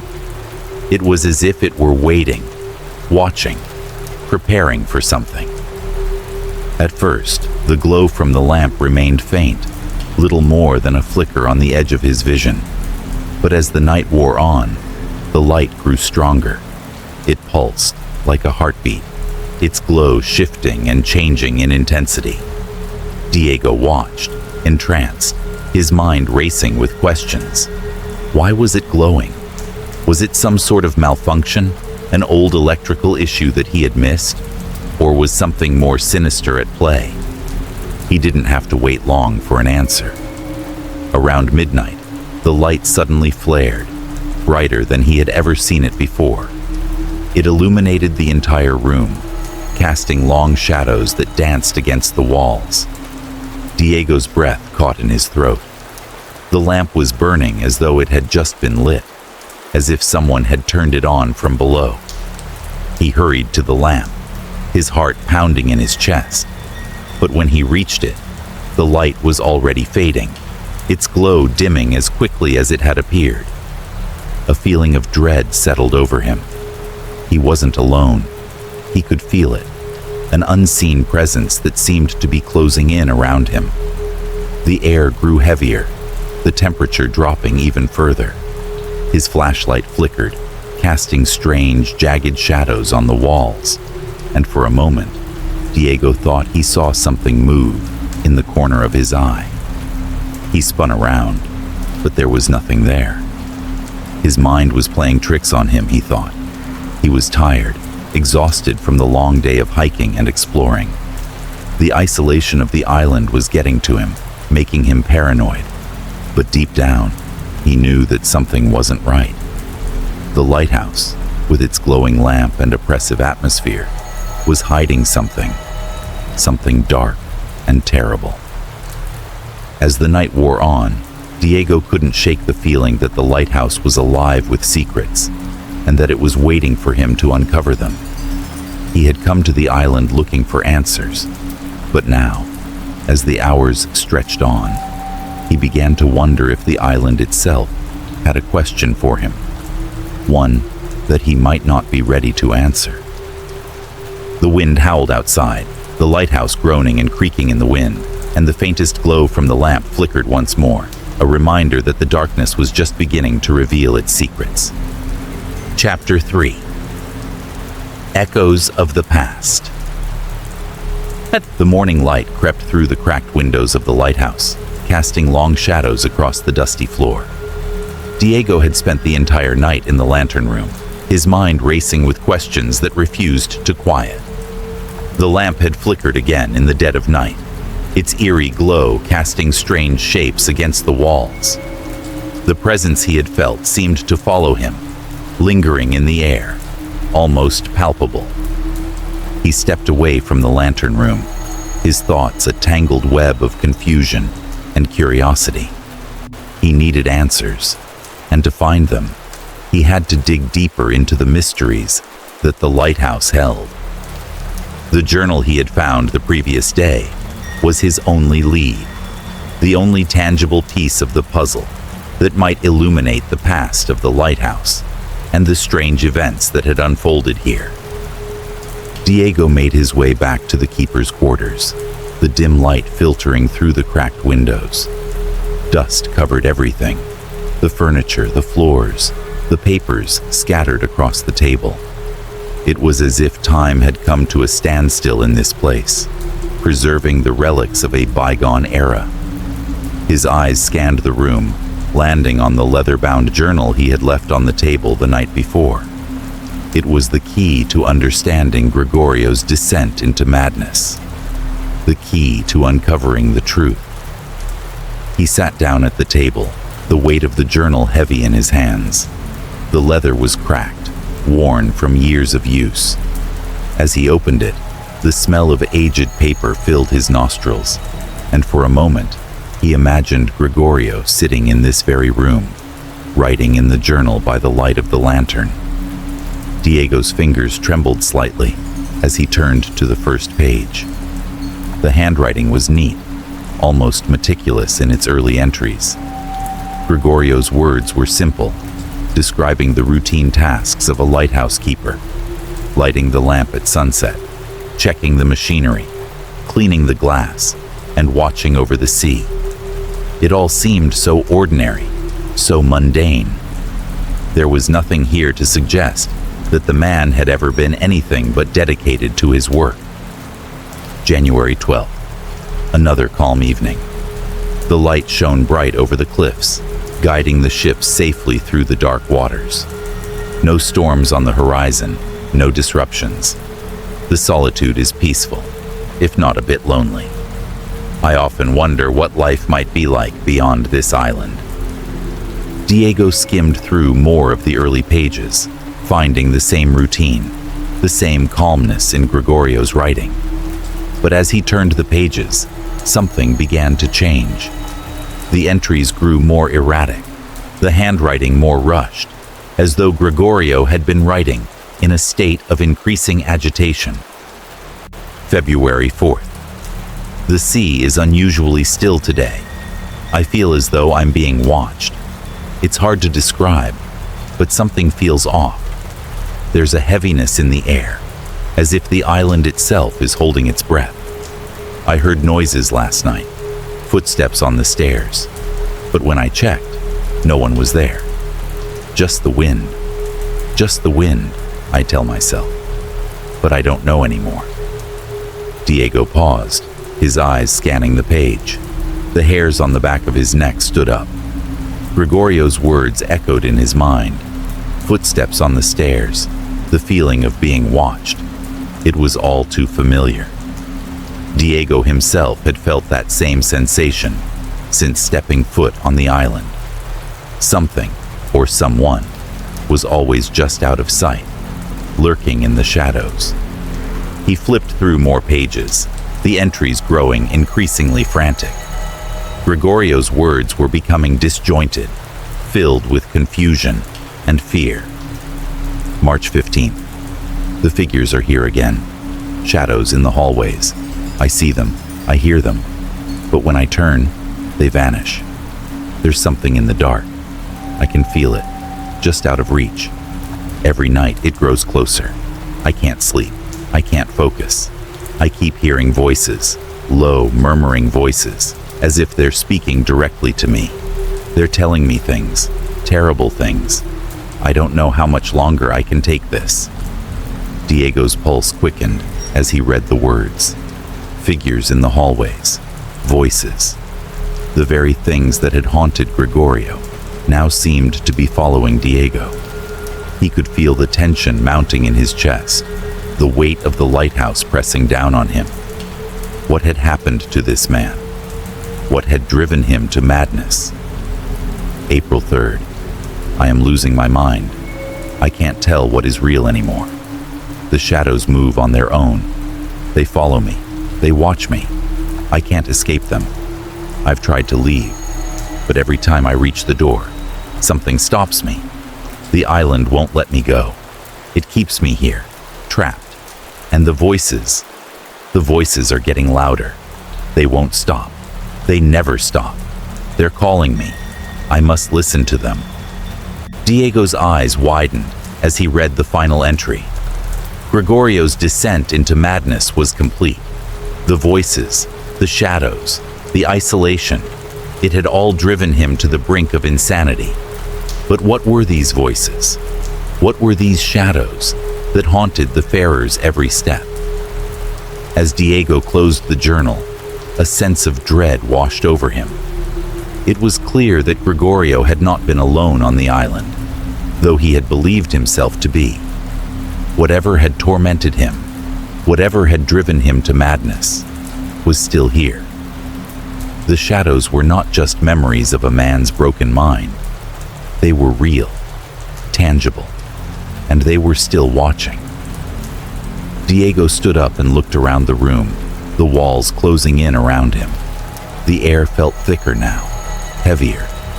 It was as if the lighthouse itself had become a prison, and he was the latest prisoner. The echoes of Gregorio's past lingered in every corner, in every creaking floorboard, in every whisper of the wind. The island was not empty. It was alive with something ancient, something that had never left. A chill ran down Diego's spine. He could hear it now, the faintest rustling in the shadows, the distant murmur of voices, as if they were calling his name. He shook his head, trying to shake off the unease, but it was no use. The past was alive in this place, and it was determined to make him its next victim. For a moment, Diego considered leaving, running back to the boat, returning to the village where there were people, safety, and warmth. But he knew he couldn't. He had come too far, and the truth was within his grasp. He had to uncover it, no matter the cost. As he walked toward the door, he paused. The shadows seemed to shift before him, moving just beyond his line of sight. And for the first time, Diego truly understood what Gregorio had meant. He wasn't alone. Not here. Not on this island. The voices were waiting. Chapter 4. The First Night.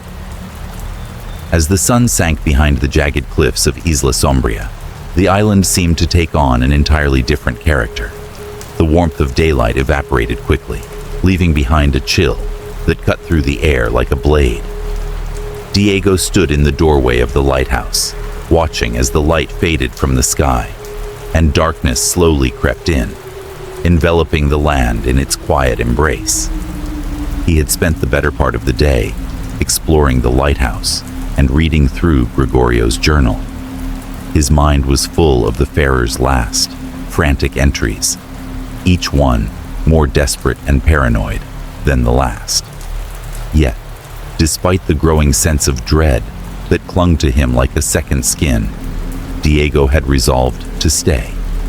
He had come to this island seeking answers, and he was determined to uncover the truth, no matter how dark or terrifying it might be. The evening was settling in when he decided to make a final check of the lighthouse.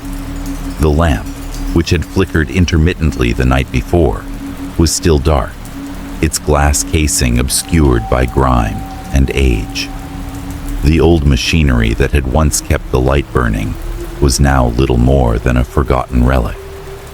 As Diego walked through the deserted halls, the oppressive silence of the place weighed heavily on him. The further he went into the lighthouse, the more it felt like he was walking through a forgotten dream, one that had lost its meaning long ago. He set up a small camp in the keeper's quarters, a place to rest and prepare for the night ahead. His mind raced with the thoughts of Gregorio's strange behavior, the voices he had heard, the shadows he had seen. Diego had always prided himself on his rationality, but here, in the stillness of the lighthouse, even his logical mind began to falter. The air seemed thick with something unspoken, and he couldn't help but feel as if the walls themselves were watching him. By the time the first stars began to appear in the sky, Diego had settled into an uneasy rhythm. The island was utterly silent, save for the occasional howl of the wind that rattled the windows and the distant crash of waves against the cliffs below. He could feel the weight of the night pressing in on him, and despite his best efforts to remain calm, a sense of foreboding lingered in the air, like a storm cloud on the horizon. As the minutes ticked by, the shadows in the lighthouse deepened, stretching like fingers across the walls. It wasn't long before Diego began to hear it.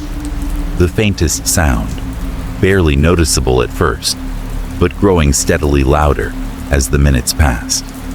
A soft, rhythmic tapping, like the sound of fingers drumming on wood. It seemed to come from above, from the lantern room at the top of the lighthouse. Diego froze. The sound was subtle, but it was undeniably there.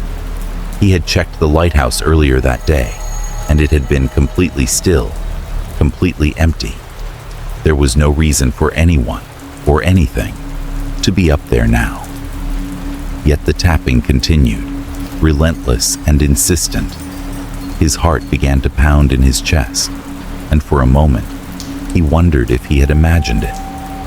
But then, another sound emerged, a soft whisper, just on the edge of his hearing.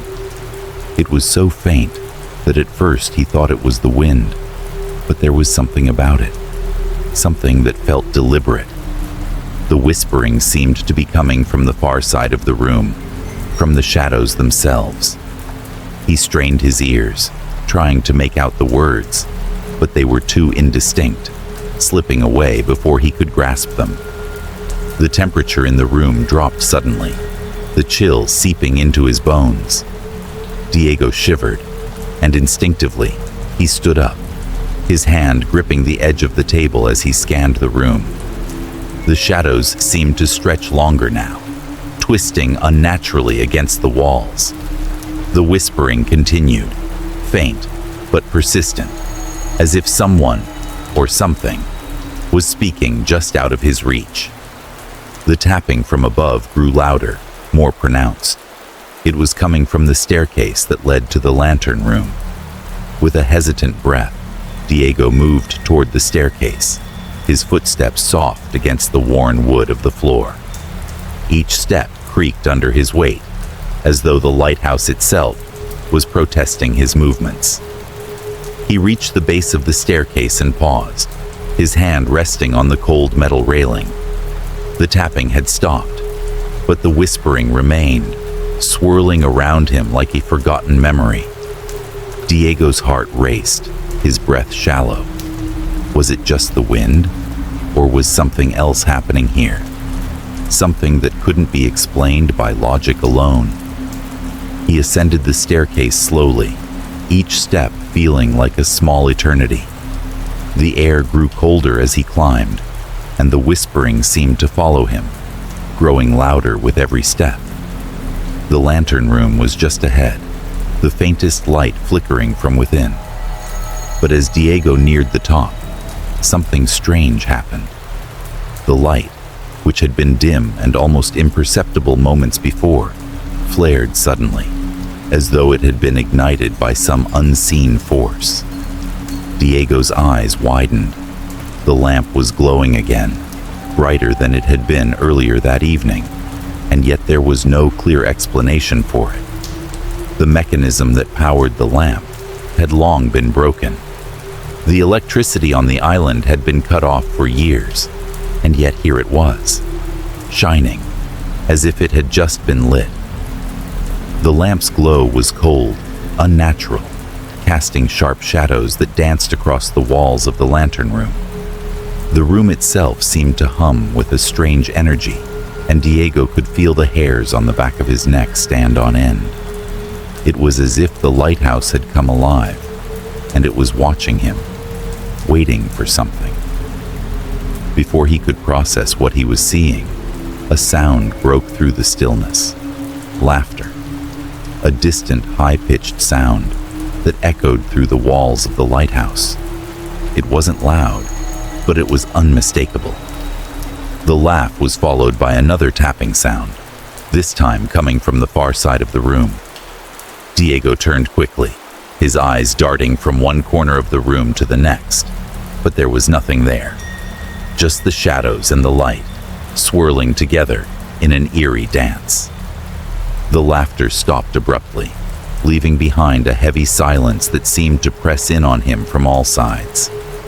Diego's breath was shallow now, his heart thudding in his chest. He had to get a grip. There had to be a logical explanation for this. It was just the wind. Or maybe the old machinery was malfunctioning. The electricity was faulty, and the noise, well, it could have been anything. But then, as if in answer to his thoughts, the lamp flickered violently, and the laughter returned, louder this time, as if it were coming from directly behind him. He spun around, but again, there was nothing. Just the oppressive stillness of the lantern room, the light casting long, trembling shadows across the walls. Diego's mind raced. He had heard the stories of Gregorio's descent into madness, the whispers, the figures in the shadows, but he had never expected to experience it firsthand. He had thought he was prepared for this, that his rational mind would be enough to withstand the strange forces at play on the island. But now, as he stood in the center of the room, watching the lamp flicker and hearing the distant laughter, doubt crept in. Was he losing his mind? Or was something else happening here? Something that no amount of logic could explain. The temperature in the room dropped even further, and Diego could see his breath forming in the cold air. He backed away from the lamp, his hand shaking as he reached for the door. The whispers continued to swirl around him, and for the first time since he had arrived, he truly felt it. He was not alone. Something was in the lighthouse with him. As the door slammed shut behind him, Diego fled the lantern room, the laughter still echoing in his ears, and the light from the lamp flickering in the distance like a warning. Chapter 5. Uneasy Visions. The morning after the strange events in the lantern room, Diego woke with a restless mind. The lighthouse was silent, its oppressive weight still lingering in the air. The light of dawn had crept into the keeper's quarters, filtering through the cracks in the dusty windows. Yet it did little to dispel the unease that clung to the walls, like a fog. Diego had barely slept. His thoughts had been consumed by the previous night. The light in the lantern room, the tapping, the laughter, and most troubling of all, the sense that something had been watching him. The shadows had moved, yes, but it wasn't just the shadows that unsettled him. It was the feeling that he had crossed a threshold, that he was no longer alone in the lighthouse. He had thought the sensation would dissipate with the morning light, but it hadn't.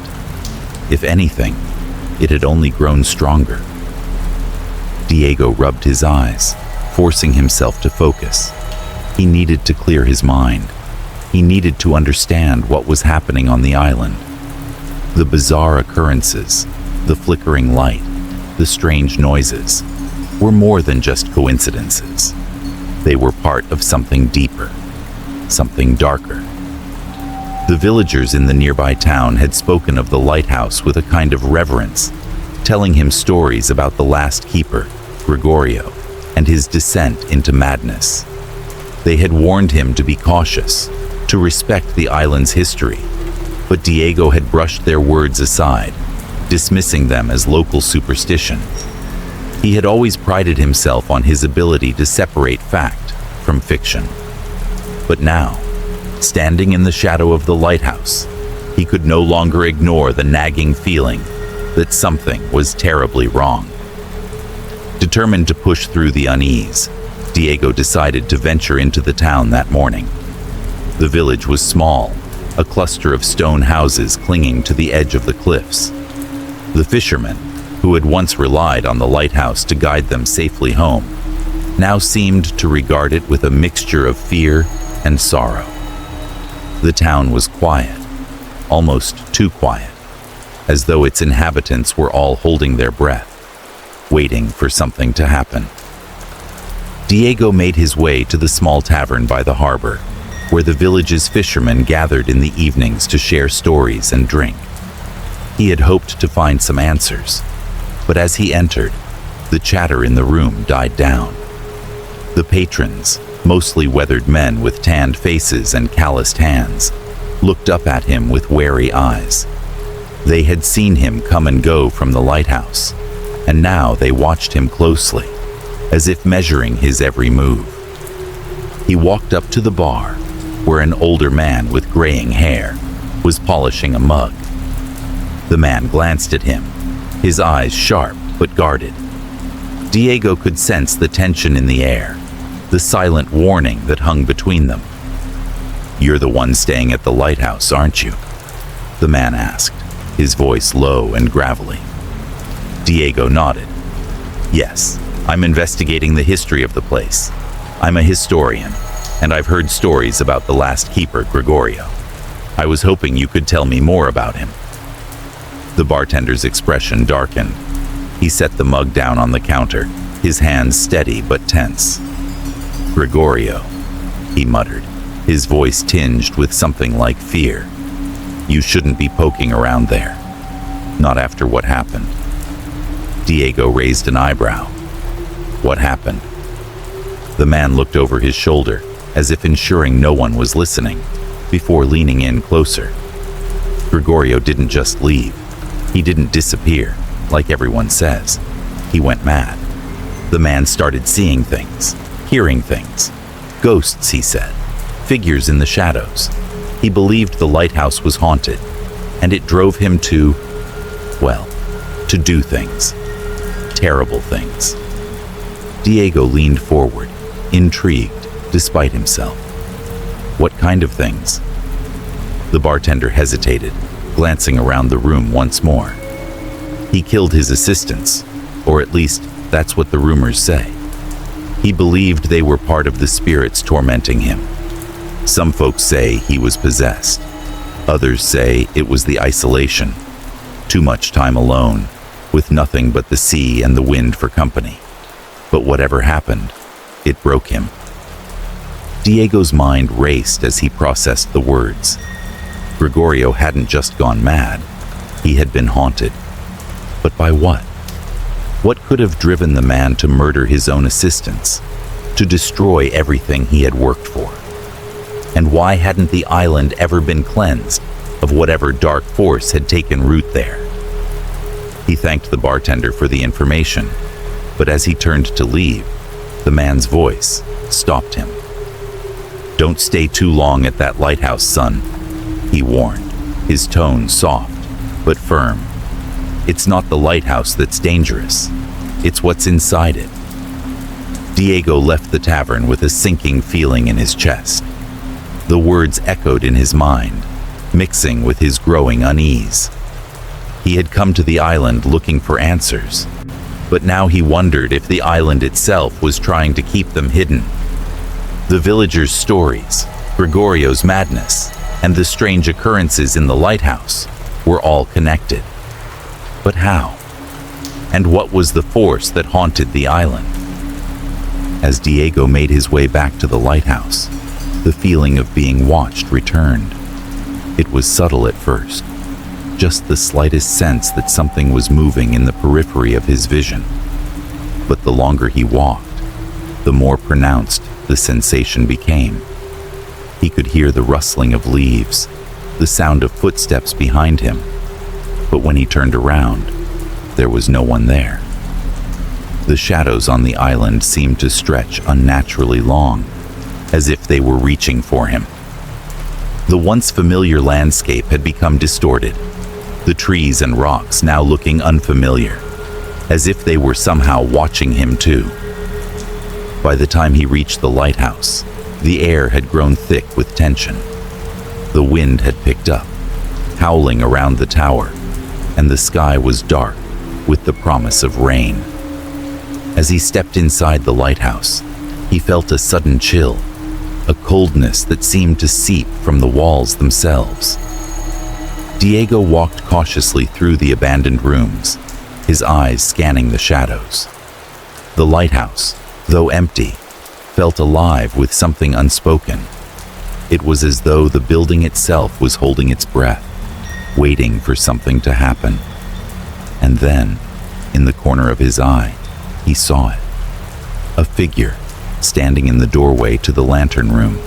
It was tall, indistinct, its features blurred as if it were a shadow cast by the dim light. Diego froze, his heart pounding in his chest. The figure stood motionless, its presence undeniable. But when he turned his head to look more closely, the figure was gone. He blinked, his breath catching in his throat. It had been there. He hadn't imagined it. But now, there was nothing. Only the empty, silent rooms of the lighthouse. His pulse quickened as the shadows seemed to close in around him. He wasn't alone. The ghostly figure was just the beginning. The island's dark history, its whispers, its shadows, they were all closing in on him. And the more he searched for answers, the more he realized that the lighthouse didn't want him to find them. The past was alive in the lighthouse, and it was watching him. Chapter 6. The Discovery.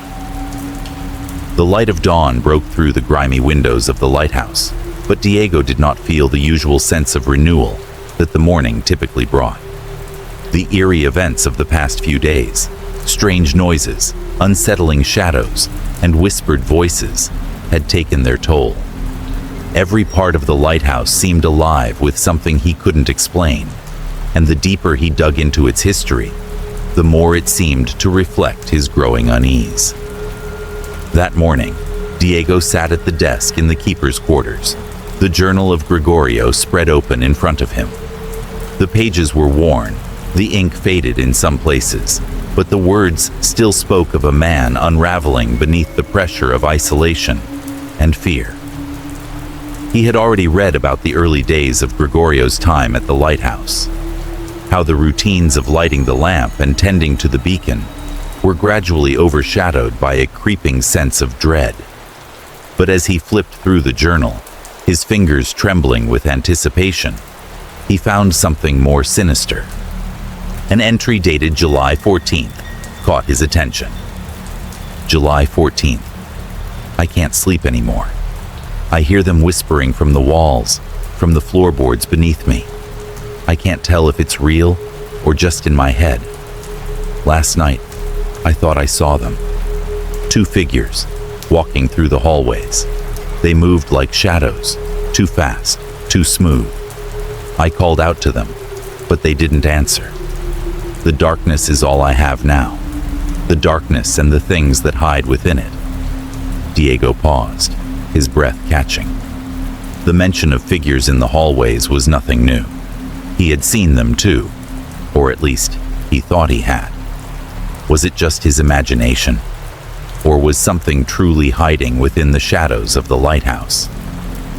Gregorio's descent into madness had taken another step, but Diego pressed on, his eyes scanning the journal further, desperate for an explanation.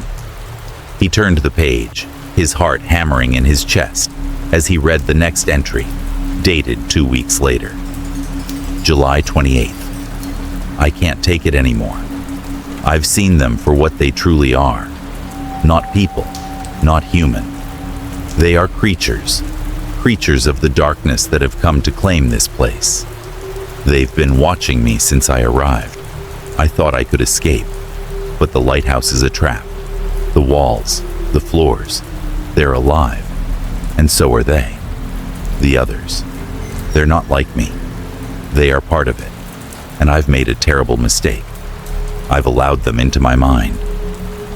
Diego's skin went cold. The words in the journal were becoming more frantic, more desperate. Gregorio had started to believe that his assistants were not simply men, but creatures of the darkness, beings that existed beyond the realm of normal perception. Diego's stomach churned as he continued reading. August 9th. They are not the men I thought they were. I've seen it now, the truth. I saw their eyes. They glowed in the dark, like fireflies, and their skin was pale and thin, stretched too tight over their bones. I tried to warn them, but they wouldn't listen. They mocked me, called me mad. So I had no choice. I had to protect myself. I had to stop them from taking me too. I killed them. I had no choice. It was the only way to keep the creatures from getting to me.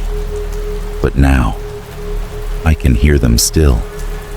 They whisper in the dark, and I am alone with them. The journal dropped from Diego's hands as the weight of Gregorio's words pressed down on him. The man had murdered his assistants, believing them to be creatures of the dark. The realization hit Diego like a blow to the chest. Gregorio hadn't just gone mad from isolation. He had been driven to madness by something within the lighthouse itself. The very place he had been entrusted to care for seemed to twist reality, distorting perception and warping the mind. But what was it that had caused this? What force, what malevolent presence had driven Gregorio to commit such horrific acts? Diego's mind raced. Could the same thing be happening to him? He had already begun to see things, figures moving in the shadows, voices whispering when there was no one around. Was the lighthouse slowly poisoning his thoughts, just as it had Gregorio's? He had to know more. He needed to find out what was truly happening here. His eyes darted across the room, scanning the corners as though he might find the answers written somewhere in the darkness. There was only one way to understand the full extent of what had happened at the lighthouse. He had to search the place more thoroughly. He had to go deeper. With a sense of grim determination, Diego stood up and made his way back through the lighthouse. The winding halls and narrow staircases had always seemed oppressive, but now they felt suffocating. The walls felt as though they were closing in on him, the shadows creeping just out of sight. The whispering was faint, but it was still there, lurking in the edges of his consciousness. He descended to the ground floor, where the old machinery of the lighthouse lay dormant. The large gears and levers were rusted with age, and the metal had corroded from years of exposure to the harsh elements. But as he examined the room, something caught his eye. A faint indentation in the wooden floor, almost hidden beneath the dust and debris. Diego knelt down, his fingers brushing against the edge of the floorboard. It didn't seem like a normal part of the floor. It was too perfect, too deliberate. With a careful tug, he pried the board loose, revealing a small, dark opening beneath. A trapdoor. His pulse quickened as he grabbed a nearby flashlight and shone its beam into the darkened space below. The light illuminated a narrow staircase that spiraled down into the earth, descending into an unknown chamber. Diego hesitated for only a moment before he made his decision. He had to see what was down there. He had to uncover the source of whatever darkness had consumed Gregorio, and perhaps was beginning to consume him as well. With a deep breath, he descended into the darkness. The air grew colder as he moved deeper into the hidden space.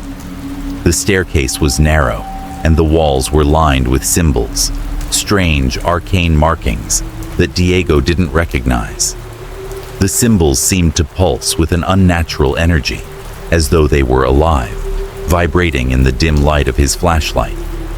His heart raced as he descended further, the air growing thicker with each step, as though the very atmosphere were pressing in on him. Finally, he reached the bottom. The chamber was small, its walls lined with more of the strange symbols. But what caught Diego's eye wasn't the markings. It was the artifacts scattered around the room. Objects of strange origin, twisted metal sculptures, jagged stones, and bones that looked too ancient to belong to anything human. In the center of the room was a large, dark altar, covered in dust and cobwebs. It was made of stone, but there was something unnatural about its design, something that seemed to pull at Diego's mind, urging him to look closer. As he stepped forward, his foot landed on something soft.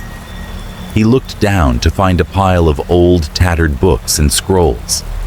As he knelt to pick one up, the book opened to a page that was covered in more of the strange symbols. His breath caught in his throat as he realized the truth. The symbols weren't just markings.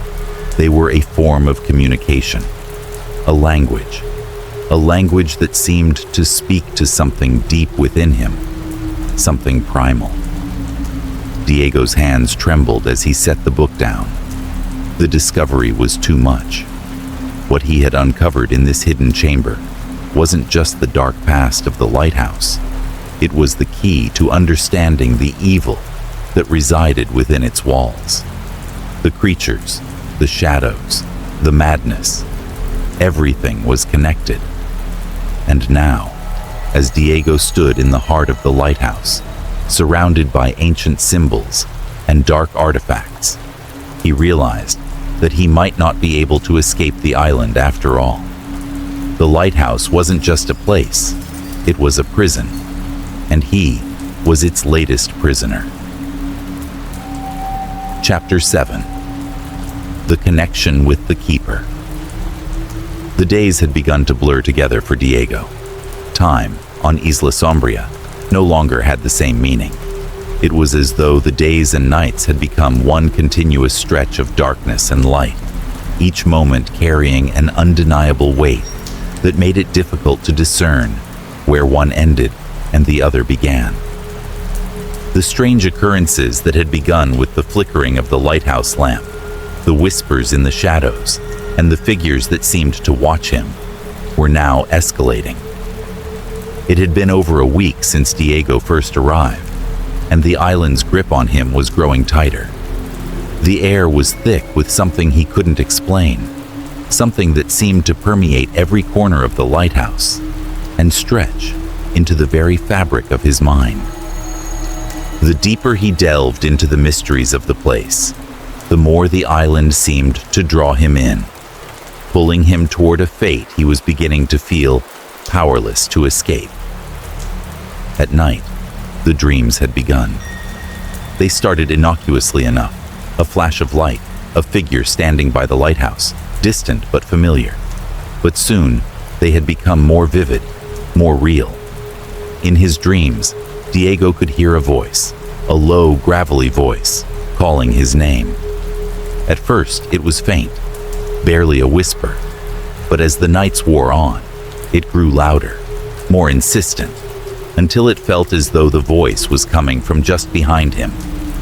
A voice he knew well, though he couldn't explain how. Diego. It was Gregorio. The name echoed in his dreams, reverberating in his skull, like a bell tolling in the dead of night. The sound of it stirred something deep within him, something that sent a chill down his spine.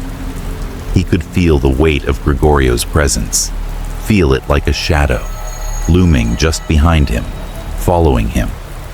And with it came the overwhelming sense that he was not alone, that Gregorio's spirit, or whatever remained of it, was with him, sharing in the isolation of the island, the torment of the lighthouse. Diego would often wake from these dreams, drenched in cold sweat, his heart racing in his chest.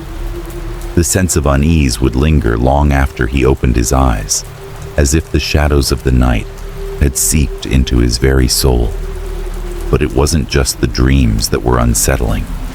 It was the way they seemed to follow him into his waking hours, creeping into his thoughts like a parasite. Each time he stood before the lighthouse lamp, he felt a strange pull, an invisible force drawing him closer to it. He couldn't explain it. There was no logical reason for it. Yet every time he stood in the lantern room, staring at the flickering light, he felt as though he were being summoned, as though the lamp itself held the key to something he couldn't quite grasp. It wasn't just the lamp that beckoned him. It was the entire lighthouse, its walls, its floors, its very structure, which seemed to hum with an energy he couldn't define. The more time he spent there, the more he felt himself slipping away from reality. The shadows in the corners of the room seemed to move when he wasn't looking. The whispers grew louder, and the air itself felt thick, pressing down on him. It was as if the lighthouse had become an extension of himself, a place where his mind and the island's dark history were entwined in a maddening dance. One night, as he stood in the lantern room, the pull of the lamp was stronger than ever. Diego reached out, his fingers trembling as they brushed against the cold metal of the lamp's frame. The flickering light cast long shadows across the walls, twisting and stretching like living things. For a moment, he lost himself in the glow, his mind hazy, as if he were slipping into a trance. Diego. The voice was unmistakable now. It was Gregorio's voice, clear and sharp in the silence of the room. The sound of it filled his head, louder than ever before, reverberating off the walls, like a tidal wave crashing against the shore. He spun around, his heart pounding, expecting to see someone there, but the room was empty. There was no one, just the lamp, flickering in the dim light.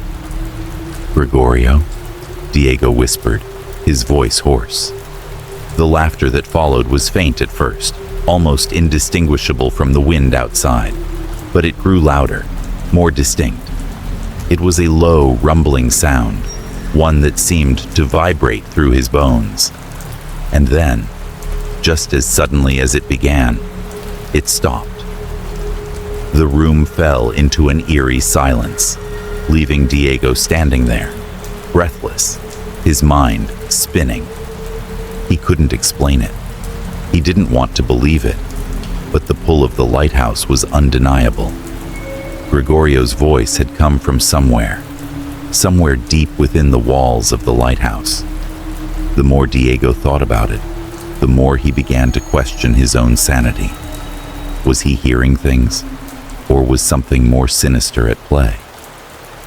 Days passed, and the feeling that he was being watched never left him. It was as if the lighthouse itself was aware of his presence, aware of his every move. When he explored the grounds, the shadows seemed to follow him, slipping just out of view before vanishing completely. He could feel the weight of the island pressing down on him, and with it came the overwhelming realization that he was not just investigating the lighthouse, he was becoming a part of it. One evening, as Diego sat in the keeper's quarters, the journal open before him, he felt an overwhelming urge to return to the lantern room. He had no real reason for it. He had been there countless times before, yet tonight felt different. The darkness outside seemed thicker, the air heavier, as though it were urging him to return to the heart of the lighthouse. He rose from his seat, his movements almost automatic, as though some unseen force were guiding him. The walls of the lighthouse seemed to close in around him as he made his way to the staircase, each step echoing in the stillness. As he reached the top, the familiar sight of the lantern room greeted him, its flickering light casting long shadows on the walls. The moment he stepped inside, the voice came again. "Diego." It was unmistakable now. Gregorio's voice was no longer a whisper. It was clear, urgent, as though Gregorio were standing right behind him. But there was something else in the voice now, something darker, more twisted. "Come closer." Diego hesitated, his heart pounding in his chest. The pull was stronger than ever. He couldn't resist it. His hand reached out toward the lamp, drawn to it as though it held some kind of power over him. His fingers brushed against the cold metal, and the moment he touched it, a jolt of electricity shot through his body. The room seemed to spin around him, the walls closing in, and for a moment, he was consumed by darkness. When his vision returned, he found himself staring at the lamp, its light burning brighter than ever before. The shadows danced on the walls, more vivid, more alive. And then, from the corner of the room, a figure appeared. A tall, dark figure, standing in the doorway, watching him with glowing eyes. Gregorio. Diego's breath caught in his throat. He tried to move, but his body wouldn't respond.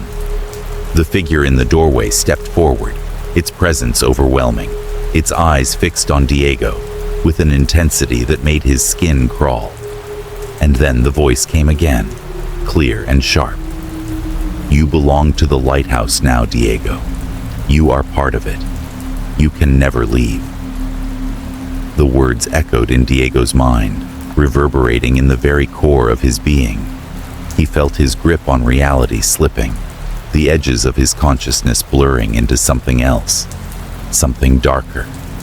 The lighthouse was no longer just a place.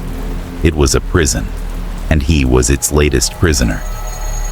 As Gregorio's figure disappeared into the shadows, Diego realized the truth. He wasn't investigating the lighthouse anymore. He was becoming it, and there was no turning back. Chapter 8. The Descent into Madness. It had been over 2 weeks since Diego arrived at Isla Sombria, and he had begun to feel like a shadow of himself. The island, with its crumbling lighthouse, endless mist, and oppressive silence, was closing in on him. The dreams had grown darker, more vivid, and the whispers in the air were no longer mere echoes of his imagination. They had become real, each breath of wind carrying a name, Diego. The voice had started calling to him, pulling at the edges of his mind, a constant presence that gnawed at his sanity. The isolation that had once seemed comforting now felt suffocating, and the once familiar walls of the lighthouse had become a labyrinth of madness. The shadows had begun to take on new forms, figures in the periphery of his vision, figures that moved when he wasn't looking. He would find himself staring at the lamp, mesmerized by its flickering light, as if it were holding him in place. Sometimes it felt like the lighthouse itself was breathing, as if it were alive and aware of his every move. Diego knew he wasn't alone. He had heard the laughter again, distant but unmistakable, echoing through the halls of the lighthouse. He had seen the figure of Gregorio in his dreams, calling out to him, urging him to join him in the shadows. But now, even in his waking hours, the figure seemed to haunt him. It wasn't just a vision anymore. He could feel it, a presence in the corner of his eye, a dark shape that lurked just out of sight, waiting for him to acknowledge it. It was on the third night after his most recent encounter with Gregorio's ghost that Diego could no longer tell where reality ended and his mind began. The boundary between the waking world and the nightmarish visions was blurring, and he had begun to question his own sanity. Was he losing his mind? Or was something more sinister happening to him on the island? The lighthouse, it seemed, was playing with him, toying with his thoughts as if they were threads in a web. He had been awake for hours that night, unable to sleep, pacing the cold stone floors of the lighthouse. His eyes were bloodshot, his mind clouded with exhaustion and dread. The whispers, faint at first, grew louder. The words were indistinct, but their meaning was clear. They were calling him to the lantern room again. It was the same pull he had felt before, a magnetic force that he couldn't resist. It felt like the lighthouse itself was demanding his presence, dragging him to the very heart of its darkness. He climbed the winding staircase, his hand gripping the railing, as though it were the only thing keeping him from falling into the abyss. When he reached the top, the lantern room was shrouded in shadow. The lamp flickered weakly, casting long, jagged shadows across the walls. The air was thick with the smell of rust and dampness, and the silence was deafening. Yet, despite the stillness, Diego could feel the presence of something, someone, watching him. He stood there for what felt like an eternity, staring at the flickering light. The pull was irresistible, and without thinking, he reached out to touch it. As his fingers brushed against the cold metal of the lamp, the world around him shifted. The shadows seemed to dance in strange patterns, twisting and contorting like living things. The whispers grew louder, now clear and unmistakable. They weren't just voices, they were real. The voices of those who had been here before. Diego. The voice was low, guttural, unmistakable. It was Gregorio's voice, but it was different now. It was colder, more hollow, as though it came from a place beyond the living world. It seemed to vibrate through the very walls of the lighthouse, sending a chill deep into Diego's bones. "You've come far, Diego." Gregorio's voice whispered again, this time from all directions at once, as though the lighthouse itself were speaking through the wind. "But it's too late. You're already one of us." Diego recoiled, his mind spinning. The words sent waves of panic through his chest, but it wasn't the words that scared him most. It was the way the air shifted, the way the shadows seemed to creep closer, inch by inch, as if they were closing in on him. Suddenly, he saw it. A figure, standing at the far edge of the room, It was tall, indistinct, its features obscured by the shadows, but there was no mistaking it. It was Gregorio. He stood in the corner, his form flickering like a candle in the wind, his eyes glowing with an unnatural light. For a moment, Diego froze, his body paralyzed by terror. But then, the figure took a step forward, and the air around Diego grew heavy, thick with the suffocating weight of something dark and ancient. The lighthouse was no longer just a building, it was a prison, and Diego was its captive. As Gregorio's form moved closer, the walls seemed to shift. The ground beneath Diego's feet began to warp, the room tilting slightly, as though the lighthouse itself were reacting to Gregorio's presence. The whispers grew louder, their words becoming clearer, now no longer just warnings, but commands. "It's too late for you." Gregorio's voice echoed in his mind. "The island owns you now. We all belong to the darkness." Diego stumbled backward, his breath coming in short gasps. His heart pounded in his chest as the room seemed to spin around him. He closed his eyes tightly, trying to block out the vision, trying to focus on something, anything, to remind him of who he was, where he was. But the darkness had already taken root. When Diego opened his eyes again, the lighthouse had changed. The walls were no longer bare, and the shadows had transformed into something far more terrifying. Figures, twisted, warped shapes, stood at the edges of the room. They were the same figures he had seen in his visions, the same figures he had thought were just phantoms of his imagination. But now, they were real. They moved in the shadows, their eyes glinting in the dim light. The figures were not just ghosts.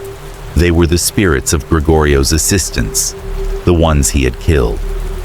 Their hollow, staring eyes followed Diego as he stumbled backward, his mind racing. They were no longer trapped in the past. They were here, now, in the lighthouse with him. And they were angry. He could feel it then, the island itself, as if it had a will of its own. It was pulling him deeper into the abyss. The lighthouse was not just a building, it was a living entity, feeding on the souls of those who had come before, those who had been trapped within its walls. Gregorio had not just gone mad. The island had driven him to kill, and now it was doing the same to Diego. He ran, desperate, his mind a chaotic storm of thoughts and fear. But as he descended the staircase, the whispers followed him. "You cannot escape," they hissed. "You belong to the darkness now." The walls seemed to close in around him, and the shadows stretched, reaching for him, swallowing the light. It was then that Diego understood. The lighthouse was not just a structure, it was a prison, and the island was its warden. There was no escape from this place. The darkness would claim him, just as it had claimed Gregorio, just as it had claimed those before him. And as the last of the light flickered and died, Diego felt it, his grip on reality slipping away. The lighthouse was no longer just a place he could leave. It was his home now. The shadows, the whispers, the voices, they were all a part of him. And there was no turning back. Chapter 9. A Fatal Encounter. The night had fallen heavy, cloaking Isla Sombria in an unnatural darkness. The sky was thick with clouds, the wind howling like the wail of some forgotten ghost. Inside the lighthouse, Diego stood in the lantern room, his hand trembling as it gripped the rail of the stairwell. The air around him was thick with dread, the weight of the place pressing down on him, making each breath feel like an effort. The shadows seemed to stretch longer, reaching for him, whispering his name. He could almost feel them, a presence, close, but just out of sight. the same presence that had haunted him since he first set foot on the island. But now, it was more than just a feeling. It was real. The whispers had become louder, more insistent, and the visions, those fleeting figures in the corner of his eye, had turned into something more tangible. They were no longer illusions. Diego knew, deep down, that the spirits of Gregorio's murdered assistants were here, in this very lighthouse, seeking retribution for the twisted acts of their former keeper. Gregorio, in his madness, had unleashed something darker than he could ever have imagined, something that had seeped into the very walls of the lighthouse. Diego's breaths came in shallow gasps as he stepped toward the lantern, the cold metal of the rail pressing into his palm. He had come to a decision. He could no longer hide from what was happening. The island had ensnared him, but he had to fight. He had to survive. The dark shape of the lighthouse loomed around him like a prison, and for the first time, Diego truly understood the cost of its silence. It had been waiting for someone to confront the darkness that had been allowed to grow here. And now, it was his turn. He reached the lamp, feeling the cold, ancient metal under his fingers. The faint glow from the lantern cast long, eerie shadows across the room, stretching unnaturally along the walls. As he touched the lamp, the room seemed to shudder, as though the lighthouse itself were coming to life, reacting to his presence. And then, the whispers stopped. The silence that followed was suffocating, a deep, suffocating silence that seemed to vibrate in his chest. It was as if the entire island had held its breath, waiting for what would come next. Diego turned slowly, his heart racing. The shadows in the room had begun to coalesce into something more. They had shape now, form.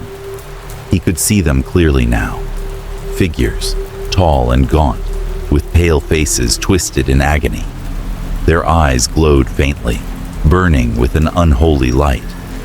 They were the spirits of Gregorio's assistants, their bodies still bearing the marks of their brutal deaths. Their mouths moved, but no sound came. Instead, their eyes locked onto Diego, and he could feel the weight of their anger, their rage, as if it were a tangible force that was slowly suffocating him. A voice broke through the silence, soft and cold as the grave. "You shouldn't have come here, Diego." It was Gregorio's voice, but this time it was different. It was hollow, distorted, as though it had passed through some dark veil. Diego turned toward the voice, but Gregorio wasn't there. Only the figures, those haunting, twisted figures, standing motionless, their eyes burning into him. The voice continued, each word wrapped in malice. "Now you will join us." Diego's pulse quickened, his vision swimming. The island had been alive with madness, but now he understood what had happened to Gregorio. The spirits of the assistants, those who had died at the hands of their keeper, had been waiting for someone to undo the terrible wrong that had been committed. They had come to claim their revenge, to make the man who had set them free pay the ultimate price. But Diego wasn't just a victim. He had become part of the island's twisted history, caught in the same web that had ensnared Gregorio and his assistants. The air grew thicker, more suffocating, as if the very walls of the lighthouse were pressing down on him. He could feel his sanity slipping, as though the spirits were pulling him into the depths of their torment. A sudden force slammed into him, knocking him back against the wall. He gasped for air, his head spinning, his eyes blurred, but as his vision cleared, he saw one of the figures, the tallest, most menacing, step forward. It was the spirit of one of the assistants, its mouth twisted in an eternal scream. The spirit reached out, its hand long and skeletal, and Diego could feel the coldness of its touch as it wrapped around his throat. Diego's survival instincts kicked in. He wrenched himself away from the spirit's grip, his body shaking with adrenaline. He stumbled back toward the door, but another figure appeared, blocking his way, and then another. The room was full of them now, their faces contorted in rage and pain. He was trapped. In that moment of desperation, Diego remembered something, the dark ritual that Gregorio had once performed. The journal. It had spoken of a way to break the curse, to banish the spirits. But it wasn't enough to simply survive. He had to destroy the source of their torment, the evil that had been awakened when Gregorio murdered his assistants. Without thinking, Diego turned back toward the lantern. The air around him seemed to grow colder, the shadows closing in tighter. He had no time to waste. He reached for the lamp, his hand trembling as he gripped the cold metal. In that moment, he understood. It wasn't the lighthouse that had a will of its own. It was the curse that had been set in motion, the curse that bound the island and its spirits together. To break it, Diego had to destroy the lamp, the very thing that had brought Gregorio's madness to life. The spirits screamed, their voices rising in a cacophony of rage and despair, as if they knew what Diego was about to do. But it was too late. The moment Diego touched the lamp, a shock of energy coursed through his body, and the room was bathed in a blinding light. For a moment, everything was silent, and then everything changed. The spirits, once so terrifying and powerful, began to flicker like fading shadows. Their eyes dimmed, their forms dissolving into the air, leaving nothing behind but the oppressive weight of the island. The air felt lighter now, as though the lighthouse itself had exhaled, releasing the pent-up anguish of years. The island was no longer alive with darkness. It was empty, silent, its curse broken. Diego stood there, gasping for air, his body trembling from the shock. The lamp was still glowing faintly, but it no longer held the same power. It was just an object now, a relic of the past. As the last of the spirits faded into nothingness, Diego understood. The curse had been lifted, but the price had been high. He had faced the ghosts of the past, fought for his survival, and won. But in the process, he had also lost a part of himself. The island was quiet now, but Diego knew that he would never be the same. The lighthouse was no longer a prison. It was a monument to the darkness that had once consumed it. He had come to the island seeking answers, but what he had found was something far more dangerous. And as he walked away from the lighthouse, the faintest echo of Gregorio's voice followed him, a reminder that the darkness of Isla Sombria would never truly release its hold. You cannot escape, Diego.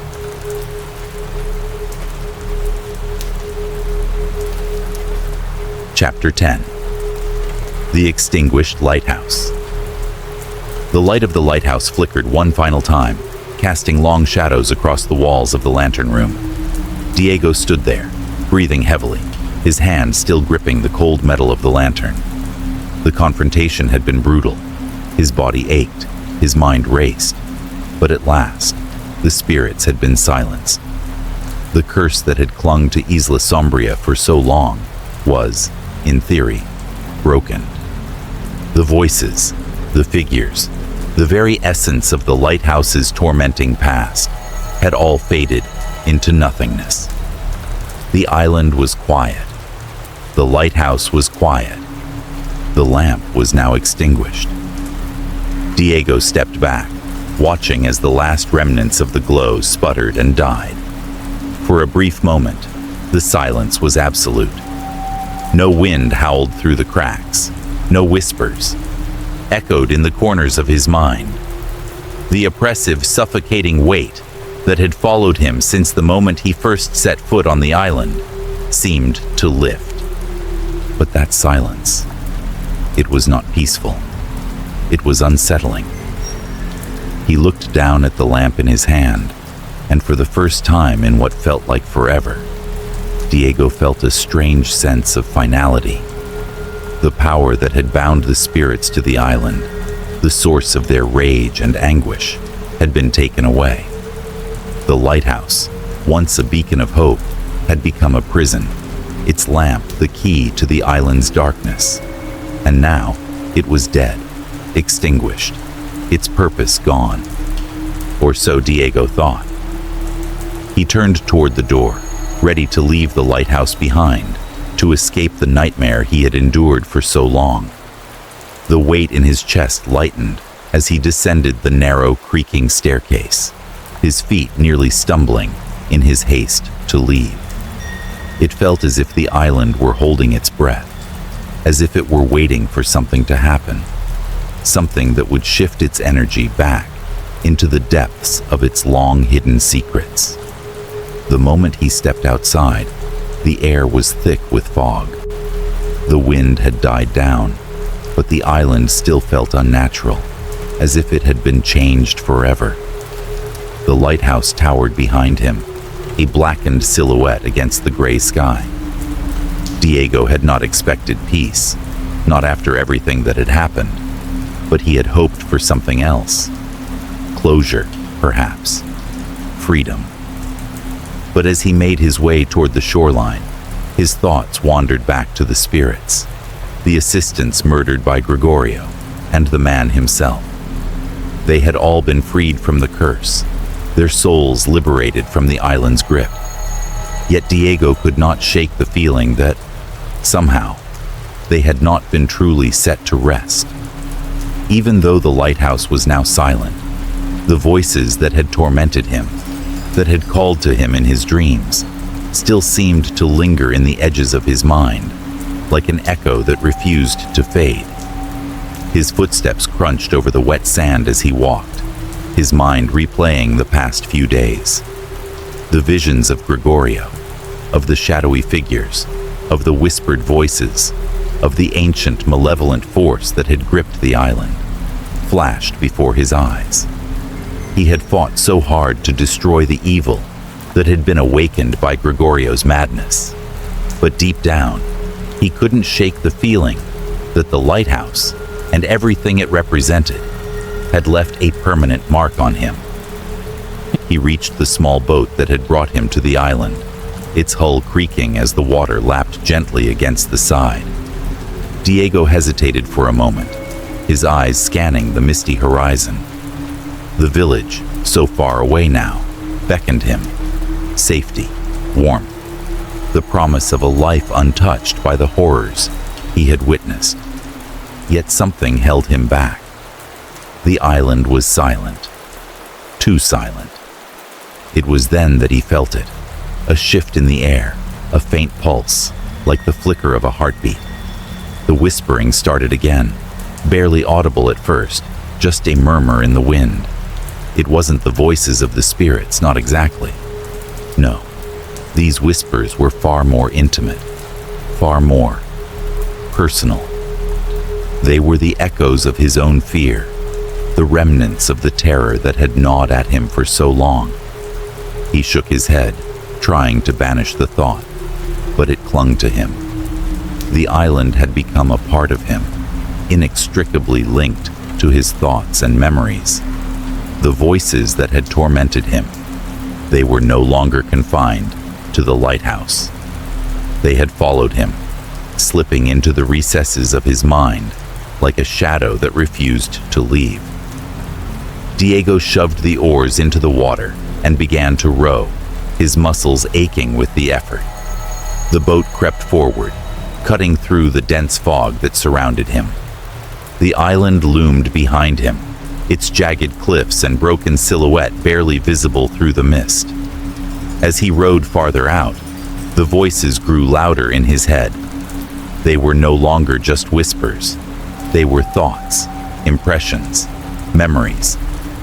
He thought of Gregorio, of the man who had unleashed the curse that had twisted everything on the island.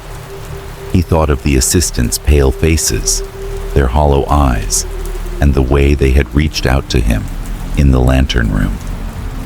He thought of the moments he had spent in the darkness, when he had heard the laughter of the spirits, felt the cold touch of their hands. Diego. The voice was clear now, unmistakable. It was Gregorio, speaking directly to him. Diego gritted his teeth, his grip on the oars tightening. The wind picked up, the fog swirling around him like a living thing. But Diego could not let go of the oars. He rowed faster, as though he could escape the whispering voices, the haunting memories, the echoes of the lighthouse that had embedded themselves so deeply in his mind. But no matter how hard he rowed, no matter how fast the boat moved through the water, the whispers never stopped. They were inside his head now, a constant nagging presence that filled every silent moment with the reminder of what he had done and what had been done to him. He had destroyed the curse, or so he thought. He had defeated the spirits, freed them from their torment. But the island, it seemed, had other plans. It wasn't just the lighthouse that was cursed. The very land itself was twisted, a prison for those who had been touched by its darkness. As Diego reached the shore of the village, the fog began to dissipate, the first light of dawn breaking through the clouds. He stepped out of the boat, his legs unsteady beneath him. The village was quiet, but it was a different kind of quiet, a peaceful quiet, the kind he had longed for. He walked slowly toward the village, hoping that it would offer him the sanctuary he so desperately needed.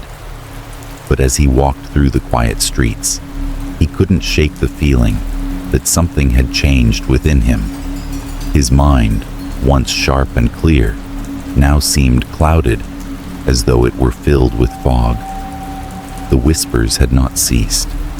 They were still there, faint but persistent, like the echo of a distant memory. The lighthouse was gone now, its light extinguished, but Diego could still hear the call. He could still hear the voices, as though they were waiting for him to return, to face them once more. He stopped in front of the small inn where he had stayed when he first arrived on the island, his heart heavy with the weight of what he had experienced. He had broken the cycle, yes.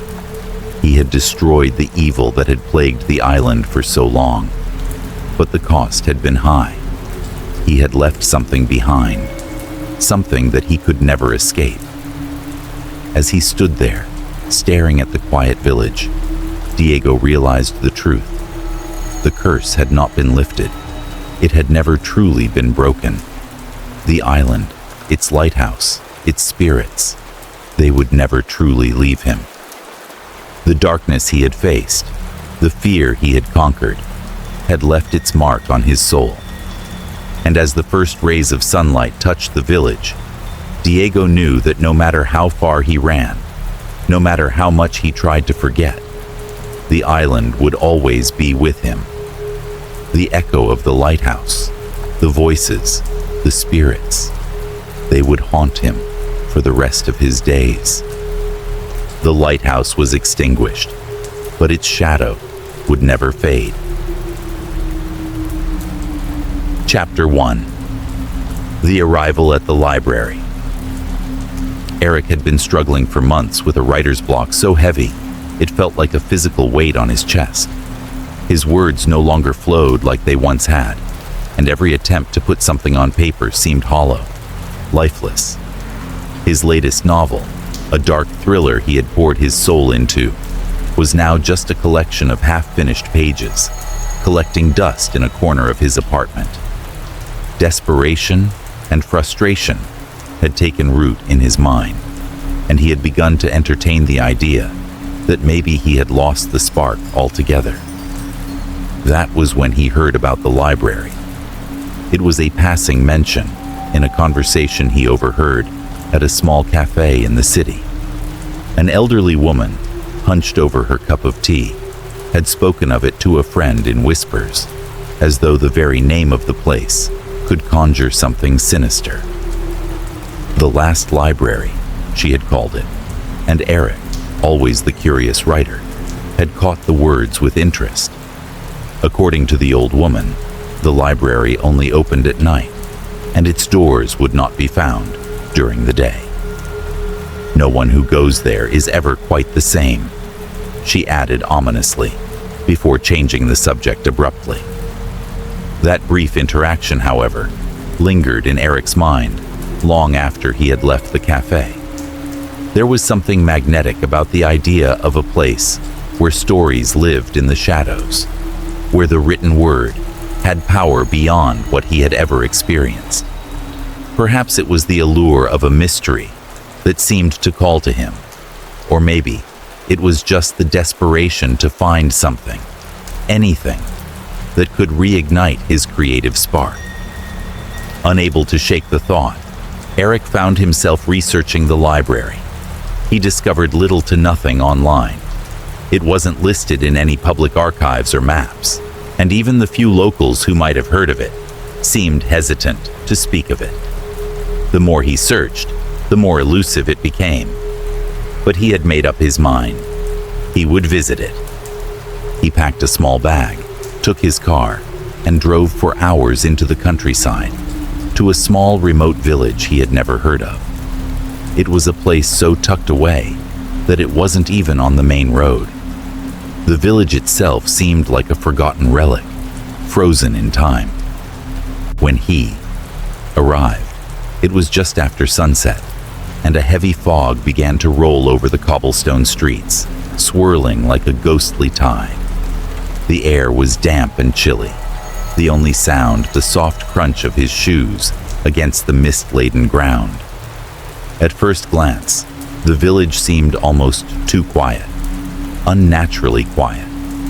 The houses were dark, and there were no sounds of laughter, no distant voices of people talking. There were no cars, no children playing in the streets, no life at all. The silence felt suffocating. It was the kind of silence that made the hair on the back of your neck stand up, the kind that suggested something was wrong, even if you couldn't put your finger on it.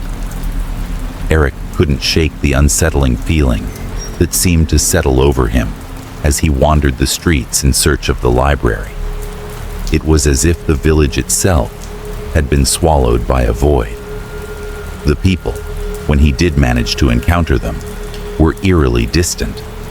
They would nod politely but avoid eye contact, quickly retreating into their homes or shops.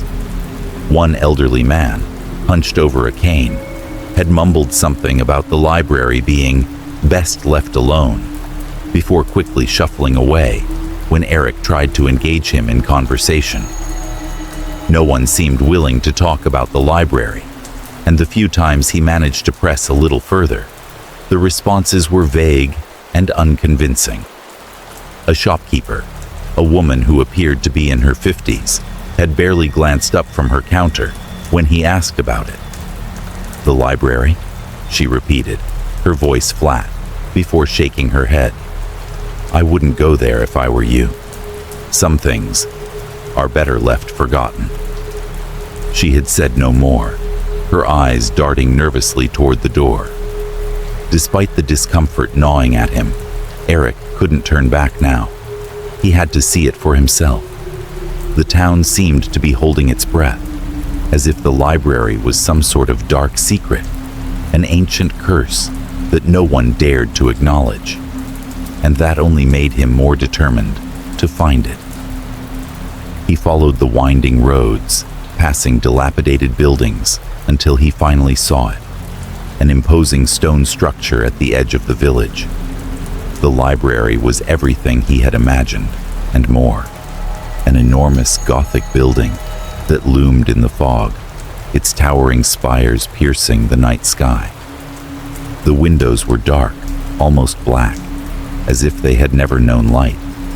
Ivy crawled up its walls like fingers from some long-forgotten grave, and the front doors were intricately carved, heavy wood their brass handles worn smooth by time and neglect.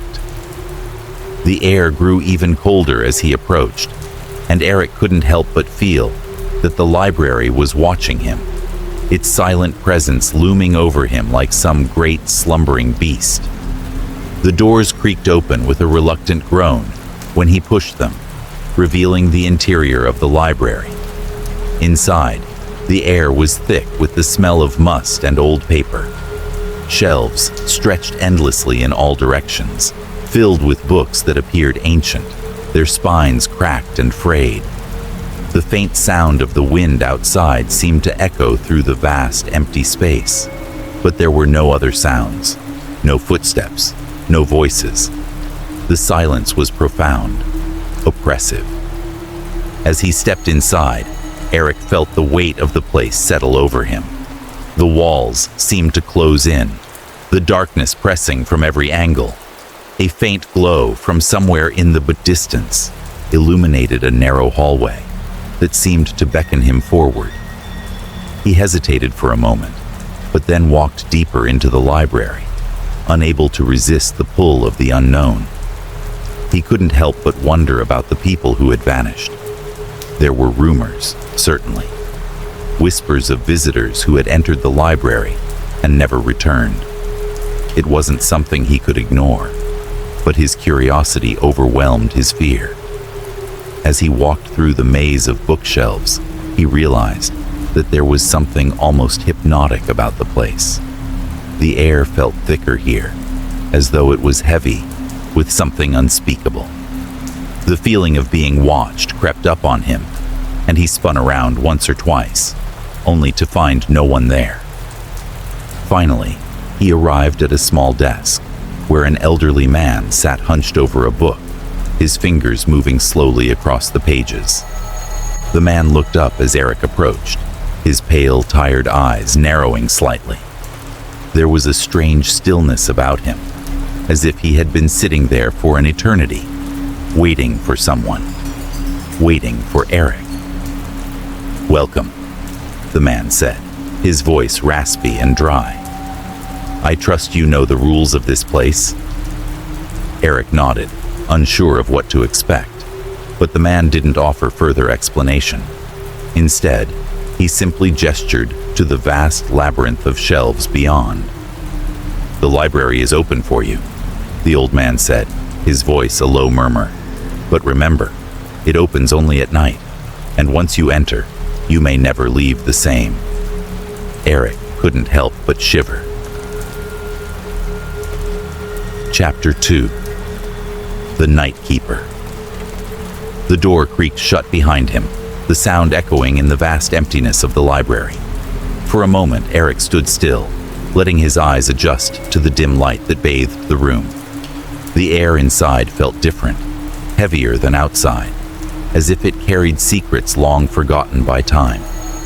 He could almost taste the dust on his tongue, a mixture of old leather and the musty scent of decaying paper. The stillness was suffocating, like the world outside had ceased to exist, leaving only this strange, shadowed place. The old man, no, the librarian, had returned to his book, his frail hands moving with painstaking slowness over the pages, as though he were trying to hold on to something intangible. Eric's gaze lingered on him for a moment longer, before he tore his eyes away and focused on the rows of books stretching out before him. It was impossible to see where the shelves ended. The library seemed to stretch on forever, its towering shelves seemingly disappearing into the shadows above. "Remember the rules." The librarian's voice broke the silence, low and hoarse, almost like a whisper. "Do not speak. Do not disturb the silence. And above all, do not touch the forbidden books." Eric nodded, though he wasn't sure why the rules were so important. What could possibly happen if he ignored them? The old man's warnings seemed more like superstition, an attempt to instill fear in him. He had been to countless libraries before, each filled with dusty tomes and forgotten knowledge. But this place felt different. It wasn't just the silence, it was the weight of it, pressing in on him from all sides. With a deep breath, he took his first step forward, the soft tap of his shoes on the polished floor, sounding unnervingly loud in the otherwise quiet room. As he walked deeper into the library, the shadows seemed to stretch and shift in the corners of his vision. For a moment, he thought he saw something move in the darkness, but when he turned his head, there was nothing there. Just the endless rows of books. He reached out to touch one of the books on the nearest shelf. The spine was cracked, the cover faded and worn with age, yet it felt oddly warm to the touch. His fingers brushed over the title, but he quickly pulled his hand back, the librarian's warning ringing in his ears. "Do not touch the forbidden books." Eric frowned. The word forbidden seemed out of place in a library. Wasn't the whole purpose of a library to offer knowledge, to let anyone who entered explore whatever they desired? He couldn't shake the feeling that the librarian was hiding something. There was something deeper about this place, something that made him feel as if he were trespassing on sacred ground. Still, curiosity gnawed at him. He moved further into the library, his footsteps growing more hesitant as the atmosphere became increasingly oppressive. The shelves seemed to close in around him, creating a maze of endless rows. As he ventured deeper, he noticed that the shelves were not neatly organized, like those of any other library he had seen. Some books were placed haphazardly, others leaning precariously against the wall, as though they had been hastily shoved aside. And the books themselves, there was something about them, something unsettling. Some seemed almost alive, their spines wriggling as if they were breathing. He reached out again, this time to touch a different book. It was a strange sensation, like the book was pulling at his hand, urging him to open it. Against his better judgment, he pulled it from the shelf and opened the cover. The pages were blank. Confused, Eric flipped through more of the pages, but they were all the same, empty. He quickly closed the book, a cold shiver running down his spine. It was as if the book had never been written in at all. But that couldn't be right, could it? Every book had to contain something, some form of knowledge, even if it was obscure or forgotten. Suddenly, the air grew colder. A whispering sound filled the space around him, soft at first, like a breeze brushing past his ears. He spun around, expecting to see the librarian behind him, but the old man was nowhere to be found. The library, once so silent, now seemed to hum with a quiet, eerie energy. A shadow flickered across the floor, a long, dark shape that moved in the corner of his eye. Eric turned quickly, but again, there was nothing there. The shelves were still, the books untouched. The whispering, however, grew louder. It wasn't a single voice, but many, all speaking at once, too faint to understand, but thick with malice. He tried to ignore it, telling himself it was his imagination, but deep down, he knew something wasn't right. Then, it happened. The shadows seemed to stretch and twist, elongating in impossible directions, as though the very walls of the library were warping. Eric took a step back, his heart racing in his chest, and for the first time, he felt truly afraid. He couldn't explain it, but the library was alive in a way that no place should be. The shelves groaned as if they were shifting, rearranging themselves. The books seemed to vibrate in their place, as though they were vibrating in anticipation. "Do not disturb the silence." The librarian's voice echoed from somewhere in the depths of the library, but Eric could barely hear him over the rising cacophony of whispers. It was as though the building itself was speaking to him, warning him, but Eric couldn't stop himself. The pull of the books, the desire to uncover their secrets, was too great. He took another step forward, only to stop when he saw something truly disturbing. In the shadows, where the light barely reached, a book was moving. Slowly, deliberately, it inched across the shelf, as if being pulled by an invisible hand. Eric's breath caught in his throat. He reached out toward the book, his fingers trembling, despite himself. It was like the library was calling to him, urging him to touch it. He couldn't resist any longer. He reached forward, but just as his fingers brushed against the cover, the entire room seemed to lurch, as if the very foundation of the library had shifted. The whispers became deafening, surrounding him from all sides. His hand froze, hovering just above the book. And then, as if from nowhere, the librarian appeared at his side, his eyes wide and filled with warning. "You do not understand," the old man whispered urgently, his voice trembling. "There are things in this place that should not be touched, things that will never let you go."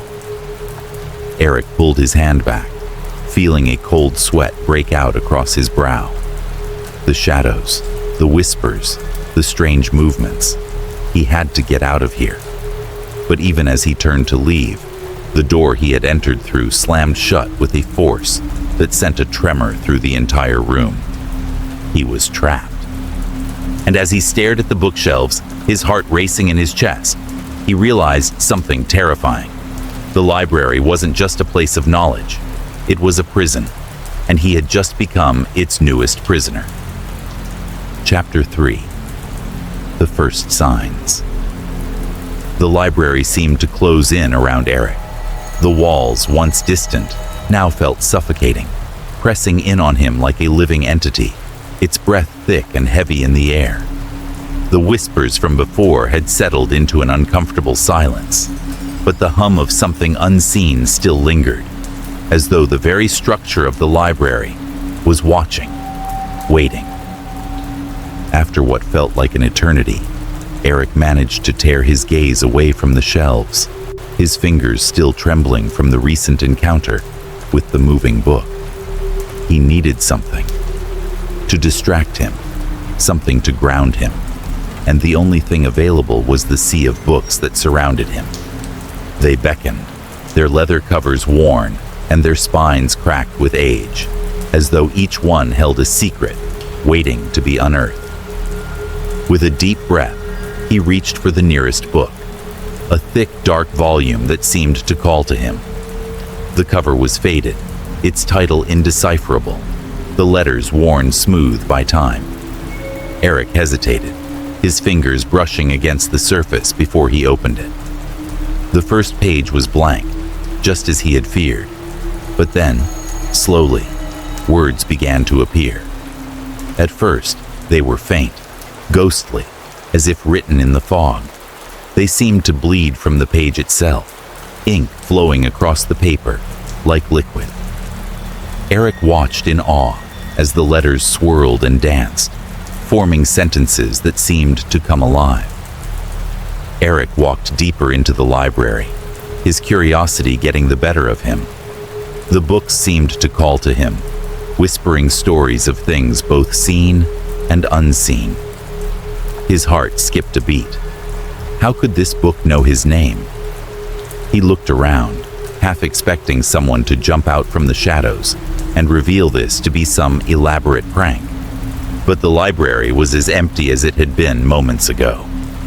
The only sound was the soft rustling of the pages as they continued to fill with words. He turned the page, more intrigued than ever, his initial unease momentarily forgotten. As his eyes scanned the text, it began to describe his surroundings with eerie accuracy, the very room he was standing in. It even described the librarian, though the details were vague. as if the book had only seen him in passing. An old man sat hunched over at the far end of the room, his eyes narrowed and distant, his presence a shadow in the corner. He was waiting for someone who would come and never leave. Eric's pulse quickened. The words on the page were more than just a description of the room. They were alive, breathing, unfolding as he read them. This was no ordinary book. It was as though the book had been waiting for him, as though it had known he would be here. He flipped through more pages, his mind racing. The book described the eerie stillness of the library, the unnerving quiet that hung in the air. It spoke of the shadows that seemed to stretch and writhe in the corners of his vision. It spoke of the books that moved, the forbidden tomes that called to him from the shelves. And then, just as Eric was beginning to feel that he was losing his mind, the words shifted again. The story took an unsettling turn. The next sentence was simple, direct, yet it felt like a punch to the gut. Eric paused, his heart racing as the door behind him slammed shut, the sound reverberating through the empty hall. The library was no longer a sanctuary. It was a prison. Eric's breath caught in his throat. He had been standing by the same door moments before reading this. He turned around sharply, but the door was still shut tight. He hadn't heard it close, had he? The silence in the library seemed to mock him, the weight of the words on the page sinking into his mind. The book was ahead of him, describing events in real time, things that hadn't happened yet, but were already in motion. He flipped another page, his hands trembling now. The words described him moving deeper into the library, his unease growing with each step. The book spoke of the librarian watching him, the old man's eyes tracking his every movement. Eric felt the eyes of the librarian on him, a chill crawling up his spine. The man's gaze was unblinking, unyielding, and it seemed to pierce through him. The library, once a place of knowledge, now felt like something far darker. Eric looked up from the page, his stomach churning. He had noticed the librarian watching him earlier, but now the sensation seemed unbearable. He was being watched, hunted even, and somehow, the book had known. He turned the page again, though part of him didn't want to. The book had already described things that had happened, things that were happening right now. What if it continued to predict his every move? What if it wasn't just a book, but something far more sinister, something that could control him? But he couldn't stop. He couldn't put the book down. The need to know, to understand, was overpowering. The next sentence stopped him cold. Eric's hand hovered over a forbidden book, one that had been waiting for him. Its pages would reveal truths too terrifying to comprehend, but he could not resist the pull. His fingers grazed the cover, and the words on the page began to tremble, eager to unfold. Eric's heart stopped. His hand, completely of its own accord, was moving toward the shelf. He looked down, and there it was. A book that had been out of place, its spine crooked, leaning against the others as if calling to him. He tried to pull his hand back, but it was too late. His fingers brushed the cover. The words on the page of the book he held in his hands immediately began to change. As if triggered by his touch, the ink on the page bled across the paper. The next sentence appeared, more urgently than before. Eric felt a cold hand on his shoulder, and the whispers that had been a distant hum grew louder, more insistent. The library had claimed him, and there was no escape. Eric spun around, his breath caught in his throat. But there was nothing behind him, just the vast empty space of the library, the cold silence wrapping itself around him like a tightening noose. His gaze shot back to the page, his pulse pounding in his ears. His fingers trembled as he turned to the next page. The text was now impossibly detailed, almost too real. It described the flickering of the lights above him, the soft sound of his breathing, the cold creeping into his skin. And then, it described something far worse. From the shadows, something moved. It was too dark to see, but it was there, following him, waiting. Eric's heart pounded in his chest. He froze, his eyes darting around the library, searching the corners for any movement. The library, with its endless shelves and labyrinthine corridors, was filled with shadows, too many to keep track of. And suddenly, he felt it. Cold, clammy fingers on the back of his neck. His whole body went rigid, his breath shallow and fast. The whispers were no longer distant. They were inside his head, 1,000 voices speaking in unison, all saying the same thing. You are part of the story now. Eric couldn't tear his eyes away from the page. He was no longer sure if the words were coming from the book or from the shadows themselves. But one thing was certain. The library was no longer just a place to read. It was the story, and he was its protagonist. With trembling hands, Eric dropped the book, the thud of it hitting the floor barely audible over the pounding of his heart. The air around him thickened, and the whispers grew louder. He turned and ran, not knowing where he was going, only knowing that the library was no longer just a building. It was alive, and it was waiting for him to finish the story. But what if there was no escape? What if he was already trapped within the pages? The library, it seemed, had already begun to write his fate. Chapter 4. The Disappearances. Eric couldn't shake the feeling of dread that had settled over him like a thick, suffocating fog. The library, once a place of intrigue and quiet curiosity, had become something darker, alive with whispers and shadows, its walls closing in on him. He had been reading for hours, the words on the pages twisting and turning, describing events that felt too real, too vivid to be mere coincidence. But what unsettled him the most was the growing sense that the library had become more than a silent observer in his life. It had begun to take hold of him. The book he had found earlier, the one that seemed to predict his every movement, was not the only one that held disturbing truths. The deeper he went, the more the book seemed to shift and change, revealing stories of others who had come to this place, seeking knowledge, or simply trying to escape their own lives, only to vanish without a trace. At first, it was just a passing thought, a hint of something strange in the background. But the more Eric delved into the dusty corners of the library, the more he found. Books stacked in crooked piles, with yellowed pages, torn bindings, and words that seemed to pulse with a life of their own.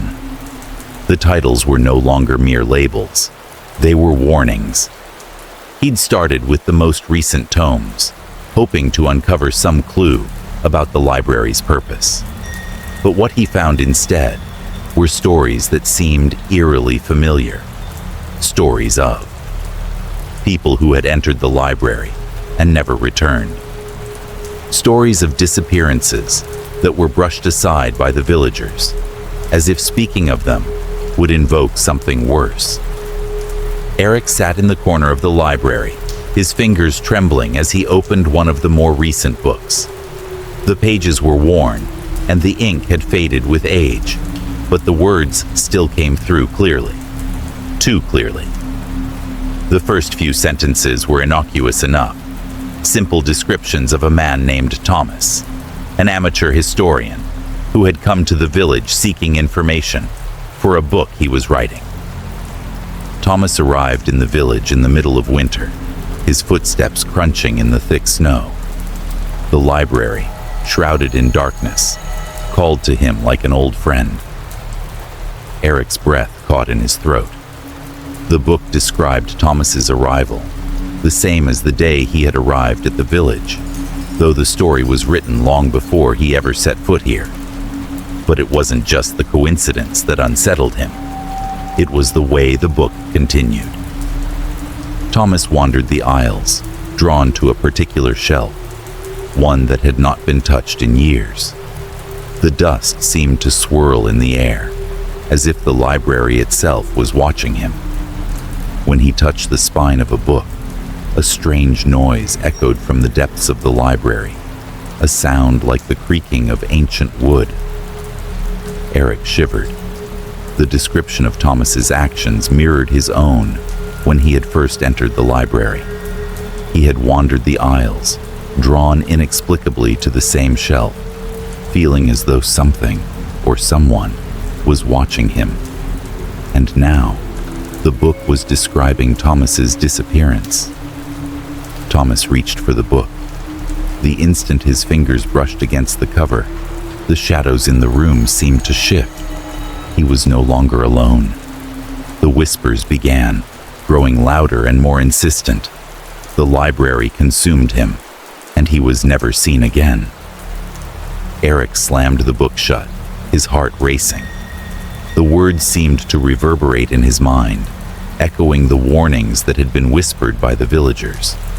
He had heard the stories, tales of people who had entered the library, their footsteps swallowed by the shadows, never to return. But now, reading these words, he understood. The library didn't just take people, it absorbed them, trapped them within the pages of its endless volumes. The book he had been reading felt like a living thing, the pages now cold to the touch. He couldn't shake the image of Thomas, trapped between the pages, his fate sealed, his life consumed by the library's insatiable hunger. And then, as if the library were mocking him, the words began to shift again, as though the book was rewriting itself to reflect the present. The ink on the pages bled, twisting into new sentences that Eric hadn't read before. Eric, the writer, walked deeper into the labyrinth of the library. His heart beat loudly in his chest, a rhythmic thump that echoed in the silence. The book seemed to whisper to him, promising secrets, enticing him closer. He reached for the forbidden shelf, the one that had called to so many before him. The library had waited for him, and now it would not let him leave. Eric's breath caught in his throat. The book had just written his name. The same eerie predictions he had read earlier were now spilling out onto the pages, describing him in vivid detail. It was as if the library had already claimed him, as if it was mapping out his every step. And just like Thomas, he could feel the pull, the irresistible urge to keep going, to keep reading.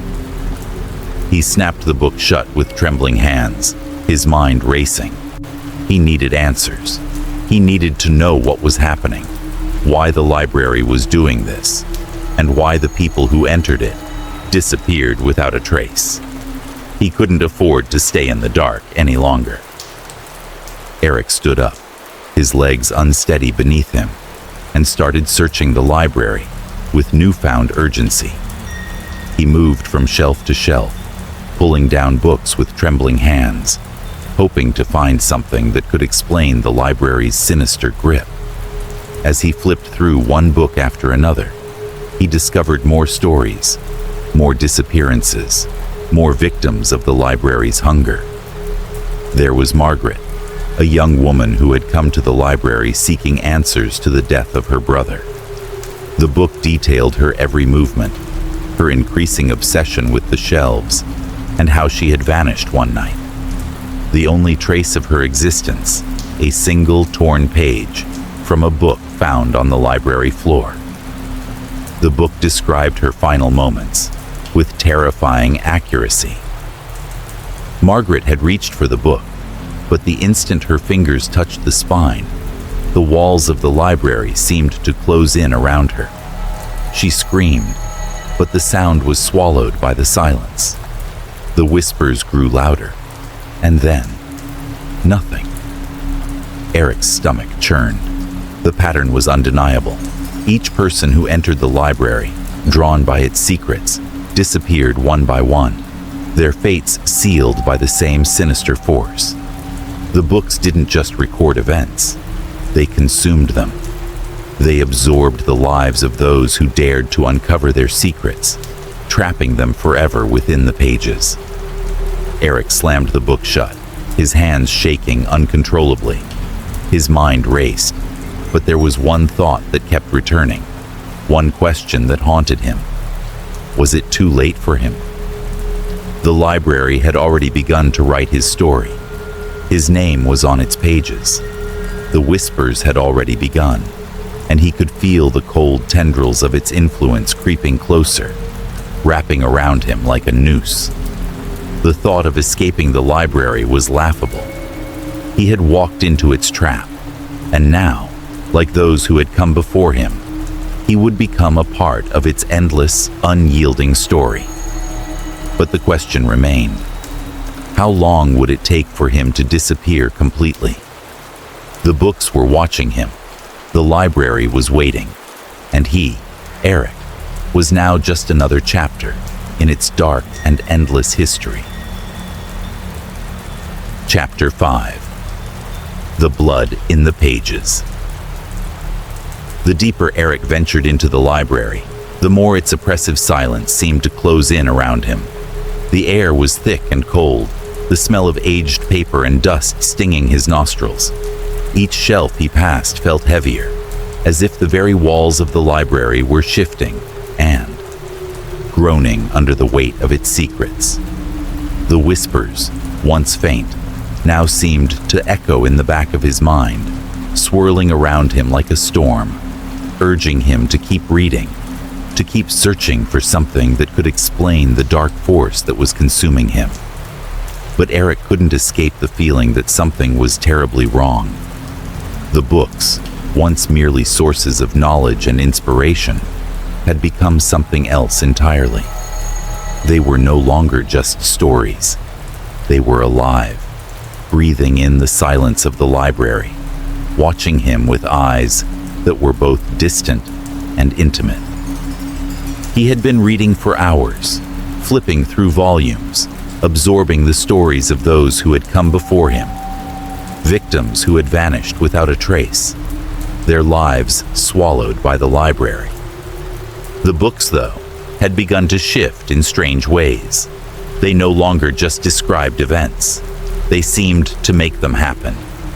And now, as he sat in the dim light of the library, the words on the pages were beginning to change. It started with the ink. At first, it was subtle, just a flicker of movement beneath the letters, like a shadow that shifted across the page. But soon, it became impossible to ignore. As Eric read, the words began to form with a slow, sickening viscosity. The ink that had once been dark and smooth now oozed and bubbled, as though it were alive. It clung to the pages, thick and sticky, like blood. He could see it clearly now. Each word, each sentence was being written in something darker than ink, something that resembled blood. His breath caught in his throat as he stared at the page, mesmerized by the slow, deliberate formation of each word. The letters bled into one another, the ink dripping and pooling at the edges of the paper. The blood-like substance seemed to pulse with a rhythm, like a heartbeat, spreading outwards and then retracting as if it were a living thing, breathing in sync with the rhythm of the library. Eric recoiled in horror, his mind reeling. The ink on the pages wasn't just blood. It was alive. It moved with purpose, as if the book itself had become a conduit for something far darker. It was as if the library was feeding on him, drawing him into its twisted narrative, and with every word he read, he could feel the force pulling him deeper into its grip. The temperature in the library dropped, and Eric felt a chill crawl up his spine. He tried to push the thought from his mind, tried to focus on the text before him, but the sensation was overwhelming. His skin prickled with a strange, creeping sensation, like 1,000 eyes were watching him, following his every move. The hairs on the back of his neck stood on end, and he could feel the weight of the library pressing down on him, its oppressive presence surrounding him from all sides. The whispers, too, had grown louder. They were no longer a vague murmur in the background. Now, they were distinct, individual voices, all speaking at once. The words weren't coming from the books anymore. They were coming from the air itself, from the shadows, from the very walls of the library. And each whisper seemed to echo a warning. Don't read it. Don't read it. But Eric couldn't stop himself. The pull of the book was too strong. It had already begun to write his story, to draw him into its web, and he couldn't break free. He continued to read, his eyes darting across the page, unable to tear himself away from the horrific words that bled before him. And then, just as he thought he could no longer endure the growing horror, the words stopped moving. For a brief, terrifying moment, the ink was still. Dead. Eric's heart thudded in his chest, his breathing shallow. He dared not look away, half expecting the page to explode with movement, but nothing happened. But then, slowly, the words began to change again. The letters writhed, twisting and contorting into shapes that were not words at all. They morphed into grotesque images, faces twisted in agony, hands reaching out from the page, as though the words themselves had become physical, seeking to escape the confines of the book. Eric's breath caught in his throat as the page seemed to come alive before him. The ink, now unmistakably red, began to drip from the edges of the paper, staining the edges of the table. The smell of iron filled the air, sharp and metallic. The blood-like ink pooled around the edges of the book, darkening the wood beneath it. It was as if the page was bleeding, pouring its own lifeblood onto the table in front of him. He slammed the book shut, his pulse racing.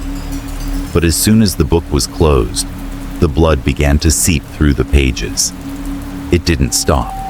It continued to bleed out, staining the cover, dripping onto his hands. Eric pulled his hands away quickly, horrified by the warmth of the substance.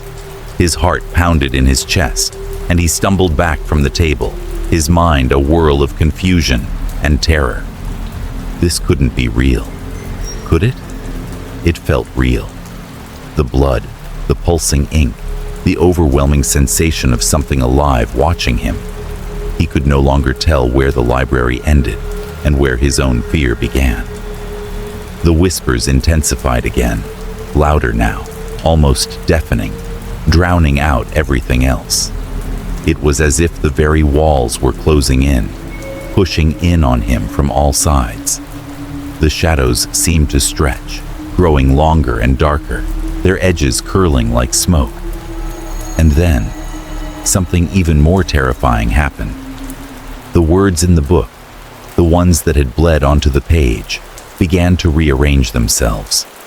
The letters twisted and warped, as if they were being written by invisible hands. The sentences started to describe him. Eric sat in the corner, trembling with fear. The blood on his hands was warm and sticky, and the library seemed to pulse with hunger. He could feel the weight of the pages pressing against him, pulling him in. He was no longer sure where he ended, and the book began. The words bled across the page, forming images of Eric trapped within the story. He could see himself, not as a man, but as a character, a mere creation of the library's twisted narrative. The ink flowed, wrapping around him like tendrils, sucking him deeper into its grip. The feeling of being watched intensified, Eric could feel it in the air around him, a presence that was both inside and outside of him. It was as if the library was not just recording his every move, it was controlling him. The blood in the pages seemed to bind him to the library, like a contract he had unwittingly signed, a bargain he had no choice but to fulfill. He tried to stand, to move, but the floor beneath him felt like it was shifting, warping. His legs felt heavy, like they were sinking into the ground, as if the very library were claiming him. He could no longer escape the pull of the words, the blood that filled the pages, the suffocating weight of the library that seemed to hold him in place.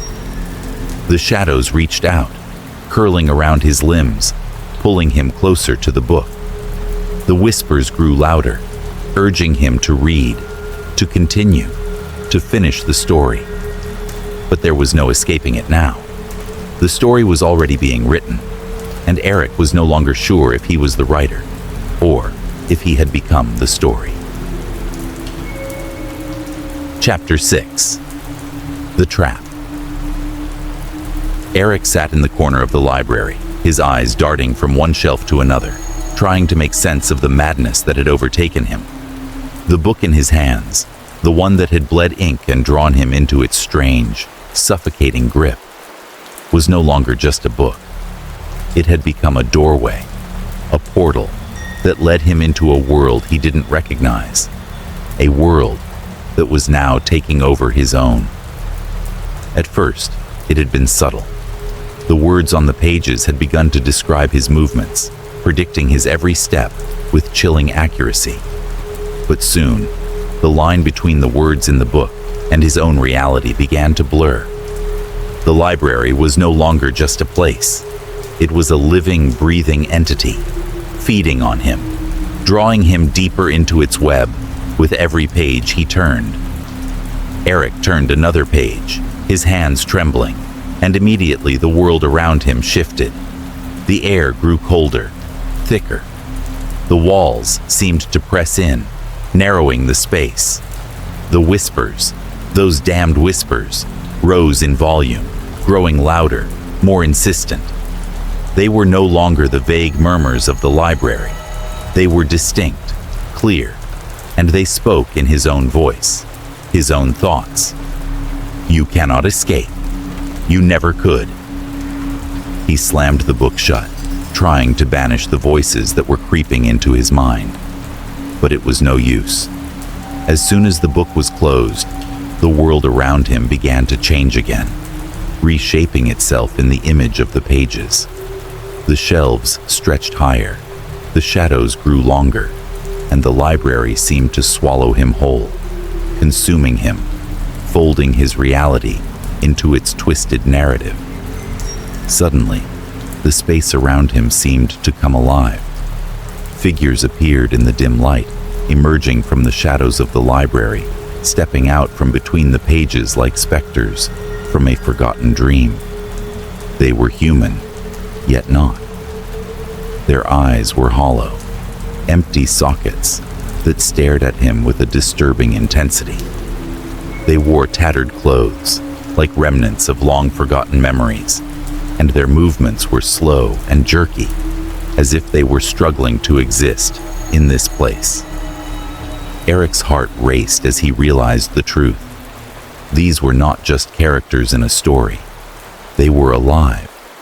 They were people, trapped within the pages of the books, their lives written down in ink and bound forever to the library. And now, they were here with him, moving closer, surrounding him. He tried to speak, to ask them what was happening, but no words came. The air was thick with a pressure he couldn't explain, a weight that pressed on his chest, stifling his breath. The figures, these remnants of lost souls, stared at him in silence, their faces twisted in a grotesque mix of fear and resignation.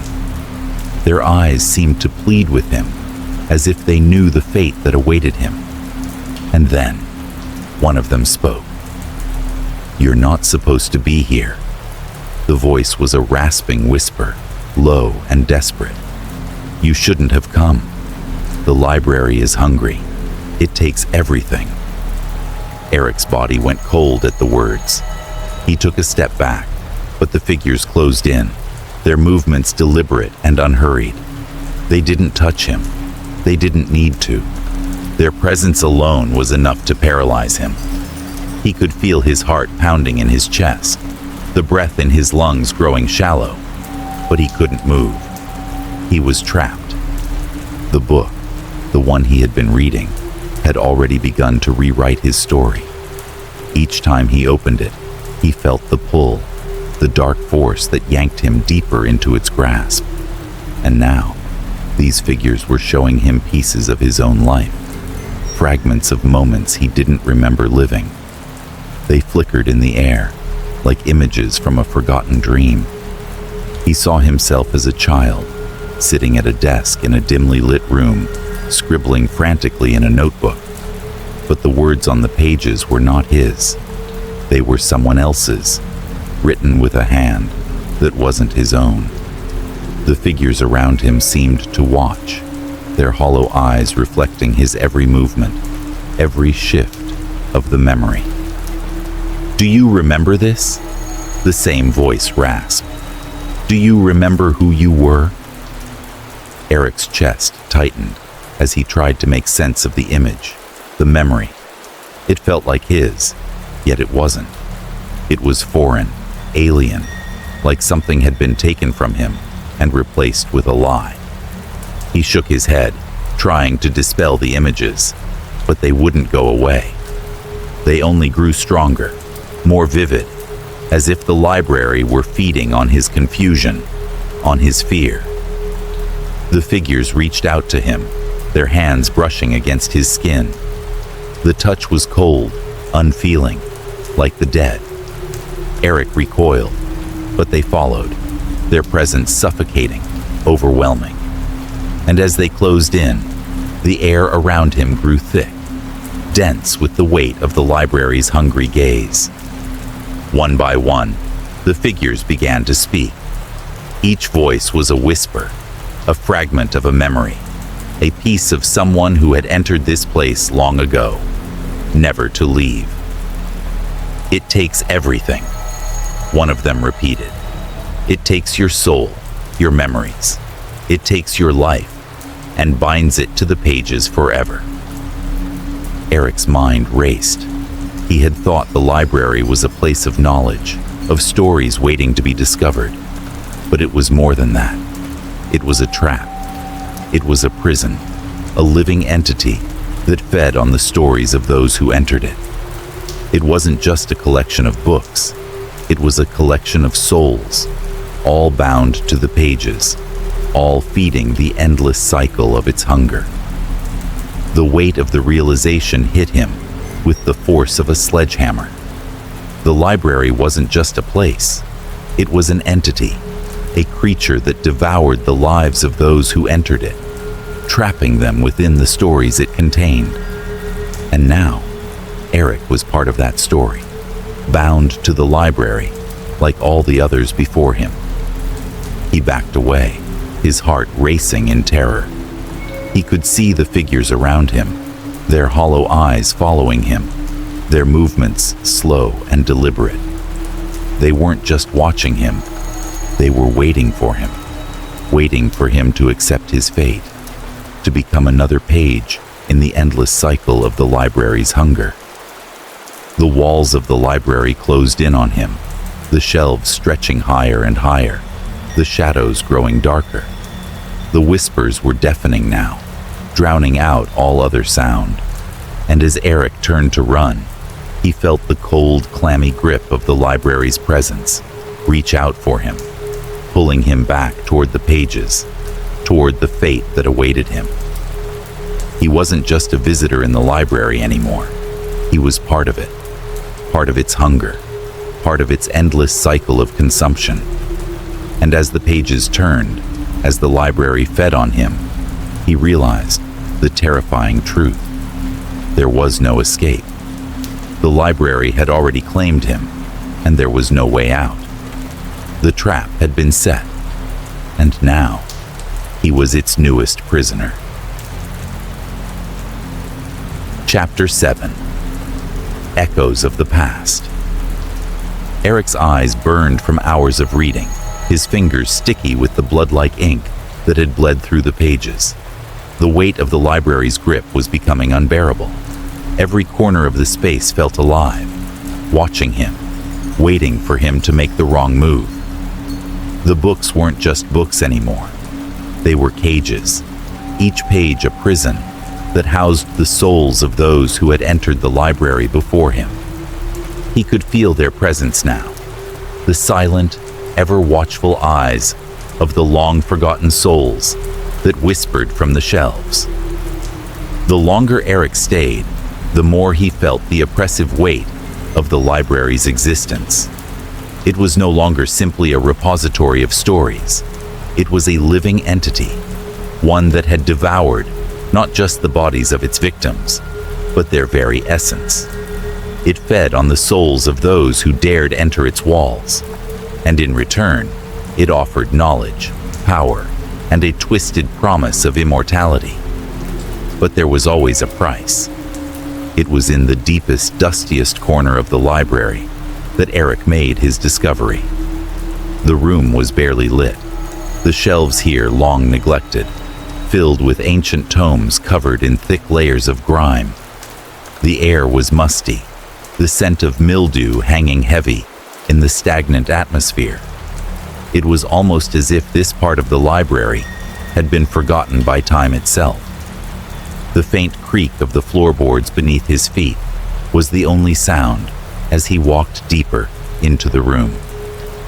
There, in the farthest corner, he found it. A small weathered chest made of dark wood. Its surface was chipped and cracked, the metal clasps rusted with age. It looked out of place in the otherwise pristine library, as though it had been hidden away for centuries, untouched by human hands. Curiosity gnawed at him as he reached for the chest. It felt cold, unnaturally.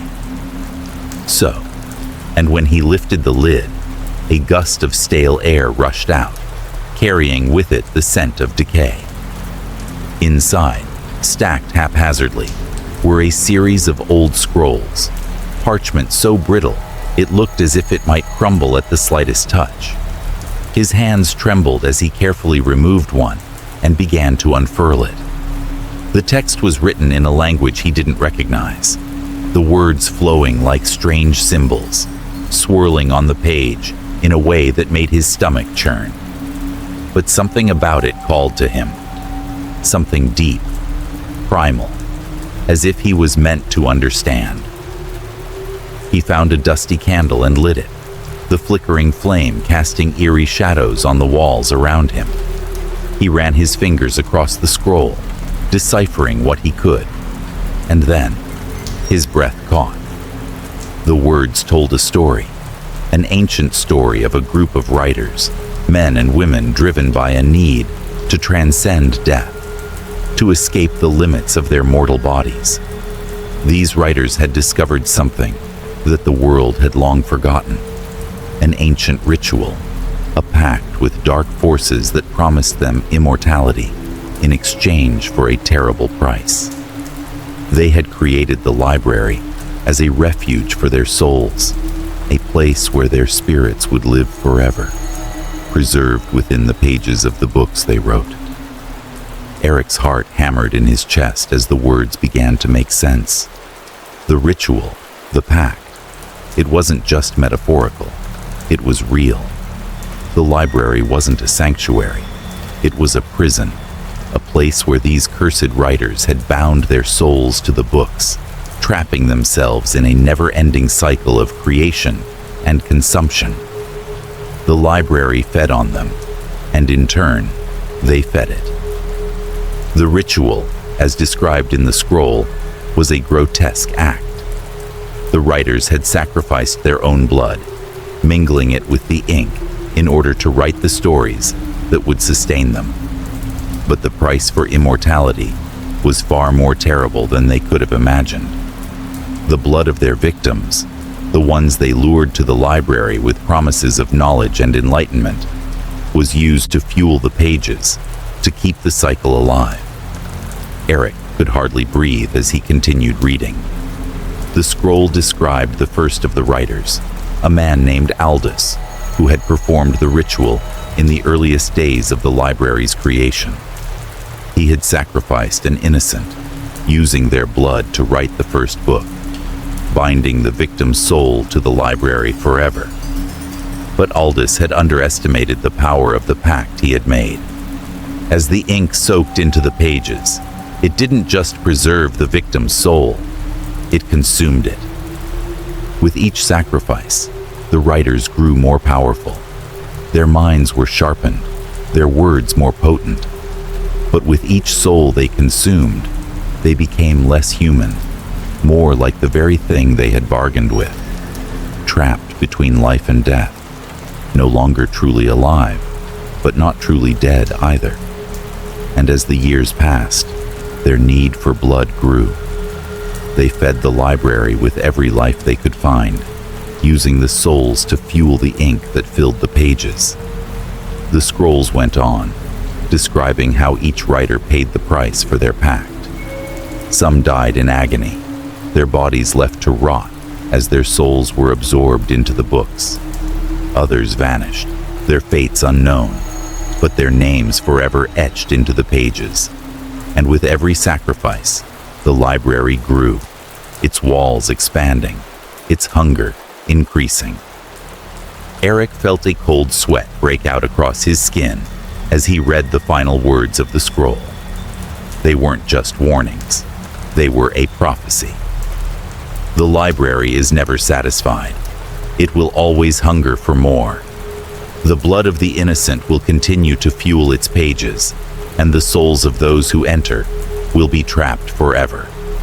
And when the last soul is consumed, when the library has fed on every story, it will devour itself, and all will be forgotten. A shiver ran down Eric's spine as the realization hit him like a bolt of lightning. The library wasn't just an ancient creation. It was a living, breathing entity, built on blood and sacrifice. It fed on the stories of those who entered, trapping their souls within its walls, feeding off their fear, their creativity, their very essence. It wasn't just a place to read, it was a place to die. Eric stumbled back from the chest, the scrolls spilling onto the floor. His mind raced as he tried to comprehend what he had just read. The library, the writers, the blood. It all made sense now. It wasn't just a coincidence that he had come here. He had been lured in, just like all the others before him, to become part of the endless cycle of the library's hunger. He turned toward the shelves, his gaze falling on the countless books that surrounded him. Each one was a prison, a vessel for the souls of the damned. He could feel the weight of their presence, the eyes that watched him from the pages, the whispers that echoed in his mind. And then he understood. The library had never been a refuge. It had been a trap, set by the writers long ago to bind their souls to its pages forever. And now, Eric was part of it. His soul had been claimed the moment he entered. The library was feeding on him, just as it had fed on all the others. There was no escape. He was part of the story now, his name written into the pages, his soul bound to the library's insatiable hunger. And as the walls of the library seemed to close in on him, he realized with a sickening clarity that the story would never end. Not for him, and not for anyone else who had ever walked through its doors. The library would continue to feed. Forever. Chapter 8. The Confrontation. The library had become a suffocating nightmare, its walls closing in around Eric with each passing hour. The silence, once a strange comfort, now pressed on him like a physical weight. Every shadow seemed to stretch and writhe, as if the library itself were alive, hungry, and aware of his every movement. He had learned its secrets, the dark rituals, the pact made by the cursed writers, and the blood-soaked history that fueled the pages. But nothing had prepared him for what was to come. The old librarian had remained a distant, almost spectral figure, a faint presence in the corners of the library. Eric had only glimpsed him occasionally, his hunched silhouette, standing motionless, as if waiting for something. As time passed, the librarian's presence became more pronounced. The whispers that had once been mere background noise now seemed to call to Eric directly, urging him forward, beckoning him to confront the truth he had uncovered. Finally, Eric could no longer ignore the pull. The library, with its endless shelves of books, its eternal hunger, had drawn him in, and now it demanded a reckoning. He had to know the full truth. Who had created this place, and what the library's true purpose was. One evening, as the sun dipped below the horizon and the oppressive darkness of the library seemed to stretch even further, Eric found himself standing before the librarian. The old man was seated at the same desk, hunched over a book, his pale hands moving slowly across the pages. His long white beard seemed to glow faintly in the dim light, and his eyes, though clouded with age, held an unsettling sharpness. Eric's heart raced as he approached, his feet echoing in the empty space. The library felt colder now, the shadows deeper. He could feel the weight of the librarian's gaze even before the man looked up from his book. "You've been searching," the librarian's voice rasped, breaking the silence like a knife. "You've uncovered the truth about this place, haven't you?" Eric swallowed hard, his throat dry. "Yes," he said, his voice trembling despite his efforts to remain steady. "I've learned about the writers, the pact, the blood. The library isn't a refuge, it's a trap. And you're one of them, aren't you? You're one of the cursed writers." The librarian's lips curled into a faint, hollow smile. There was no warmth in it, only a kind of cold, bitter resignation. "You've learned much, Eric, but there's still so much you don't understand." The old man set the book aside and slowly stood up, his frail body moving with surprising agility. He straightened, his long robe trailing behind him, and for the first time, Eric noticed the faint glow that seemed to emanate from the librarian's skin. It was not the glow of life, but something darker, something that seemed to come from within, like a fire that burned without warmth. "I am the last of them," the librarian continued, his voice low and steady. "The last of the writers who created this place. I was once like you, a seeker of knowledge, a writer, hungry for inspiration. But in my quest for the truth, I made a terrible bargain. I wrote my soul into this library, just as the others did. I became part of its story, and now I am bound to it, as they all are." Eric felt a chill run down his spine. "So you're not human anymore?" he asked, his voice barely a whisper. The librarian's eyes flickered with something akin to sorrow, but there was no compassion in his gaze. "I was human once. I lived, I wrote, I loved. But now I am something else, something between life and death. I am the keeper of this place, the guardian of its secrets. And like the others before me, I am trapped here, my soul bound to the books, feeding the library's insatiable hunger." Eric stepped back, his mind reeling. The gravity of the situation pressed down on him. The library, a place that had once seemed like a haven for knowledge and creativity, was a prison, one that fed on the souls of those who entered it. And now, Eric realized, it was feeding on him too. "I don't understand," Eric said, his voice cracking. Why? Why would you do this? Why would you trap yourself here? Why not leave? Why didn't any of you try to escape? The librarian let out a long sigh, his shoulders slumping as if the weight of centuries bore down on him. You don't understand, because you haven't yet felt the power of the library, the lure it holds, the promise it makes. The stories, your stories, they become so real, so vivid, that you forget about everything else. You forget who you were, and you embrace the stories that are written within these walls. The library offers you immortality through your words. But the price is everything. Eric felt the darkness closing in, suffocating him. He could feel the weight of the librarian's words settling into his bones. The library didn't just steal lives, it stole identities. It consumed everything. Your body, your mind, your soul. And once you were part of it, you could never escape. But there was something in the librarian's words that gave Eric pause. Something that made him take a step closer, his curiosity pushing through his fear.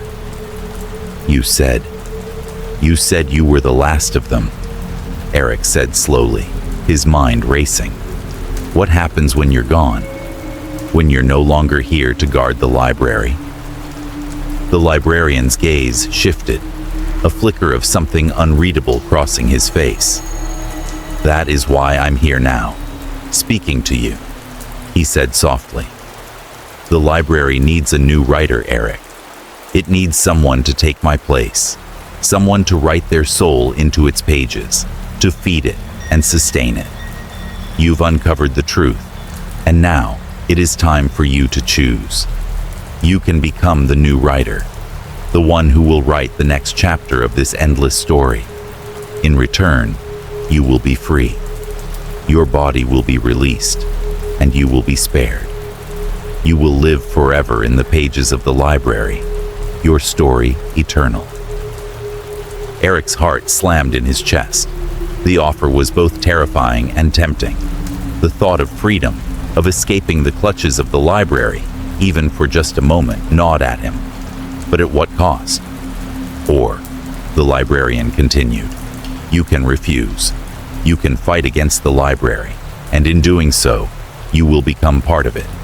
Your soul will be bound to the books, and your story will be lost forever. Eric's mind reeled. The choice seemed impossible.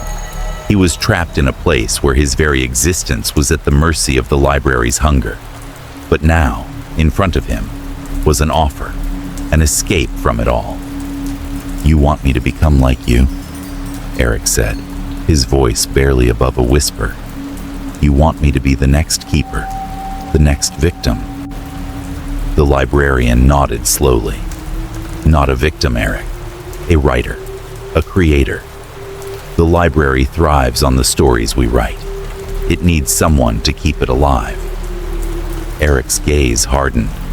He could feel the weight of the decision pressing down on him. This was no longer just about survival. It was about his soul. Would he become the thing he feared? Would he sacrifice his humanity for the sake of freedom? I won't become you, Eric said firmly, the words tasting bitter in his mouth.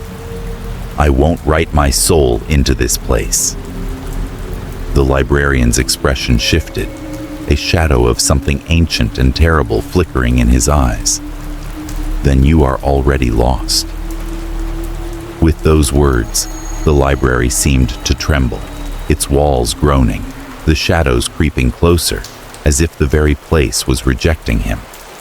The whispers, louder than ever, filled his mind, but Eric stood his ground. He wasn't going to let the library claim him. Not now. Not ever.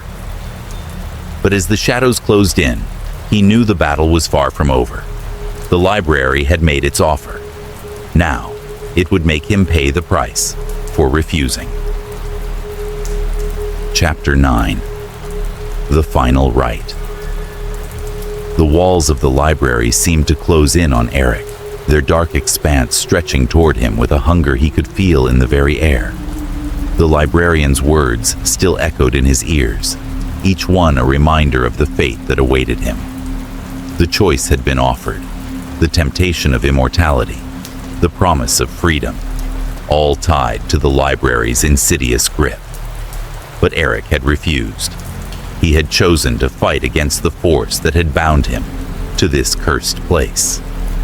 Now, as the shadows gathered around him, the library seemed to churn and writhe with frustration, as if it were alive, as if it were angry at his defiance. The whispers that had once been background noise were now deafening, and the once still pages of the books surrounding him began to tremble, their words shifting and rearranging themselves like living things. The ink swirled on the pages as though the very fabric of reality was being rewritten. Eric's hands shook as he stumbled backward, feeling the weight of the library's influence pressing in from all sides. The very air felt thick with dread, suffocating him. The shelves seemed to loom closer, and the flickering lights overhead cast long shadows that danced like dark specters. The library was no longer just a place.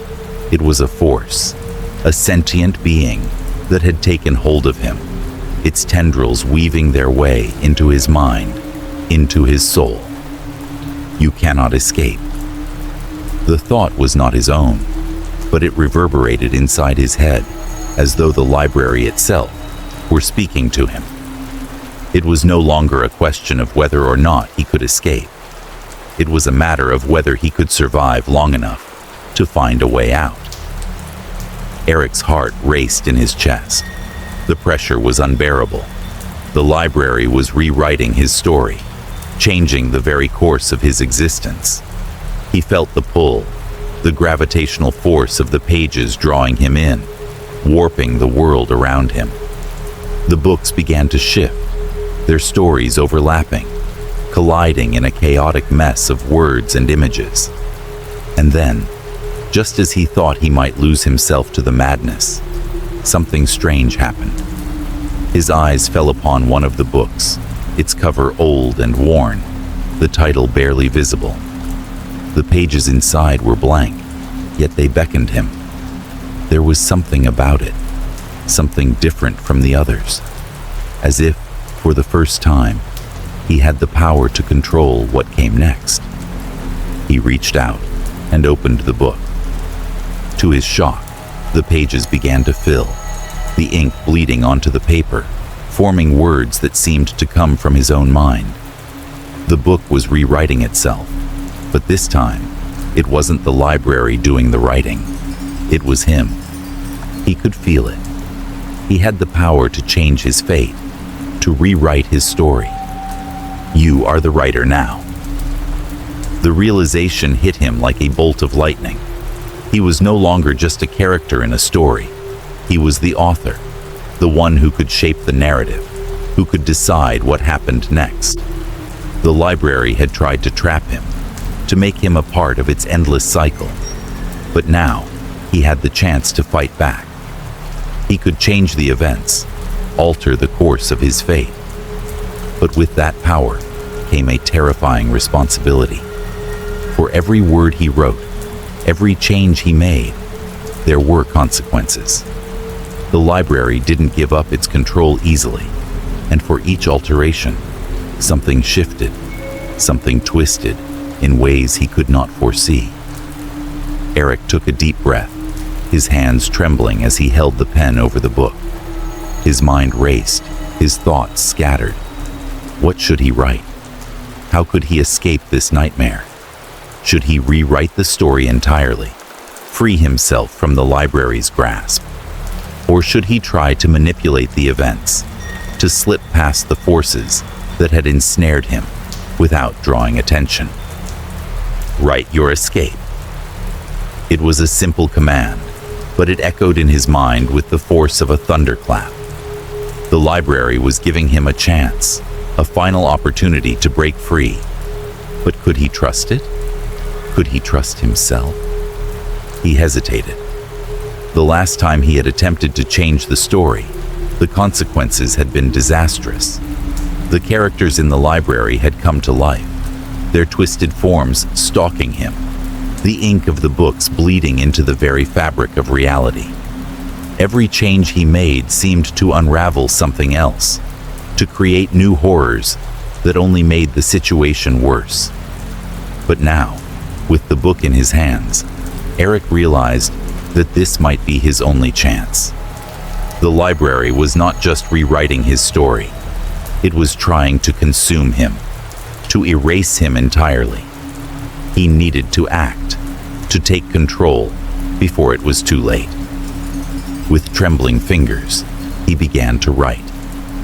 "I escape," he wrote, each word carefully chosen, his hand steady despite the chaos that surrounded him. "I leave this place." The ink on the page began to shimmer, to shift. The air grew heavier, more oppressive, as if the very essence of the library was fighting back. The shelves creaked and groaned, the books rattling as though they were alive, struggling against the change. But Eric pressed on. "I walk out the door. The library is behind me, its grip loosened, its hunger sated." The room seemed to shudder as he wrote, the words bleeding from the page and into the world around him. The shadows writhed, the books trembled, and for a brief moment, Eric felt a surge of triumph. The library was bending to his will. But then, something shifted. The books around him began to whisper louder, their voices growing frantic. The pages filled with new words, words that weren't his own. The library was rewriting its own narrative, filling in the blanks he had left. "The writer cannot escape," the new words read. "He is part of the library now. His story will never end." Eric's heart skipped a beat. He tried to rewrite the ending, to change the narrative again, but the words were moving faster than his hand could write. The book began to bleed ink, as if the words were coming alive, dripping off the page and splattering across the floor. It was as if the library had gained control again. But then, a voice, a different voice, not the library's but his own, whispered in his ear, "You control this. You are the writer." The realization hit him like a tidal wave. He wasn't just trying to escape. He was writing his own escape. The library, the books, the story, they were all just parts of a greater narrative, and he was the one who held the pen. If he truly wanted to leave, he had to write it into existence. He stopped, took a deep breath, and wrote the final words. "This is the end. My story is over. I am free." The words glowed, shimmering with a strange, ethereal light. The library seemed to exhale, the oppressive atmosphere lifting as the ink on the pages settled. The shadows retreated, the books stopped trembling, and the whispers fell silent. For a moment, Eric stood in the stillness, the weight of his decision settling on him. He had rewritten his fate. He had escaped the library's grasp. But even as the silence enveloped him, a thought lingered, a whisper from deep inside. "Did you?" Eric looked around, his breath catching in his throat. The door to the library stood before him, but in the distance, he could see another page beginning to turn. The story wasn't over, and neither was he. Chapter 10. The library lives on. The silence that followed the final stroke of Eric's pen was suffocating. His breath echoed in the stillness, each inhalation a reminder of the chaos he had just fought against. He stood there, motionless, in the center of the library, his fingers trembling, the ink still fresh on the pages of the book. The oppressive weight of the library, the shadows that had pursued him, the whispers that had gnawed at his mind, all seemed to dissipate in the wake of his final words. For a moment, it felt as though the world had reset, as though everything was still and perfect, as though he had finally won. "I am free," Eric whispered to himself, the words heavy with the finality of his decision. His body, stiff with tension, began to relax. The door to the library, the one that had always been locked, the one that had always eluded him, now stood open before him. A sense of peace washed over him, a feeling he hadn't experienced since before he had ever entered this cursed place. But as he took his first step toward the door, a sudden chill swept through the room, snuffing out the brief sense of triumph he had felt. The library, which had seemed so still, so lifeless, now seemed to breathe. The walls groaned faintly, and the shadows, once frozen, began to stir again. Eric stopped in his tracks, a knot of dread tightening in his stomach. He turned, half expecting to see something, or someone, emerge from the depths of the library. For a moment, there was nothing. Then, the sound of a door opening echoed through the space, followed by a faint shuffle of footsteps. Eric froze. His heart began to pound in his chest, the weight of the sudden realization sinking in. He wasn't alone. Someone else had entered the library. A figure appeared at the far end of the room, a silhouette in the dim light. It was a man, tall, with a hood obscuring his face, casting him in shadows. His steps were slow, deliberate, each one echoing in the otherwise silent library. Eric's breath hitched as the figure moved closer, the faint sound of his footsteps reverberating like a warning. The door had opened. Eric glanced back toward the exit, his pulse quickening. Could it be? Had the library, in some way, allowed him to escape? Or had he been drawn back into its grasp, unable to break free? The figure paused at the entrance of the room, his head tilting slightly, as if sensing Eric's presence. The library seemed to hold its breath. The shadows stretched in the corners, gathering with a life of their own, as if welcoming the new visitor. The man didn't speak. He didn't need to. The mere act of his presence was enough to confirm the terrible truth. The library was never done. It was never truly finished. No one ever truly escaped. Eric's legs moved of their own accord, his feet carrying him toward the figure without thinking. He had to know, had to understand what was happening. Had he truly escaped, or had he been tricked? The library had always been a place that twisted reality, that reshaped the boundaries between truth and illusion. Could his final words have been enough? Or had they merely written him into a new chapter, a new cycle? As he approached the figure, the man turned slowly, his hood falling back to reveal a face that was both unfamiliar and hauntingly familiar. Eric's stomach churned with recognition.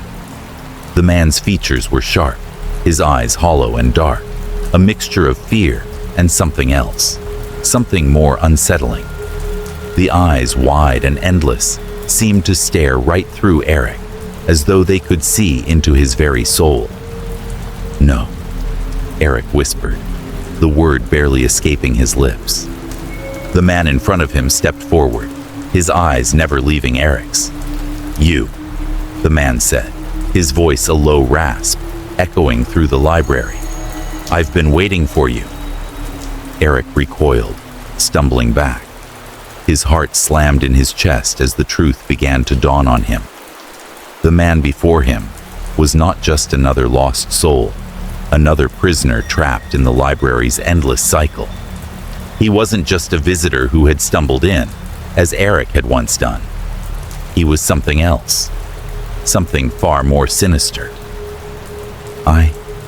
I was you, the man continued, his voice almost a whisper now, as though the very act of speaking to Eric was drawing him in. I was the one who wrote myself into this place. And now, so will you. Eric's blood ran cold as the words settled over him like a curse. The man wasn't speaking metaphorically.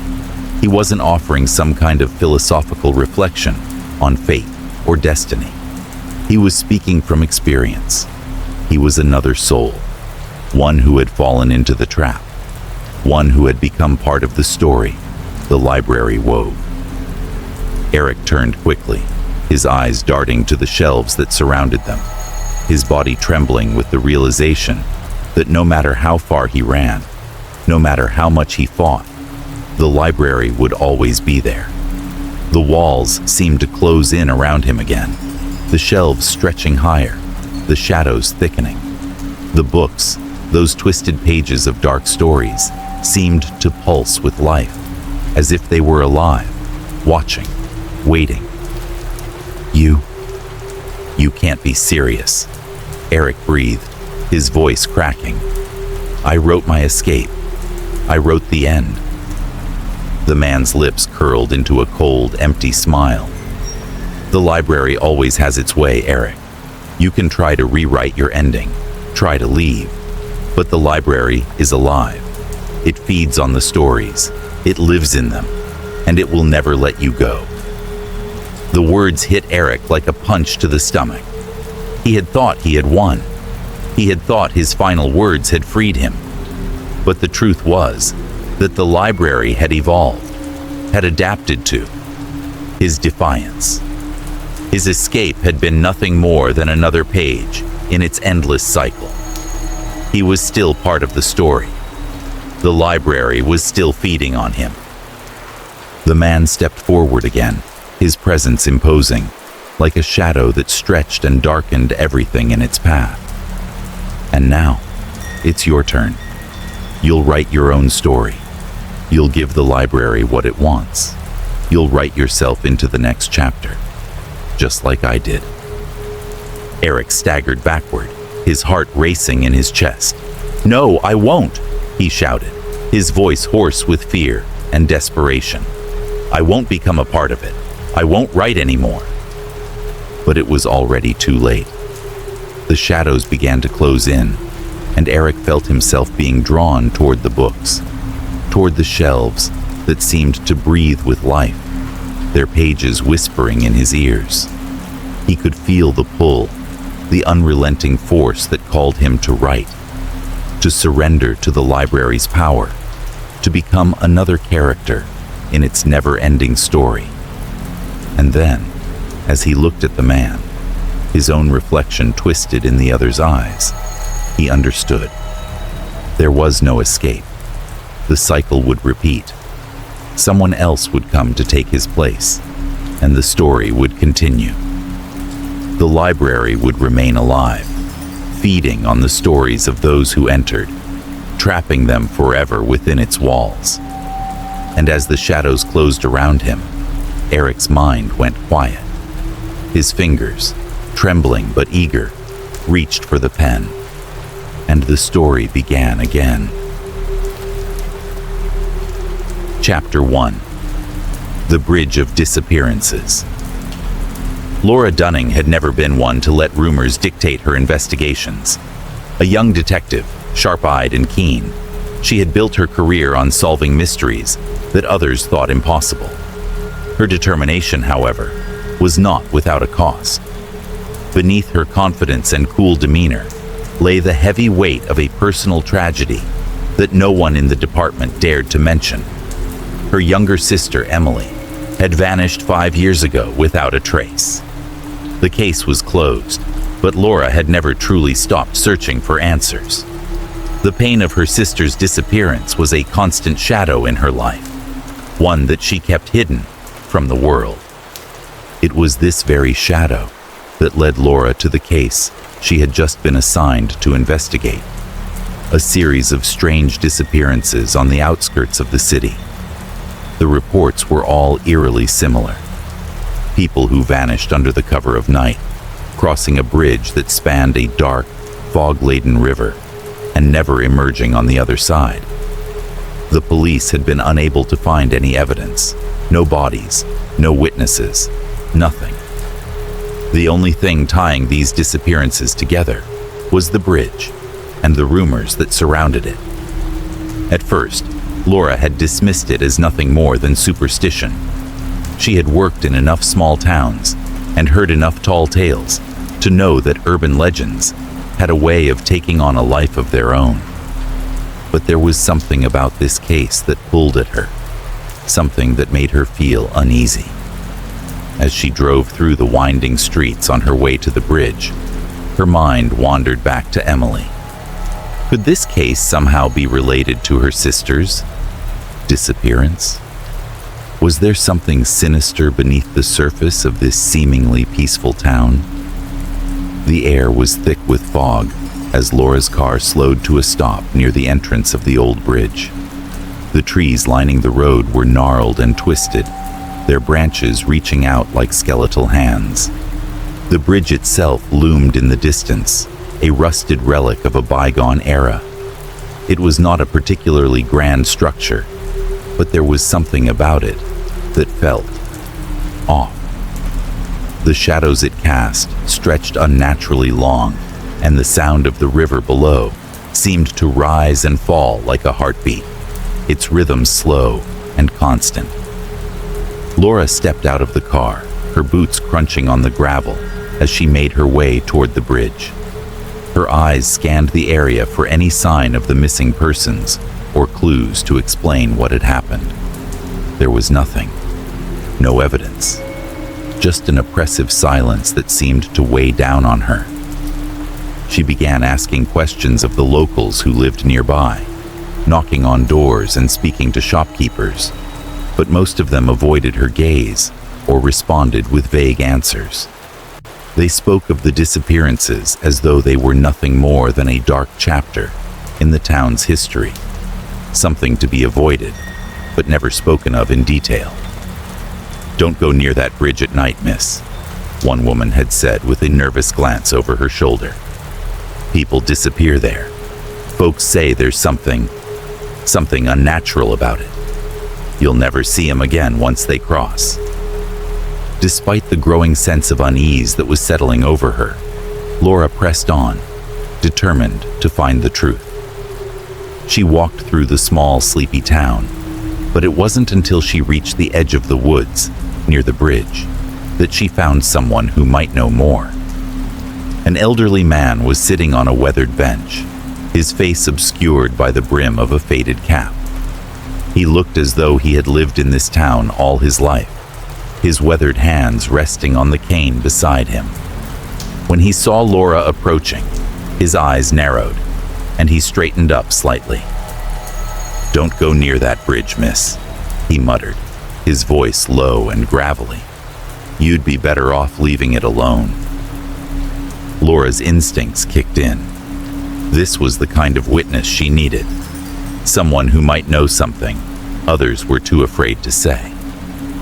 She sat down beside him on the bench, offering a small smile as she introduced herself. "I'm Detective Laura Dunning," she said, her voice calm and professional. "I'm investigating the disappearances that have been happening around here. I need to ask you a few questions." The old man seemed to hesitate, glancing nervously toward the bridge. After a long moment, he let out a heavy sigh. "You're not the first to come asking about that bridge," he said quietly. "But I'll tell you this. People who cross that bridge at night, people who go there with ill intentions or with something to hide, they don't come back. Not all of them, anyway." Laura's heart skipped a beat, but she kept her composure. "What do you mean? What happens to them?" The man's eyes seemed to cloud over with a distant memory, and his voice dropped even lower. "It's the shadows, under the bridge. They say something lives there, something that drags people under. They say it's been happening for years, but no one talks about it. They're afraid." Laura leaned in, Her curiosity piqued. Shadows? What do you mean by that? He shook his head, his voice now barely a whisper. I don't know, miss. I've seen them. Some of the people who went missing. They say they can still see them. In their dreams, in their reflections. Dark figures, moving in the shadows. It's like they're never truly gone. And they come back, but it's never really them anymore. A chill ran down Laura's spine, but she refused to let it show. You think these people were taken by something? Something under the bridge? The man nodded slowly, his eyes distant. It's not just the river, miss. It's what's under it. People go missing, and no one ever finds them. Not the police, not the search parties. They're just gone. Laura stood up, her mind racing. Thank you, she said quickly, before turning to head back toward the bridge. The old man's voice stopped her. Be careful, miss. There's things out there that shouldn't be disturbed. She didn't reply. She had heard enough. The pieces were starting to come together, but something about this case felt different. Too personal. The stories, the rumors, the whispers of shadows lurking beneath the bridge. They all seemed to tug at something deep inside her. Could this really be the key to solving her sister's disappearance? Or was this just another wild theory? A town gripped by fear and superstition? Laura didn't know yet, but she was determined to find out. And no shadow, no matter how dark, was going to stop her from uncovering the truth. As she walked toward the bridge, her heart pounded in her chest. Something was waiting for her there, and no matter how terrifying it might be, she would face it head on. Chapter 2. The First Disappearance.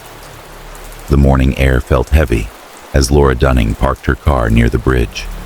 The fog had yet to lift, and the sun struggled to break through the clouds.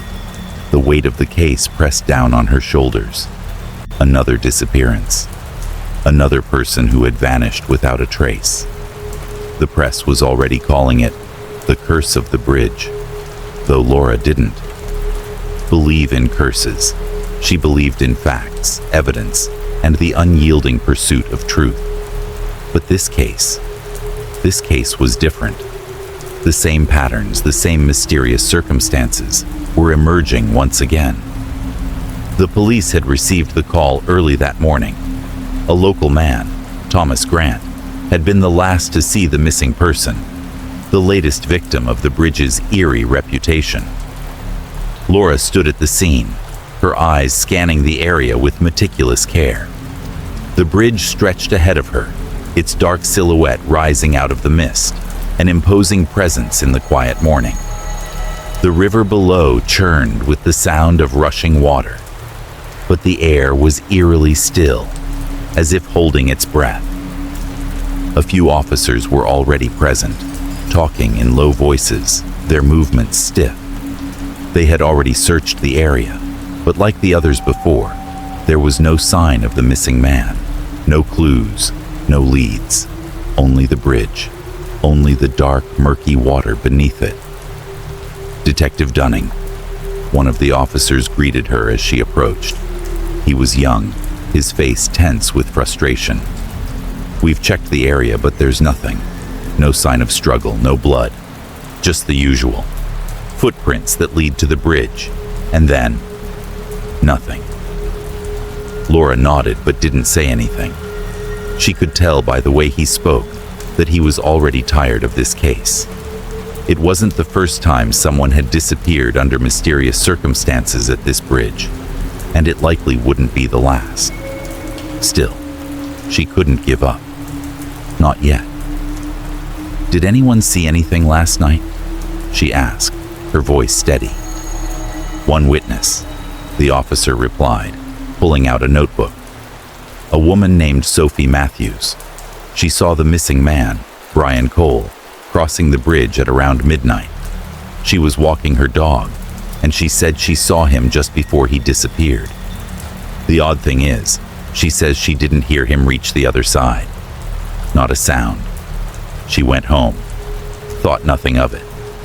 But then, when she woke up this morning, he was gone. No one had heard from him since. Laura's gaze lingered on the bridge as she processed the information. The woman had seen him crossing the bridge, but she hadn't heard him reach the other side. No sounds, just silence. It didn't make sense.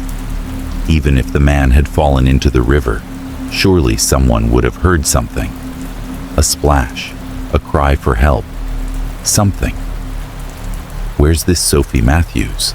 Laura asked. The officer gave her directions, and Laura made her way toward the woman's house, her mind racing with possibilities.